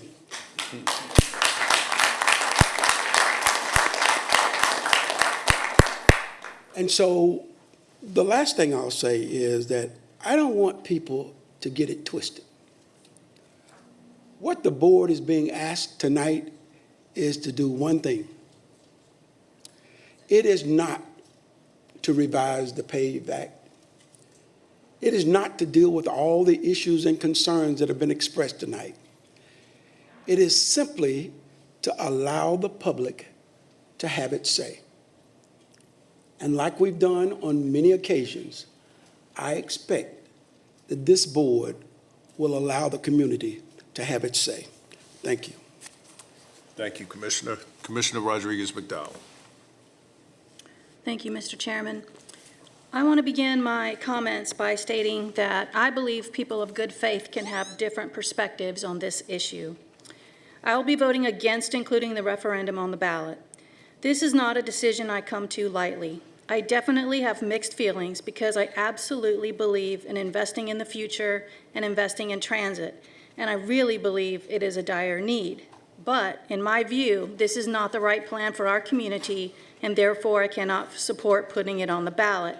In the past, I stated that I would vote to put it to a referendum, even though I thought it was a bad plan, because I believe in democracy and letting the voters decide. But since then, I was challenged by a constituent who asked, why would I vote to put something on the ballot that I believed was detrimental to our goals, especially knowing the corporate community would be funding a $3 million campaign to convince voters to vote for it while never presenting the downsides. Only happy talk. It's not a fair fight. This constituent pointed out that I have done the deep dive that I was elected to do. I have attended many, many meetings, read many, many articles and binders full of information. I have gone on trips with the Alliance to Austin and Miami to learn about their transportation plans. Voters have voted for me to do that work on their behalf, and now I have to take a stand. If the plan were actually going to solve our transportation issues, it would be worth it. But with 40% being allocated for roads, I do not believe it will. We will still be stuck in gridlock. That 40% for roads was never part of the plan this community was working on until Roads First became mandated by the GOP. It became the key to getting something passed, with the notion something is better than nothing. In my view, that is a deal breaker that goes way too far. I don't believe in settling for better than nothing. I believe it is a false choice to say this is our only chance. I've heard this reasoning too many times before when we are led to believe we are at the brink of something and we have to make a terrible choice. I just don't buy it. Some have written letters to us saying, just pass the plan for now and amend it later. Well, the mayor of Matthews asked repeatedly for other formulas to be studied, and he was met over and over with a brick wall. There is no way that the people can trust a pass now, amend later plan. That's called an okey doke. The town managers and mayors do not want to give up a monetary injection into their budgets. We can all understand why, but that was never part of the original plan. This plan perpetuates economic inequality. Consider this. I have a little visual that didn't rub off. Okay, could you hold that for me? Okay. Let's see that.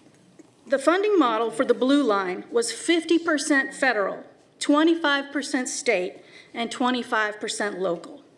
In contrast, this plan literally flips that model upside down. This plan is only 23% federal if we get all the federal grants. 0 state funding and an astounding 77% local, if not 100%.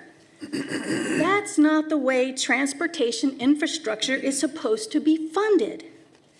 This represents a huge shift away from federal and state funding and pushes the cost onto the backs of people like you and me, 70% of which are living paycheck to paycheck. This is part of a larger pattern that we are seeing at our state and federal level, and my constituents are not okay with it. 47 and his enablers have just passed a big, huge, ugly bill to continue tax breaks for corporations and billionaires while shifting the cost burden to local taxpayers in order to maintain essential services. In the meantime, the North Carolina General Assembly literally has a stated plan for getting the corporate tax rate to 0 in our state by 2030. Ours is already the lowest corporate tax rate in the entire country. With this transportation plan, the General Assembly has masterfully shifted more of the burden of roads onto us, while NCDOT is massively underfunded. They have no plan to keep up with our state roads and accommodate our massive growth. This plan, with its 40% for roads, has us subsidizing them with our tax dollars. Be clear, many of our roads are already the state's responsibility, which they are failing to maintain. They are way behind, and towns have to sweeten the pot by paying the NCDOT to get their projects ranked higher as they compete for improvements. This funding shift is adding to the wealth gap that exists between the 70% of us living paycheck to paycheck and those at the top. And it's adding to the unaffordability that defines our times. It will only get worse with this permanent tax increase. Following the recipe of so many other cities, overpromising and underdelivering is not the right course for us. We have to say no now before we end up paying a tax in perpetuity that does not solve our transportation issues and merely buys some very expensive Band-Aids. You deserve better. We all deserve better. Thank you. Thank you, Commissioner Meyer. Oh, thank you. First, I want to thank everyone for being here. I know a lot of people left, and thank all of you for hanging in there. And thank you to all the emails we received. Let me tell you, I've been trying to answer them. There are a lot. So thank you for your engagement.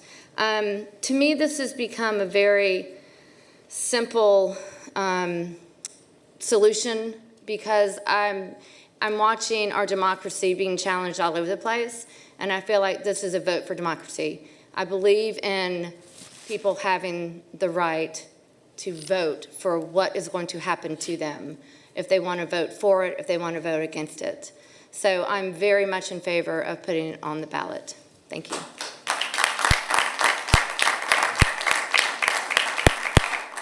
Thank you. Commissioner Leek. Let me first say thank you for being here tonight and for filling up this room, because it's very rare that all of our seats are taken, other than when we brought in our new manager. There were people wall to wall. I was so happy to see you tonight, and I was anxiously awaiting your arrival. One of the things that has been on my mind is about my senior citizens and the taxation. And I have a right to be concerned about their income and what they can afford to address at this point. But all of us ride the bus. I got on the bus when there was some discussion about the bus and safety. And many of you laughed at me sitting on this board and talked about me while she riding the bus. It's convenient, it's safe, if it's allowed to be safe. And we move about in Charlotte. And now I come from Steel Creek. And the traffic is horrendous. And 160 is worse than anybody I've ever seen. I could walk to Charlotte by the time I drive to Charlotte. The second thing I want to say is that we have paid a gas bill over the years when we buy gas. If you own a car and you've been in North Carolina a long time, we've been paying for a gas bill. But if you drive down the eastern part of North Carolina, the roads are gorgeous. Nobody's on them, but they're clean and clear. Who runs Raleigh but the people in the eastern part of North Carolina? We know this. We know all of this. But we are going to be given an opportunity to do what people said we could not do. And I'm used to that because somebody said I had Alzheimer's sitting on this board. And I think very well. And I spell very, very well. My knees are in trouble. And I stopped getting any help so I could vote on the budget. Because if you don't vote on the budget and you're not here, you don't serve your people. So I sacrificed that to make sure that I represent my people. And I talk about you all the time, whether you live in District 2 or not, you belong to me. I remember my mother and father years ago going to church, driving to church, and sometimes nobody's on the road but us. Mobility, everybody owns a car, and everybody drives a motorcycle, or you got 2 or 3 cars and 2 or 3 trucks that you put on the highway. And I tease the present chairman of this board for driving an ambulance down here every night, every day. His truck as long as this building. I can't even find a parking place because of his truck. But I said, but he's got to get here, and he has to have a way to getting here. I love what I do, and nobody's going to run me off this board. Only the people who vote will do that, and not an individual. Many of you said that I wouldn't be voting for this. When I first heard it, I said, my people can't afford it. Senior citizens cannot afford it. How are we going to be able to eat and take care of all that we have to take care of if we have to be taxed more? But I was in a meeting, and a man said there's more tax in Charlotte than in New Jersey 2 weeks ago. And it disturbed me, so I had 2 meetings, one in Steel Creek and one in West Charlotte, to make sure that I opened the door for the people to make their voices. I did not encourage anybody any kind of way. I had to stop Mr. Griffin and a young lady from talking in the back of the room, and also the young man sitting upstairs that served on the city council, David. I come from the old school. If you say your meeting's going to start at 6 o'clock, don't come at 6, come at 5:45, so you can start at 6. So I listened to the gentleman from Steel Creek, and he kept questioning me. I said, stand up, ask your questions too. I don't know if anybody else had a meeting or not, but I had 2 meetings. Go and have some more. But for tonight, when I saw my chairman of the bank sitting up here, he hasn't left. He didn't go out of this room. Oh, my time is up? But I thought you told me I had 4 minutes more. Yeah, you have 4 minutes more. No, but I'm through.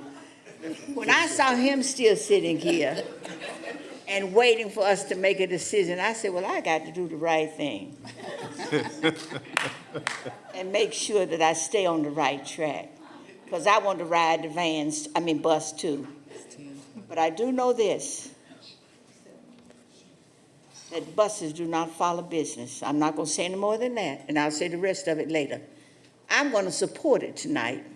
I'm going to support it. The reason I'm supporting it because I want my senior citizens to be respected, that they still love this community, they still want this community to be successful, and I'm going all over Mecklenburg County shouting the word, we've got to do it, we must do it. When we're going to do it, let's go make sure that we do it. Don't stop tonight. Now you got to come back again to keep us in focus, because you have to watch all 9 of us, because we do some funny stuff sometimes. Thank you, Commissioner. Thank you for allowing me to say Thank this. you, Commissioner. I But again, appreciate thank you for being here, and especially my senior citizens. Thank you. All right, Commissioner Griffin. Thank you, Mr. Chairman. First of all, let me thank all of the individuals who came before us this evening and made a presentation. I absolutely respect democracy, and this was democracy at its best. I want to thank you all for staying so late to hear our discussion. You know, when we first started this evening, we introduced ourselves, and I said, I'm a county commissioner at large. Whenever I go out in the community and say to people, what the heck is that? That simply means that I have to go and get votes from Davison, North Carolina to Mint Hill to Beatties Ford Road. And that's important because you have to listen and listen carefully to citizens. I'll give you an example real quickly. When I first started this, 3 years ago? Almost 3 years ago. 4 years ago. I've been on 4 years, 3 years ago. Senior citizen. I reached out I reached out to all the mayors and all the towns and just had an open-ended conversation. And I was struck because I didn't have a cheat sheet of questions or nothing, just conversation.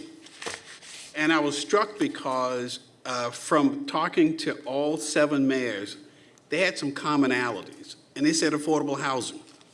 Rusty talked about affordable housing because it's $600,000 in Davison.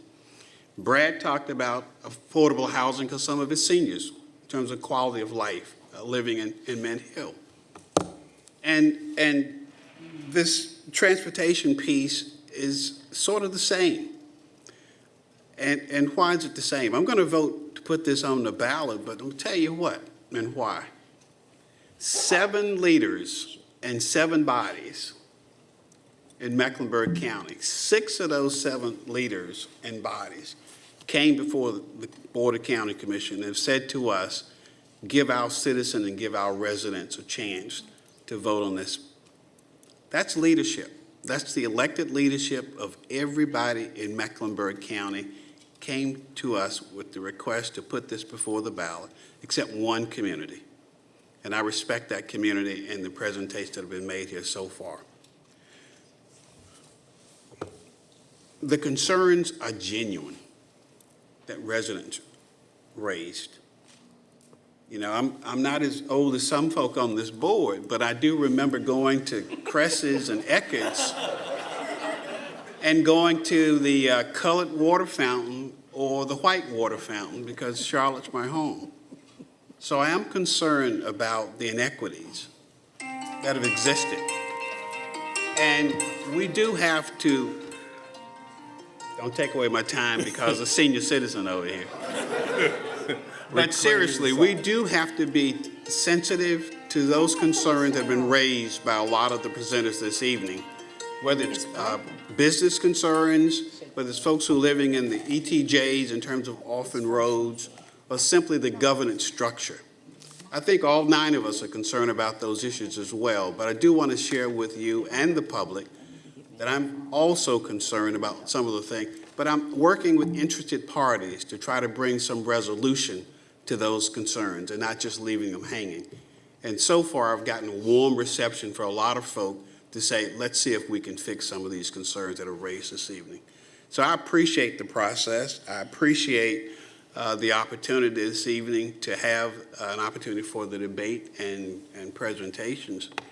But I want the public to know that this commissioner listens and will act in the best interest, as I've always done, for those who reside in Mecklenburg County. Thank you, Mr. Chairman, for giving me the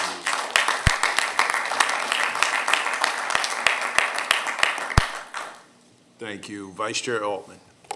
Thank you, Mr. Chairman. I want to begin by saying how completely inspired I am by you who have sat in this room tonight. You who have come down to the Government Center and sat here for 3 hours and come to the podium. You have spoken so eloquently. I am so moved by you. We have had people who are riders of necessity and riders of choice.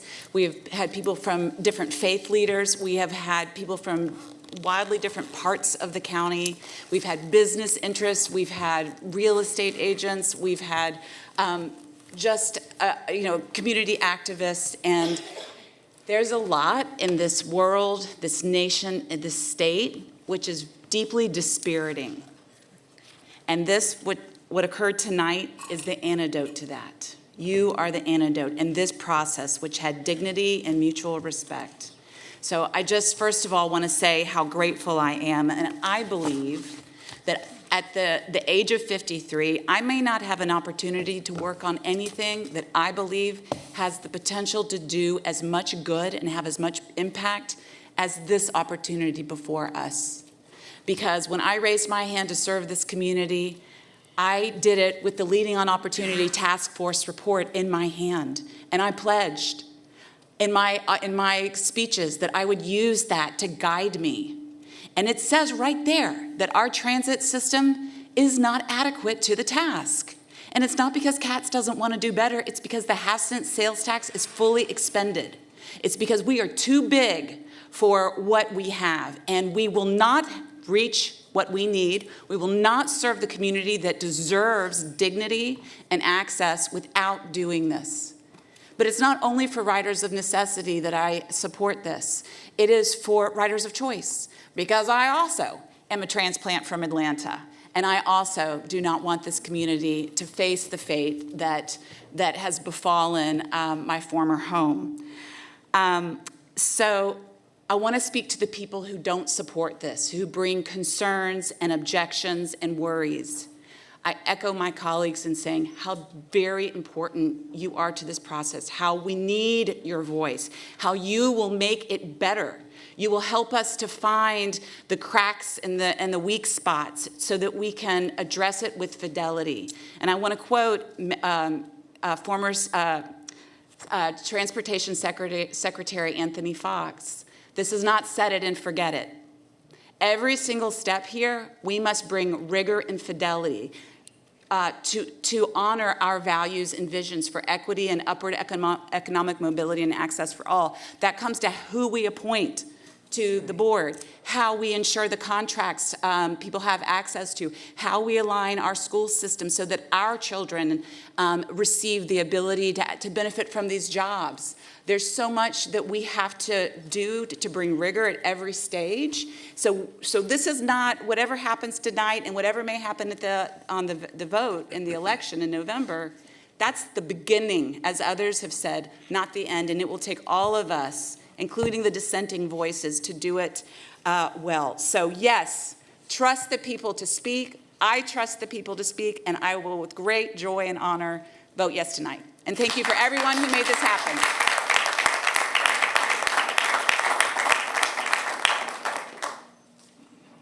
All right, so you're going to hear the same thing again. Certainly thank everyone for being here. Thank you for your patience. Thank you for participating in this process that we call democracy. It is extremely important. I appreciate all the voices that were here tonight, the pros as well as the cons. I appreciate the community showing up. I appreciate the community caring. I appreciate my colleagues, no matter where you sit or what end of the spectrum you're on. I appreciate the thoughtfulness. I appreciate the care. I appreciate the passion. And I appreciate the work that each and every one of you have performed on this topic. I hope the community sees tonight that you have a dedicated board of public servants that truly care about this community, that truly care about people, that are here not about a title, but they're here to serve. And I think each and every one of you have actually demonstrated that tonight. And what really gives me a lot of hope as I sit here is that it extends beyond this dais. When I see our mayors here and the work that they've done, the managers, the work that they've done, the staff, the work that they do on a daily basis to serve, although not elected, they are still public servants. It shows what makes our community different. It shows why when we go across the country, people always look back and say, wow, you know, they use Mecklenburg as that North Star. And it's because we can have discussions, it's because we can, you know, look at a set of facts and we may draw different conclusions and we fight hard. We fight hard and it's because we care. But at the end of the day, we realize that we are one Meck and we come together at the end of the day. And that includes even our great friends from Matthews. And I want to let Mayor Higdon know that I respect your fight. I respect your fight on behalf of your town and your people and your position. I do. I think it was phenomenal, and I respect the fact that at the end of the day when you said, hey, you know what, I have to move on. I respect that. There are two issues that we face. And for me, in this business, there's not a lot of layups. But tonight, I do feel like I have a layup. And it's this, is am I going to allow the voters to decide? That is my charge. That is the charge of this board, whether to allow the voters to decide. But when we look at that, there's also another charge. The work continues. The real work will begin and the real work will continue because there's still work around equity, there's still work around MWSBE, there's still work around opportunity, there's real work around displacement, there is real work around supporting small businesses. And that's what we'll all be remembered for, Mayor. That's what we'll be remembered for. Not how many people get on a bus or on a rail, but how many people we actually helped. And at the end of the day, I certainly support this measure. I don't believe in waiting. I'm not going to wait. I'm going to do what I can to make sure that we produce the best product. And I said this, and my colleagues have heard me say this, and I'll say it again. The decisions that we make have nothing to do with 2025. It's the day that we raise our hand, yes. But it's all about 2035, 45, 55, and beyond, where many of us won't even be here. What kind of community are we going to leave? And so I want all the voices that have lent their time and talent to this effort to continue to lean in, continue to challenge, continue to produce the best product humanly possible for us. But I'm certainly voting yes. I appreciate my colleagues. I appreciate the community. I appreciate our business community for leaning in and sharing your voice and expertise as well. That's what makes us one Meck. With that being said, I know that, Mr. Attorney, there is some language that we need to just clarify. So can you speak to that, please? That's correct, Commissioner Jarrell. The action says an additional 1 cent sales. Speak up, I can't hear you. The action says an additional 1 cent sales and use tax as authorized by the PAVE Act. The actual language that will be on the ballot is a 1%, and so we should include that and revise the action to be 1%. Okay. All right. So moved. Second. all right, it's been moved and seconded. We have already had discussion. All those in favor, let's see by show of hands.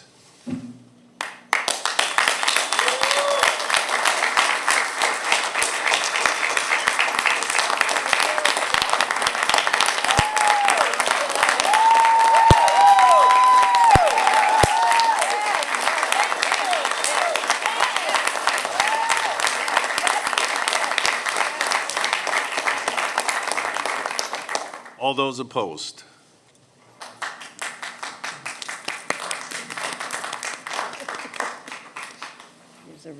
Motion carries.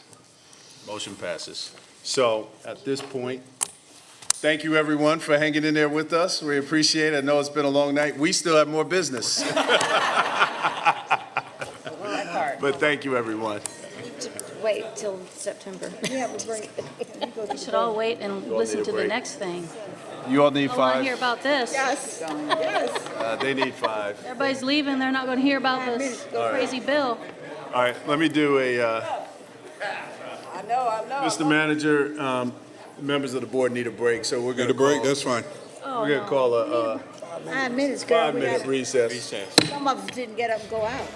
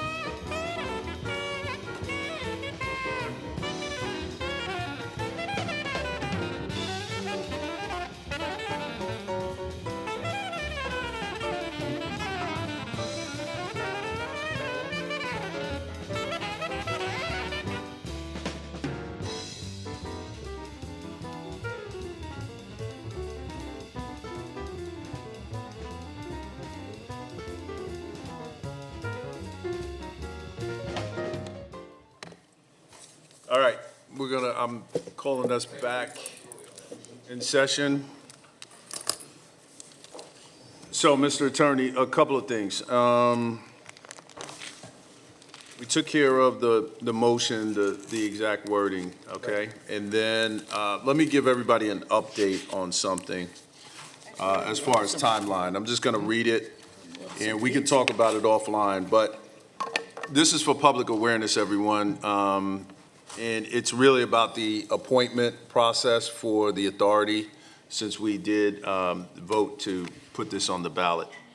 And so we're in a really, a fairly tight timeline to make appointments to the new authority if the referendum passes.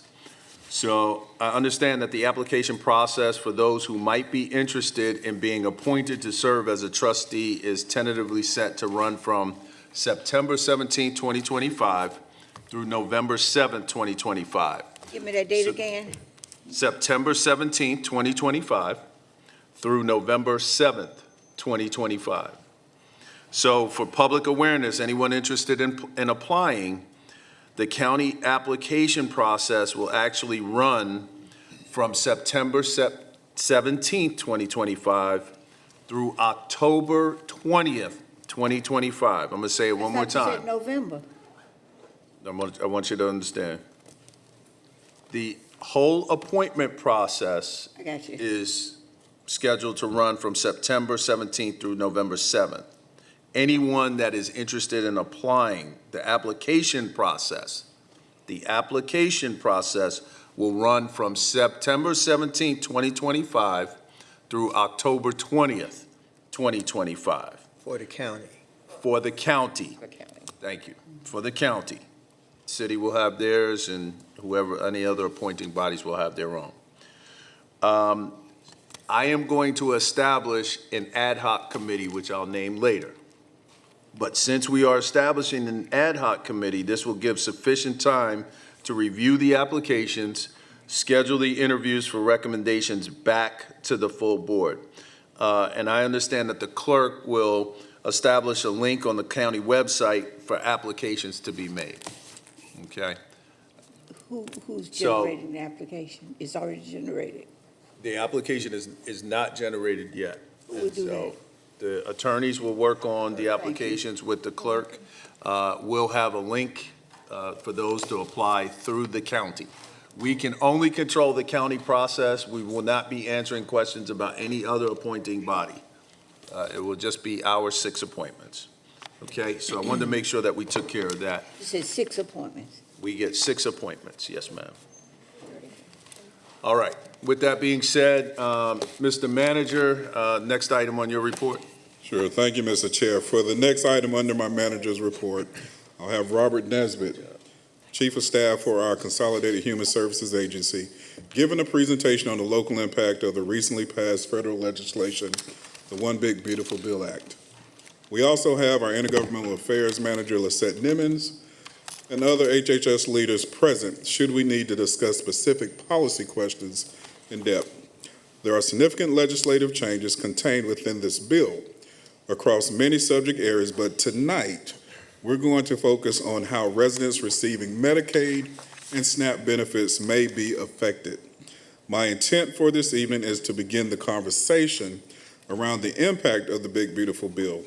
The information provided is based on the initial policy interpretation we received from our state and partner associations. I want to emphasize that our projections will continue to evolve over time as additional state guidance is provided on how counties must implement these policy changes. This is our first formal presentation on this topic since the legislation has passed, but it will certainly not be the last. You will receive updates as I prepare my fiscal year 27 recommended budget. We want to be proactive in keeping our board, our residents, and our community partners informed, and as you are here, we want to work together to build a community response to the challenges we face. With that, I'll turn it over to Robert. Thank you, County Manager. Good evening, Chairman Jarrell, Vice Chair Altman, County Commissioners, and County Manager Bryant. Thank you for the opportunity to present tonight I know we've lost most of our audience, but I will say this might be the one time in my career that I get to follow this many phenomenal public speakers and elected officials when giving a presentation. So I'm going to at least count that as a success. But, you know, in terms of what I'm sharing at this late hour, unfortunately, I am not bringing good news. I am bringing the facts that have to do with the One Big Beautiful Bill Act. And I'll provide an overview of this legislation, a brief overview, and highlight the greatest implications for our residents receiving Medicaid and Supplemental Nutrition Assistance Program benefits, which I'll refer to as SNAP, throughout the presentation. Tonight, I'll cover the key policy changes to these two programs contained in the legislation. I'll discuss the timeline of when the new policies take effect, the potential impact to Mecklenburg County residents and the county budget, and next steps for community planning and advocacy. Before diving in, I want to thank our Intergovernmental Affairs Manager, Lisette Nimmons, our Public Health Director and Interim Deputy County Manager, Dr. Raynard Washington, our Department of Community Resources Director, Yolanda Griffin, and the county executive team for their input in developing this presentation. I also want to thank other staff who are here and staying late, hanging with us to be part of this presentation. On July 4th, President Trump signed the Senate version of H.R. 1, known as the One Big Beautiful Bill Act, into law. The big bill permanently extends lower tax rates from the 2017 Tax Cuts and Jobs Act and introduces additional tax breaks for tips, overtime pay, auto loan interest, and an expanded child tax credit. The Congressional Budget Office projects that the bill will increase the federal deficit by approximately $3.4 trillion over the next 10 years. To offset these costs, the bill reduces federal spending on Medicaid and SNAP by approximately $1.2 trillion. These cuts are projected to result in major losses of health insurance and food resources nationwide. Tonight, we'll focus on the impact to Mecklenburg County and the Medicaid and SNAP programs. As the manager shared in his opening remarks, the information we are presenting are our best estimations of potential impacts to county residents and the county budget, but none of this is set in stone. It will continue to evolve as we receive guidance from the state and even potential federal changes that may occur. First, a quick overview of the programs. Medicaid provides health insurance coverage for individuals and families with low income and people with living with disabilities.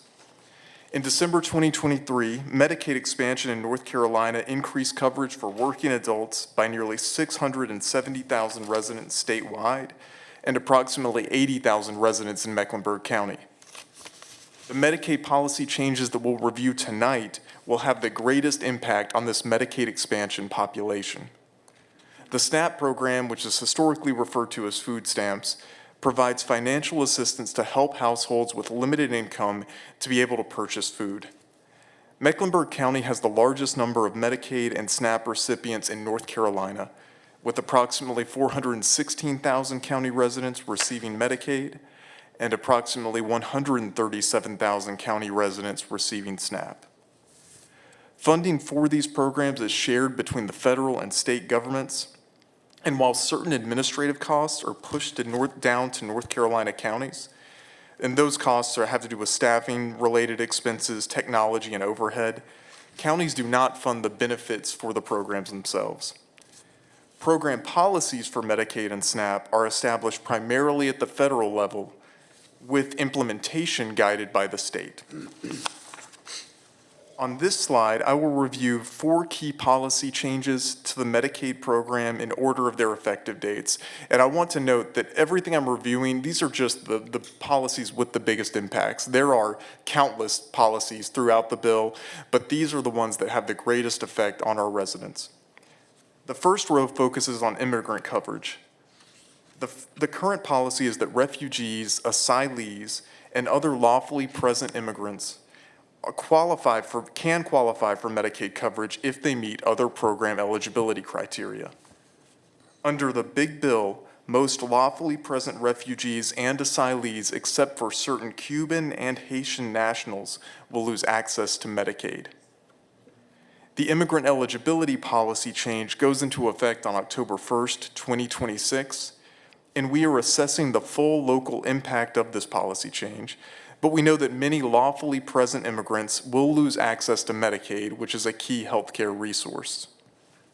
Moving to the second row, this outlines the Medicaid work requirement policy. Currently, there is no work requirement for the program, but most Medicaid recipients are working, in school, providing care to a loved one, or have a disabling condition. The new Medicaid policy requires 80 hours of work per month or similar activities such as education or volunteering for Medicaid expansion households ages 19 to 64, and it goes into effect on January 1st, 2027. Based on work requirement implementation that's occurred in other states, people will lose Medicaid coverage not because of failure to work, but because of the associated paperwork and documentation burden. The local impact is that up to 31,000 Mecklenburg County residents may be at risk of losing Medicaid coverage. The third row on this slide lists policy changes related to Medicaid program eligibility reviews. The current policy is to have annual eligibility reviews for Medicaid participants. The new policy requires that eligibility reviews occur every 6 months for Medicaid expansion households, and this goes into effect on January 1st, 2027. The impact of this policy change is an increased workload for our Department of Community Resources staff, which can lead to processing challenges for Medicaid applications and renewals. And now I'll move to the final row on this slide, which outlines the state's ability to tax healthcare providers to fund the Medicaid program. Under current policy, states can tax healthcare providers, including hospitals, up to 6% of their net patient revenue. This is a key funding source for operating Medicaid in North Carolina. The Big Bill policy gradually lowers the tax rate cap to 3.5% by the year 2032 and prohibits new provider taxes. Without this form of state revenue, Medicaid expansion is placed in jeopardy statewide, especially when factoring in other new programmatic requirements. If the state cannot maintain Medicaid expansion funding, nearly 670,000 North Carolina residents and 80,000 Mecklenburg County residents, as I mentioned earlier, would lose Medicaid coverage. So now I'll move to the SNAP program area, and again, kind of review the same types of policies, 4 key policies, in order of their effective date. Again, the first row begins with immigrant coverage, which has similar changes to the Medicaid policy change. The current policy is that refugees, asylees, and other lawfully present immigrants are eligible for SNAP if they meet other program criteria. The Big Bill policy excludes most lawfully present refugees and asylees, again, except for Cuban and Haitian nationals, from participating in the SNAP program. This new SNAP policy went into effect with the signing of the legislation on July 4th, but it will require state guidance to be implemented locally. We are assessing the local impact of this policy change, but we know that it will result in increased food insecurity among immigrant households. Moving to the second row, this outlines the SNAP work requirement policy changes. Under current policy, adults ages 18 to 54 without children or dependents are required to work to receive SNAP benefits. The new SNAP policy expands the work requirement to include households ages 55 to 64 and parents with children ages 14 and older. As with Medicaid, most households in North Carolina who can work are working or in school. Many households will lose benefits not because, again, of a failure to meet this work requirement, but because of paperwork and documentation burdens. This policy change also went into effect on July 4th with the signing of the Big Bill, but it too will require state guidance for implementation. The local impact is that up to 17,000 residents may be at risk of losing SNAP benefits under this expanded work requirement. The third row lists the administrative cost share funding structure for SNAP. And currently, administrative expenses for the SNAP program, which includes some of those things around staffing, technology, overhead that I mentioned earlier, those are split between the federal and state governments, with some of those costs in North Carolina being pushed down to counties. The policy change under the big bill increases the administrative cost for states to 75%, and that can be shifted down to counties, and is slated to go into effect on October 1st, 2026, with an estimated impact of approximately $7.5 million in annual cost for the SNAP program operation. Moving to the final row, this lists the SNAP food benefit cost share policy. This policy refers to the actual funds that SNAP households receive to pay for food. Historically, SNAP food expenses have always been paid by the federal government, but under the new legislation, food costs are now being shifted to states based on their SNAP payment error rates, which this simply means under or overpayments of SNAP benefits to households. The more incorrect payments a state has, the higher the state's error rate and the higher the financial penalty that is associated with it. As an example, North Carolina's FY24 payment error rate is 10.2%, resulting in a projected cost of $420 million to the state under the new big bill policy. And this would go into effect in October 1st, 2027. I do want to note that the state's error rate changes year to year, so this number could go up or down based on the whatever the next fiscal year's state error rate could be, or whatever the current one would be. This new food cost share policy is where the greatest risk for the SNAP program lies. If North Carolina decides not to pay for this increased expense, the state will not meet new federal requirements and will have to stop offering the SNAP program completely. This would lead to nearly 1.5 million people in North Carolina losing SNAP benefits and 137,000 people in Mecklenburg County losing SNAP benefits. This is truly a worst-case scenario, but it is being considered by the state government if funding requirements for the benefit cost share cannot be met. Now, another scenario is if the General Assembly decided to fund the added food benefit cost expenses for the SNAP program and then found a mechanism to shift these costs to the counties. A rough projection of Mecklenburg County's share of the expense based on our population could be approximately $46 million annually. These are projections and scenarios, but we just want to make sure you're aware of these items on the horizon. And again, I want to note this is October 2027, the date of this policy change going into effect. I'll quickly do a recap of the effective dates of all the policies I've discussed. On July 4th, 2025, SNAP work requirements and SNAP immigrant eligibility restrictions went into effect, but we are awaiting state guidance to be able to implement these policy changes. Approximately 14 months from now, on October 1st, 2026, the SNAP administrative cost share will go into effect, as well as Medicaid immigrant eligibility restrictions. A year and a half from now, on January 1st, 2027, Medicaid work requirements and Medicaid 6-month eligibility reviews will go into effect. And just over 2 years from now, on October 1st, 2027, the Medicaid healthcare provider tax cap will begin to gradually decrease, and the SNAP food benefit cost share will go into effect. I want to emphasize that these October 2027 dates, policy changes, are really the greatest risk to that Medicaid expansion program and the SNAP program. As you can see, it's a 2-year policy implementation schedule, and all of it does remain subject to change. I reviewed a lot of information in the last few slides, so I want to quickly summarize the key points. Up to 31,000 county residents are at risk of losing Medicaid under work requirements. If Medicaid expansion is terminated at the state level, that could result in 80,000 county residents losing Medicaid coverage. Up to 17,000 county residents are at risk of losing SNAP benefits under expanded work requirements. If North Carolina decides to withdraw from the SNAP program, 137,000 county residents could lose benefits.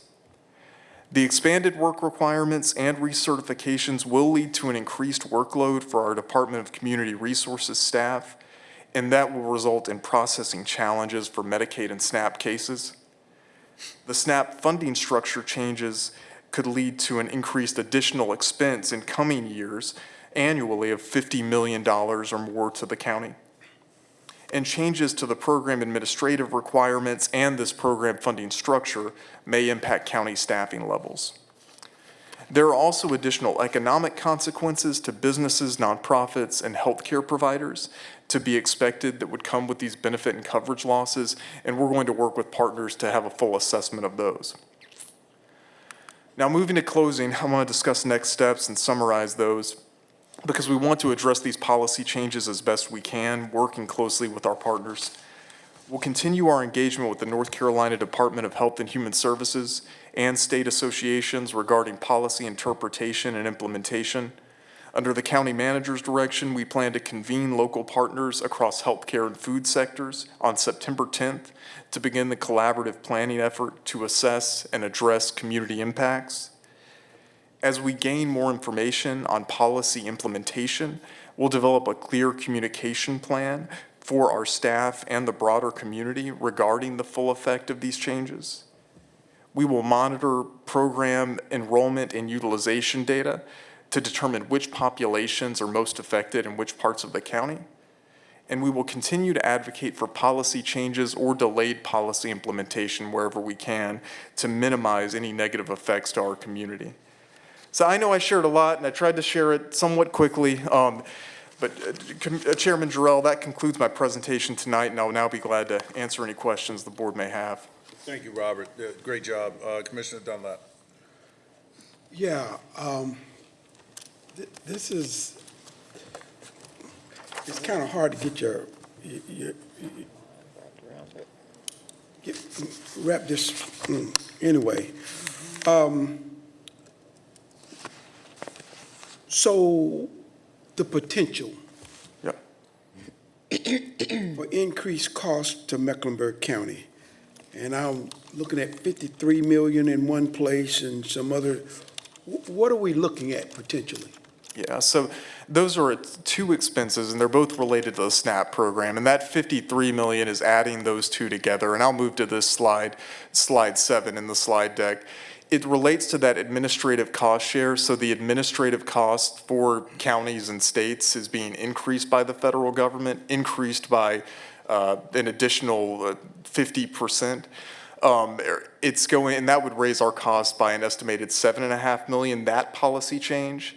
And then the food benefit cost share, where these SNAP food benefit costs are being shifted to states, that has a projected financial impact to the state of more than 240 million. And so then our share of that, or 260 million, our share of that would be about 46 million. So when you add those two numbers together, that's where you get the 53 million. This could all change. This is just, that's probably that's probably one of the worst case scenarios, but it's a risk. So with our community partners, all the healthcare facilities that we partner with, what impact will it have on them and our ability to continue to partner with them? So I think there are a few different ways this could play out, and we're going to continue to try to understand and fully assess the landscape when it comes to our healthcare and food security partners.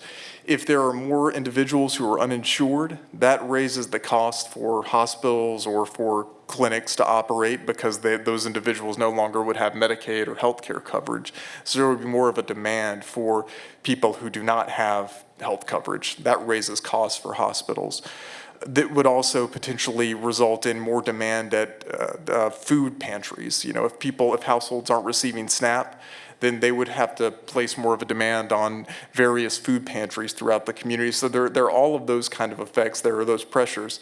At the same time, if it raises some expenses for the county, that would take away from funding perhaps for those additional resources or those, say, non-mandated services. So those are kind of the challenges. It's this push-pull between, as resources decrease or these federal resources decrease, the demand is still there, and it would go up for free and low-cost clinics and for food pantries in the community.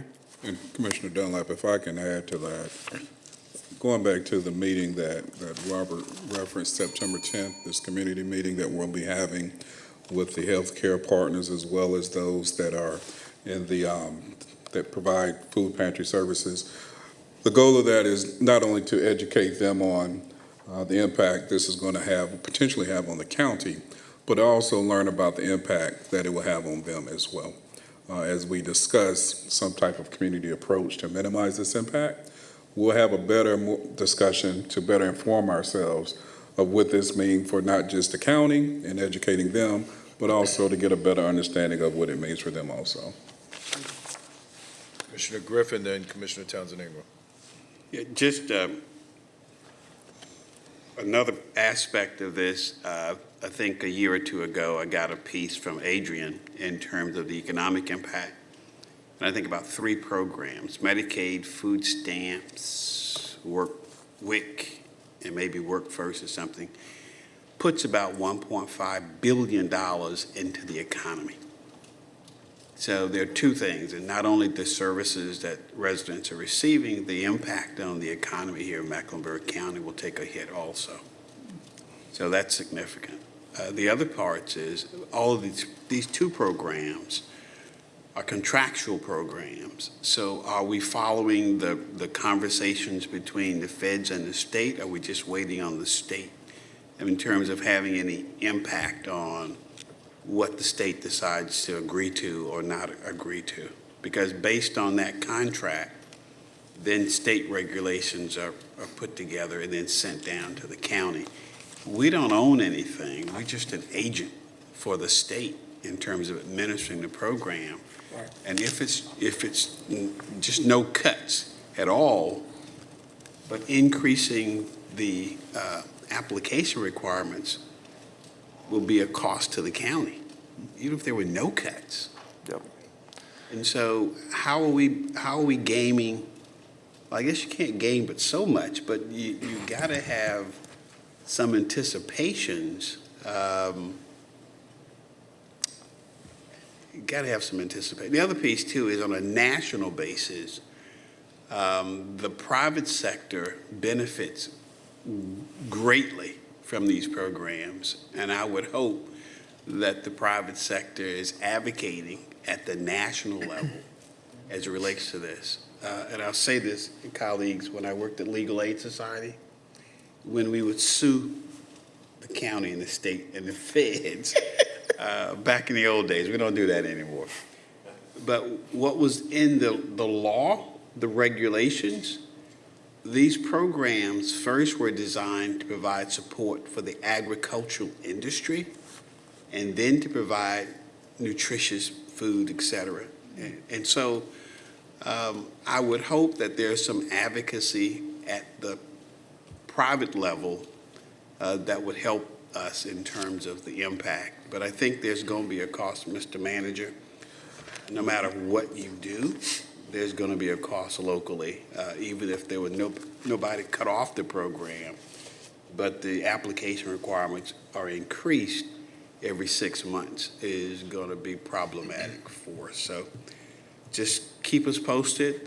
Thank you like you're doing. And when you have this meeting on September 10th, September 10th. The schools are going to be impacted because they are Medicaid recipients, they have CAP, they have a lot of different programs. And Commissioner Griffin, to your point, we are trying to anticipate to the extent possible. However, as Robert stressed in his presentation, there's a lot of uncertainty in terms of what's going to happen at the state level. And pending what happens at the state level, that's why he's been presenting to you that worst case scenario. If that worst case scenario comes to fruition, we may have to make some tough decisions. I just want the board to understand that. And it's just not unique to Mecklenburg County, but it's all the counties in North Carolina. And that's why it's important that we get this information in front of you now, as well as preparing to meet with our partners. So again, hopefully we can minimize some of this impact with respect to the impact our partners may have from this legislation as well. But the reality is, if this worst case scenario plays out, then yeah, we will be coming forward to you with some tough decisions that we'll have to make. Let me go to Commissioner Townsend Ingram, Commissioner Leek, then Commissioner Altman. I'm sorry, and my question is just because I wasn't paying intently enough, attention enough, and I had the question earlier in our audit review committee. So the error rate, was that a statewide rate? That Or was that was. a county? And then will all 100 counties have to share in the burden of repayment, or how does that work? That's what's uncertain right now, and so I want to be clear that that's not set in stone. The state is considering, or the way I'll explain this is the Department of Health and Human Services is presenting options to the General Assembly. One option being to find a funding mechanism to cover that $400+ million in additional expenses. The other option being to withdraw from the SNAP program.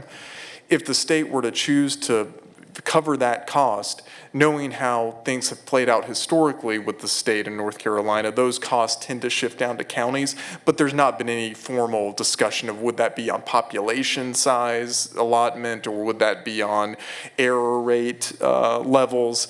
But to your first question, yes, that was a state error rate, and I believe the national SNAP error rate is like 10.4. It's close to 10.2. So it's North Carolina's tracking with kind of a common national average. Thank you. Commissioner Leek, then Commissioner Powell. My question deals with information being disseminated to the public to understand what's happening. How would that take place, Mr. Manager?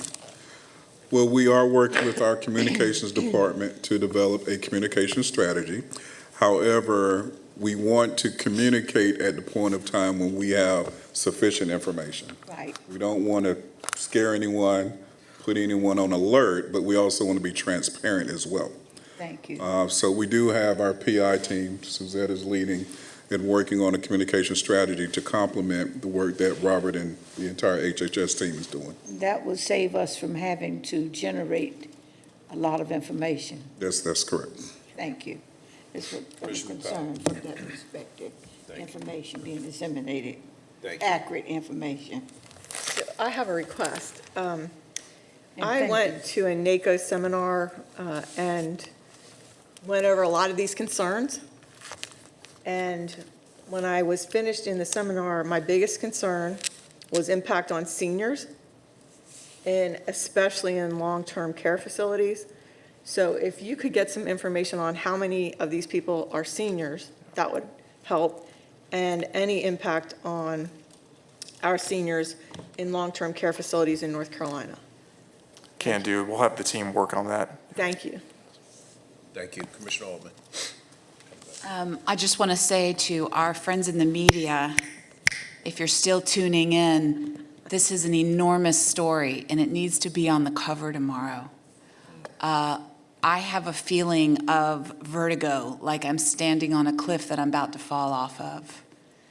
And I respect the manager's statement that we don't want to alarm or scare anybody, but I have to say I'm both alarmed and scared. Sure.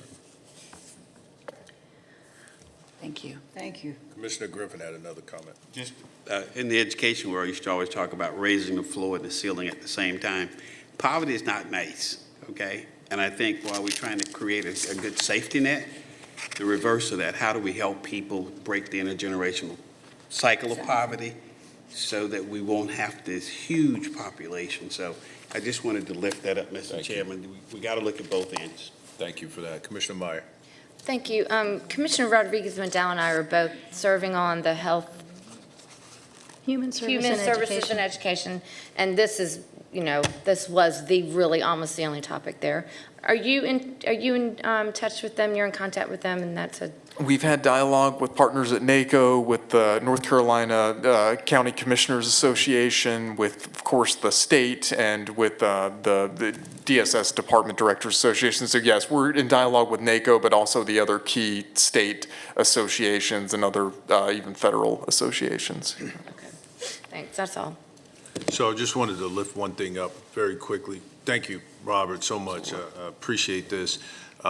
We're taking a proactive posture in this. The manager sent out emails to about 20 different community partners to convene so that we can all come together and figure out what this would look like and how we work together. So as these things happen, we don't want to have to, obviously there's a lot we don't know, but to the extent that we can be as less reactive as humanly possible and stay in a proactive posture. That's what we're trying to do. So just wanted to say thank you, Mr. Manager, for that. Thank you. Sir. All right. Thank you, Robert. Thank Great you, job. Robert and team. That concludes my manager's report, Mr. Chair. All right, a couple other things that we've got to do very quickly. One, next item is the appointment policy change. What we're going to do, you guys saw the emails about appointments to the Lake Norman Marine Commission. Commissioner Rodriguez-McDowell lifted up and made a great point that, hey, we make appointments to other marine commissions, so let's make it consistent. So at this time, all we're going to do is do interviews for both commissions. So at this time, I need a motion to approve amending the current appointment policy to include requiring interviews for appointments to Lake Norman and Lake Wiley Marine Commissions. So we going back? Second. All right, it's been moved and second. We got an unreadiness. Commissioner Lee? Yeah, have we regenerated our relationship with the lake? Yes, we have. Mr. Manager, do you want to speak to that, where we are? Or we didn't Mr. have. Attorney, do you want to speak to the Marine Commission where we are? Well, the board has an item to vote on tonight to reconstitute the Lake Norman Marine Commission.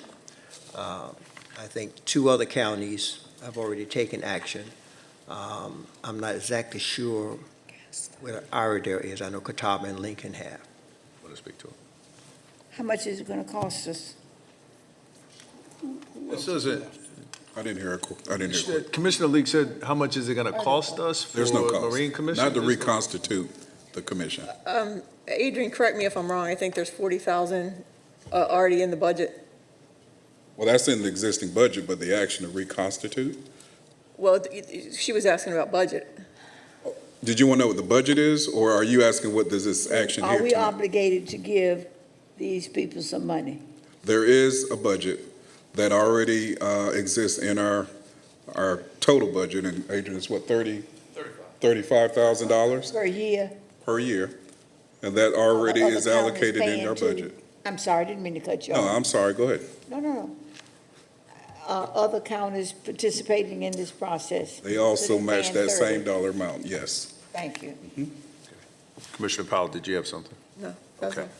All right, all those in favor say, No, you I'm still have just saying, something? thank you. Okay, no, you're welcome. All those in favor say aye.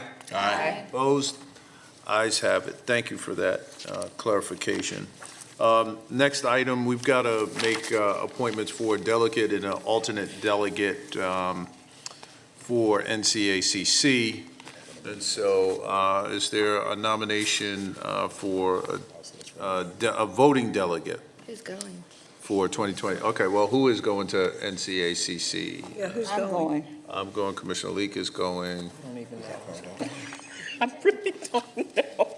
You guys aren't going. I'm not. You're not going? They're going, It's required. Yeah. or is it busy? I have no idea. Roll this over to the next agenda. Once they reject, then I go too. No, because it's the 21st to the I'm only 23rd. going for a couple of days. All right, well, Gotta get I this guess I'll have to business be the straight. voting delegate, and we won't have an alternate, because I don't know. So moved. Who's the delegate? I second. All right, it's been moved and seconded that Commissioner Mark Jarrell is the delegate, voting delegate for the So moved. NCACC conference to be held in Pitt County, August 21st to 23rd, 2025. Any unreadiness? Hearing none. All those in favor say aye. Aye. Opposed? Aye. No. No. All right, I'll no, be there I'm too. not opposed. I'm a yay. Okay. just I'll be there too, Doc. All right, okay, so what we'll do is there a motion to appoint Commissioner Leek as the alternate for 2025 NCACC 118th appoint. Annual Conference to be held in Pitt County, August 21st, 23rd, 2025? So moved. Moved and seconded. All those in favor say aye. Aye. Opposed? Ayes have it. So, I was just telling you, I second. all right, Commissioner Leek is the alternate. Thank you, Commissioner Leek. Yeah.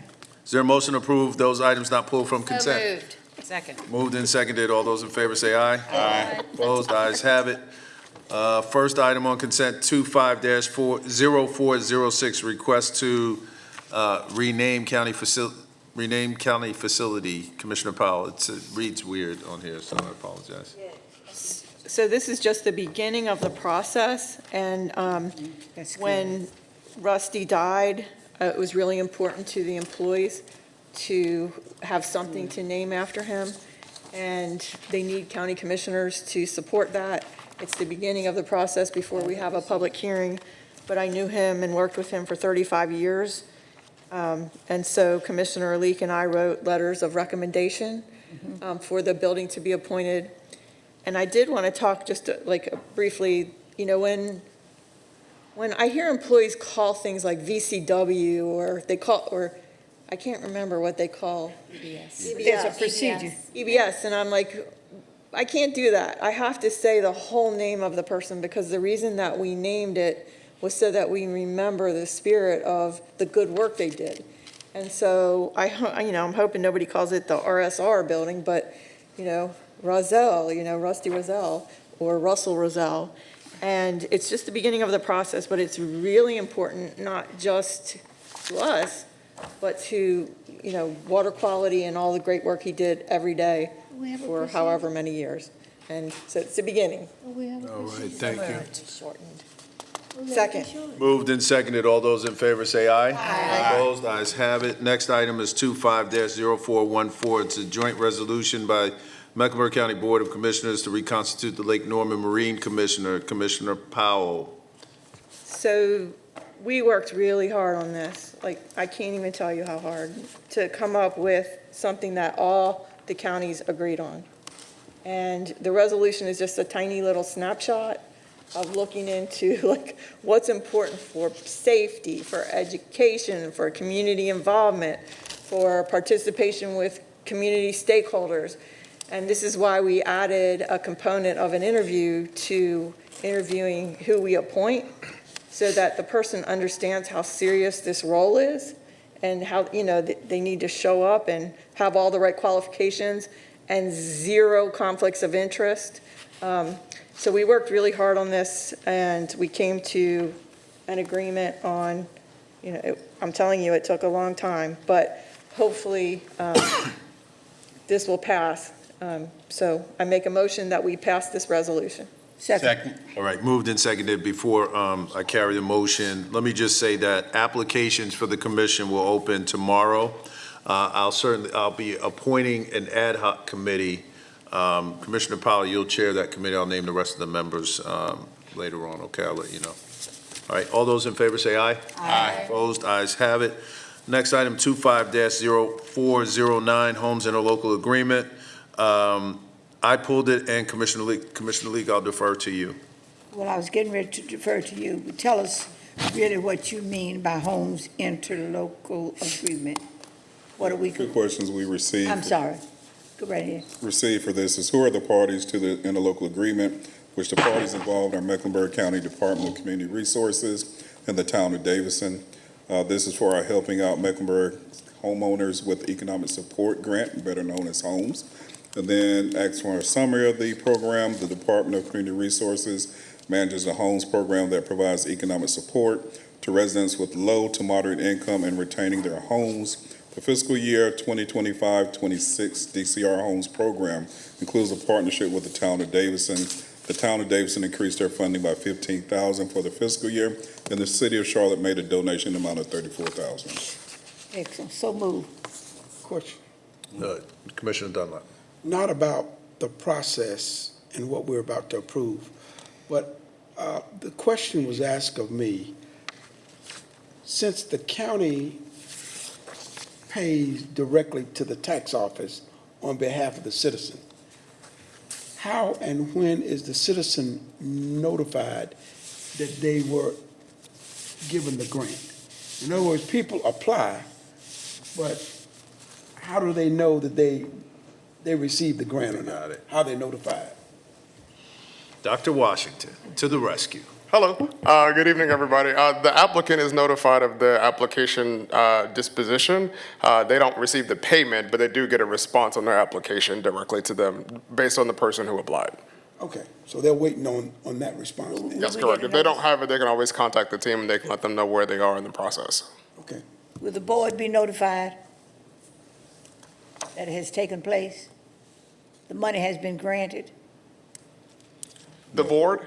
Yes. You will receive an update on spending for the homes program later on in the year. Yes, ma'am. Thank you. All right, moved and seconded. All those in favor say aye. Aye. Opposed, ayes have it. Next up is item 25-0418, construction management at risk methodology for county projects. Commissioner Leek. I'm asking this because I'm being asked by the community, how and when will we know how that it's determined that we are, what we're using as a quality process? I said for 2 years, Pat Cawthon and I both were left off the committee as it relates to the interviews. What's the process? Mr. Manager. Well, we did get that question. We'll have to follow up on that. It was, All right. the questions we did receive is, what is the project and what county projects does this involve? And in terms of what it is, it's a request to utilize the construction manager at the risk contract delivery method for Tuskegee Rec Center and Park Project. Right. And in terms of what it involves, this is for the Tuskegee Recreation Center and Park Project, which will involve replacement of the existing facility and improving or adding to the existing park amenities. Regarding your follow-up questions, I'm happy to have staff look that up, and we'll follow back up with you. I just want to make sure that we are being utilized as a board, that all of us are being represented on these committees. And I was not, Pat and I both were left off for 2 years. So let me address that, Commissioner Leek, and I thank you for raising that. With respect to any of these projects where board members participate, the vice chair is in charge of that process as far as appointing that. I gave her that authority.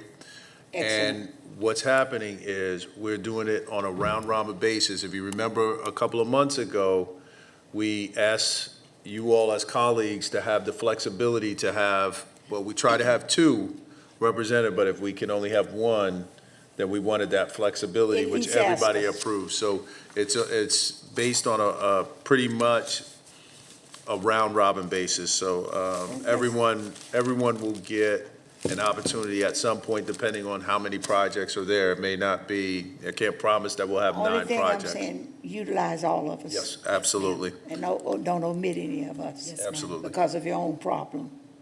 Yes, Thank ma'am. you. All those in favor say aye. Aye. Opposed, ayes have it. Next item, 25-0419, budget amendment, Sheriff's Office, revenue and expense increase to general fund. Commissioner Leek. How much and for what is going to take place?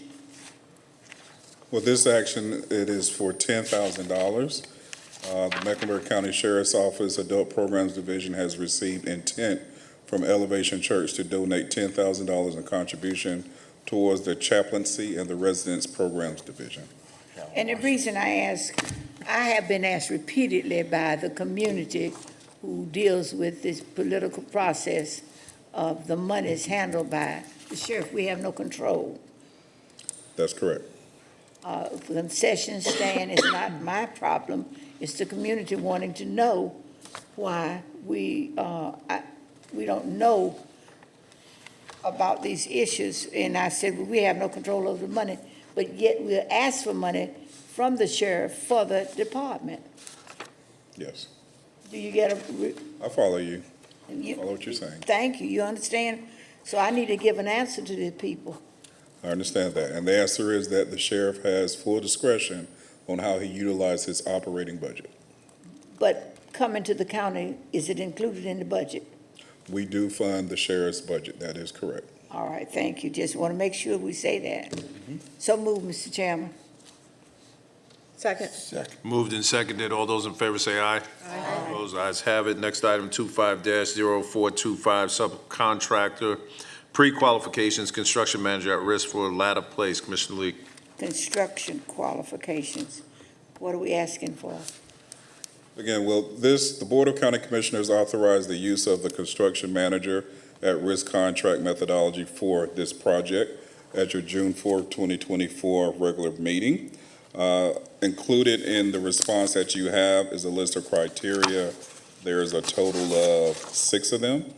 And the focus of these requirements is to ensure that a pre-qualification process is conducted transparently using the criteria that's listed there that relates to the specific project being bid and are applied objectively and fairly to all bidders. The requirements also give bidders an opportunity to learn why they were denied pre-qualification and can appeal that denial. Thank you. So moved, Mr. Chairman. Moved and seconded. All those in favor say aye. Aye. Opposed, ayes have it. Next item, 25-0428, Tax Collectors Annual Settlement for Fiscal Year 2025, Tax Year 2024. Commissioner Leek. What was that total? Yeah, that total, Jaleesa? If you don't, you can give it to me Okay, tomorrow or pass it out to us. She's right here. she's on the way down. She's been here all night, so we'll give her.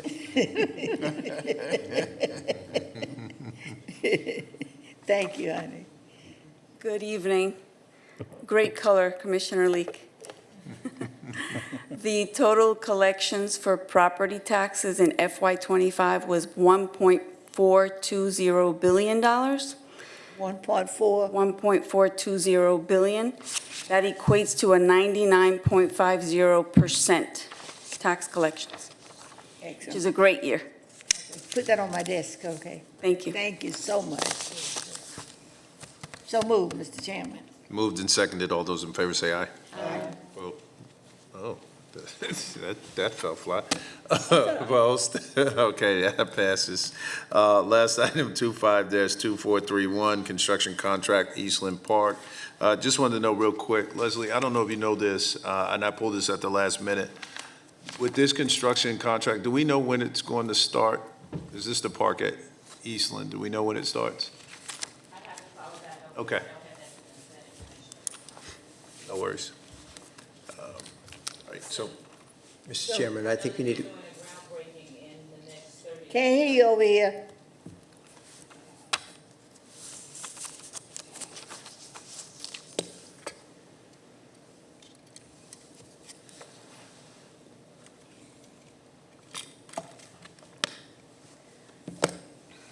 Good evening. I was saying that it is, the construction will be soon. I know that there's a tentative date already established for the groundbreaking, so, and that's within the next 30 or 45 days. I think it's a date in mid-September. Thank you. You're welcome. So moved. Second. Moved and seconded. All those in favor say aye. Aye. Opposed, ayes have it. Mr. Attorney? Chairman, you need to go back to 25-0418. The vote was taken, but neither the clerk nor I heard either a motion or a second. There was conversation and the vote took place. All right, On the so construction at risk contract. 25-0418, construction management at risk contracting methodology for county projects. So moved. Second. Moved and seconded. All those in favor say aye. Aye. Opposed, ayes have it. Next item, last item is commissioner reports. Anybody have a commissioner report? I do. Okay, we've got two commissioner reports. Commissioner No, Powell. 3, leak. Okay, Commissioner Powell, and then Commissioner Dunlap, then Commissioner Leek. So this is good because we're so tired. Like Commissioner Dunlap said, aren't we going to talk about the applications coming in for the new Marine Commission? And so, Tyrone, do we have a timeline or do we need to set a timeline? It starts tomorrow that we start. It starts tomorrow that we start taking applications to appoint new members. Do we have to set a timeline? For the commission? Set a timeline for how long we accept applications before we interview. No, that's up to you. So we don't have a timeline? No. What board? It's the Marine Commission. If we have someone and you have time to interview them and we get them and, nominated before the board, the application, it's just going to be like our regular boards that we have. The applications come in as they, people apply. And so can we get help from PI to advertise that there is, that we have a new Marine Commission and we're advertising for applicants? Absolutely. Okay. And I was just going to add, Madam Clerk, correct me if I'm wrong, but the goal is to bring forward at our September 6th meeting a list of applicants, should we receive them, for the board's consideration. And then you can vote on who you'd like to interview to possibly have them come forward on September 16th. That's best case scenario. Yeah, it's not realistic. I understand. Yeah. Okay, so, that's good to know. Hopefully, people will apply, and, PI will do a really good job of getting that out there, and then I'll share it, and we'll just keep sharing it, because we need to we need people that don't have conflicts of interest. Commissioner Dunlap. That'll be okay. So my question was, based on this timeline, my understanding is that these people actually have to be appointed by a certain date. And the question is, since we have now decided that they will be interviewed first, whether or not we'll be able to make that timeline. Because in my discussion with Elaine, she didn't talk about it, but she had an alternate plan to make sure that we met the timeline, which was to appoint some people interim, and then as other people applied, to have those people who were appointed interim resign and appoint the actual people who are going to serve. I don't think there's a timeline, Commissioner Dunlap, that you must appoint someone by. You reconstitute, and then part of your process, you will go through the nomination, the appointing by the various entities. Until you get a quorum, they cannot conduct business. So it could be commissioners that's appointed, it could be some citizen or someone, because every county has a different appointing process. But there's no rigid timeline by which you must appoint. Now, the statute does lay out what, once the Wildlife Commission has affirmed that the counties have reconstituted, there's a process. They must then send out a resolution that the counties have reconstituted, and then those who have been appointed within a certain period of time, they can begin business. But you're not under a timeline by which you must appoint. Okay, so once it's reconstituted, we have an appointment of X number of people. Right. So do they just remain vacant until we appoint? Well, you got the 4 counties. If they get at least 5, they can then conduct business. So, yeah, Can we do this on this? Can we take that off? Fine, and like you guys just work out that process for, because we went through this and via email and all this other stuff. So why don't we just take it offline, come up with the process, and call it a day. Perfect, because we want to be at the table. Thank you. Yeah, Thank you. because we got, let's move on to that. Hold on one second, Les, if you don't mind. Let me go to Commissioner Dunlap, and then we'll squeeze you in. What I was looking for disappeared on my phone. All right, so let me go to Leslie. Yeah, go to Leslie. Good evening again. It's getting kind of late. It's almost good morning, right? But I wanted to do a correction for you. The tentative save the date for Eastland is October 23rd. I had to follow it in my calendar. October 23rd is the save the date. Thank you. Commissioner Dunlap.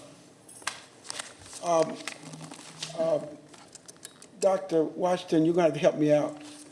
A couple of weeks ago, I went on behalf of the chair and the rest of the board to speak to, you know who I'm talking about. And I noticed that we typically have a resolution for every day and for just about every organization. And we didn't do one for this particular organization. What is the organization? I promised them that we would do that. Hold on, Commissioner Leek, please. Let's let him finish his. I thought he had finished. Yes, thank you, Commissioner Dunlap, for joining us for Early Intervention Day with the Children's Developmental Services Agency, which sits in the Health Department. We serve children who have development delays up until the age of 3. And so what was interesting about that was that the department came together, and as a part of that particular program, there were actually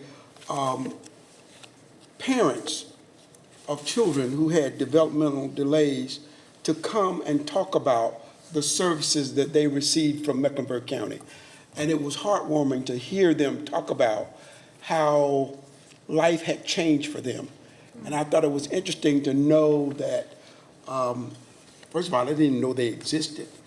But if you could have heard them talk about that, you would have really been appreciative of this department that, for me, had really gone unknown, that provides such valuable services to over 1,000 children in Mecklenburg County. Thank you. Now, what program is it that we're supposed to give a resolution to? Children's Developmental Services Agency, the CDSA. Commissioner Leek, you're up. Your commissioner report. My report. Held 2 meetings in my district to talk about, number one, the passing of the item tonight. Well attended, and I want to thank my chairperson for attending, and also our vice chair attending, along with Mr. Griffin and others. Well attended. And I'm calling 2 other meetings to say to the people, now what do we do to make it happen with a smile on our face? That's number 2. And tomorrow in here, this building, I'll be meeting with 7 people talking about our children who have aged out of the programs, and they're eligible for scholarships at Livingstone College, and the president will meet with us tomorrow at 2 o'clock. And that will be awarding those young people an opportunity to go to college and get college credit. So I've already made that arrangement, and everything is already set up. So I'll be expecting you, Mr. Chairman, to come if you possibly can, and our manager to come, if possible, not to the full meeting, but whatever time you can give us. So that's taken care of. When there's a holiday, those kids will not have to leave campus. They will provide for them to stay on campus because they don't have any place to go anyway. So this is really working out well for us.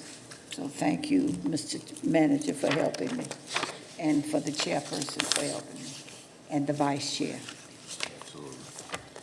All right, that concludes commissioner reports. Thank you all. Motion to adjourn? So moved. Second. Moved and seconded. All those in favor say aye. Aye. Meeting adjourned. Great job. Thank you. I realize it's quite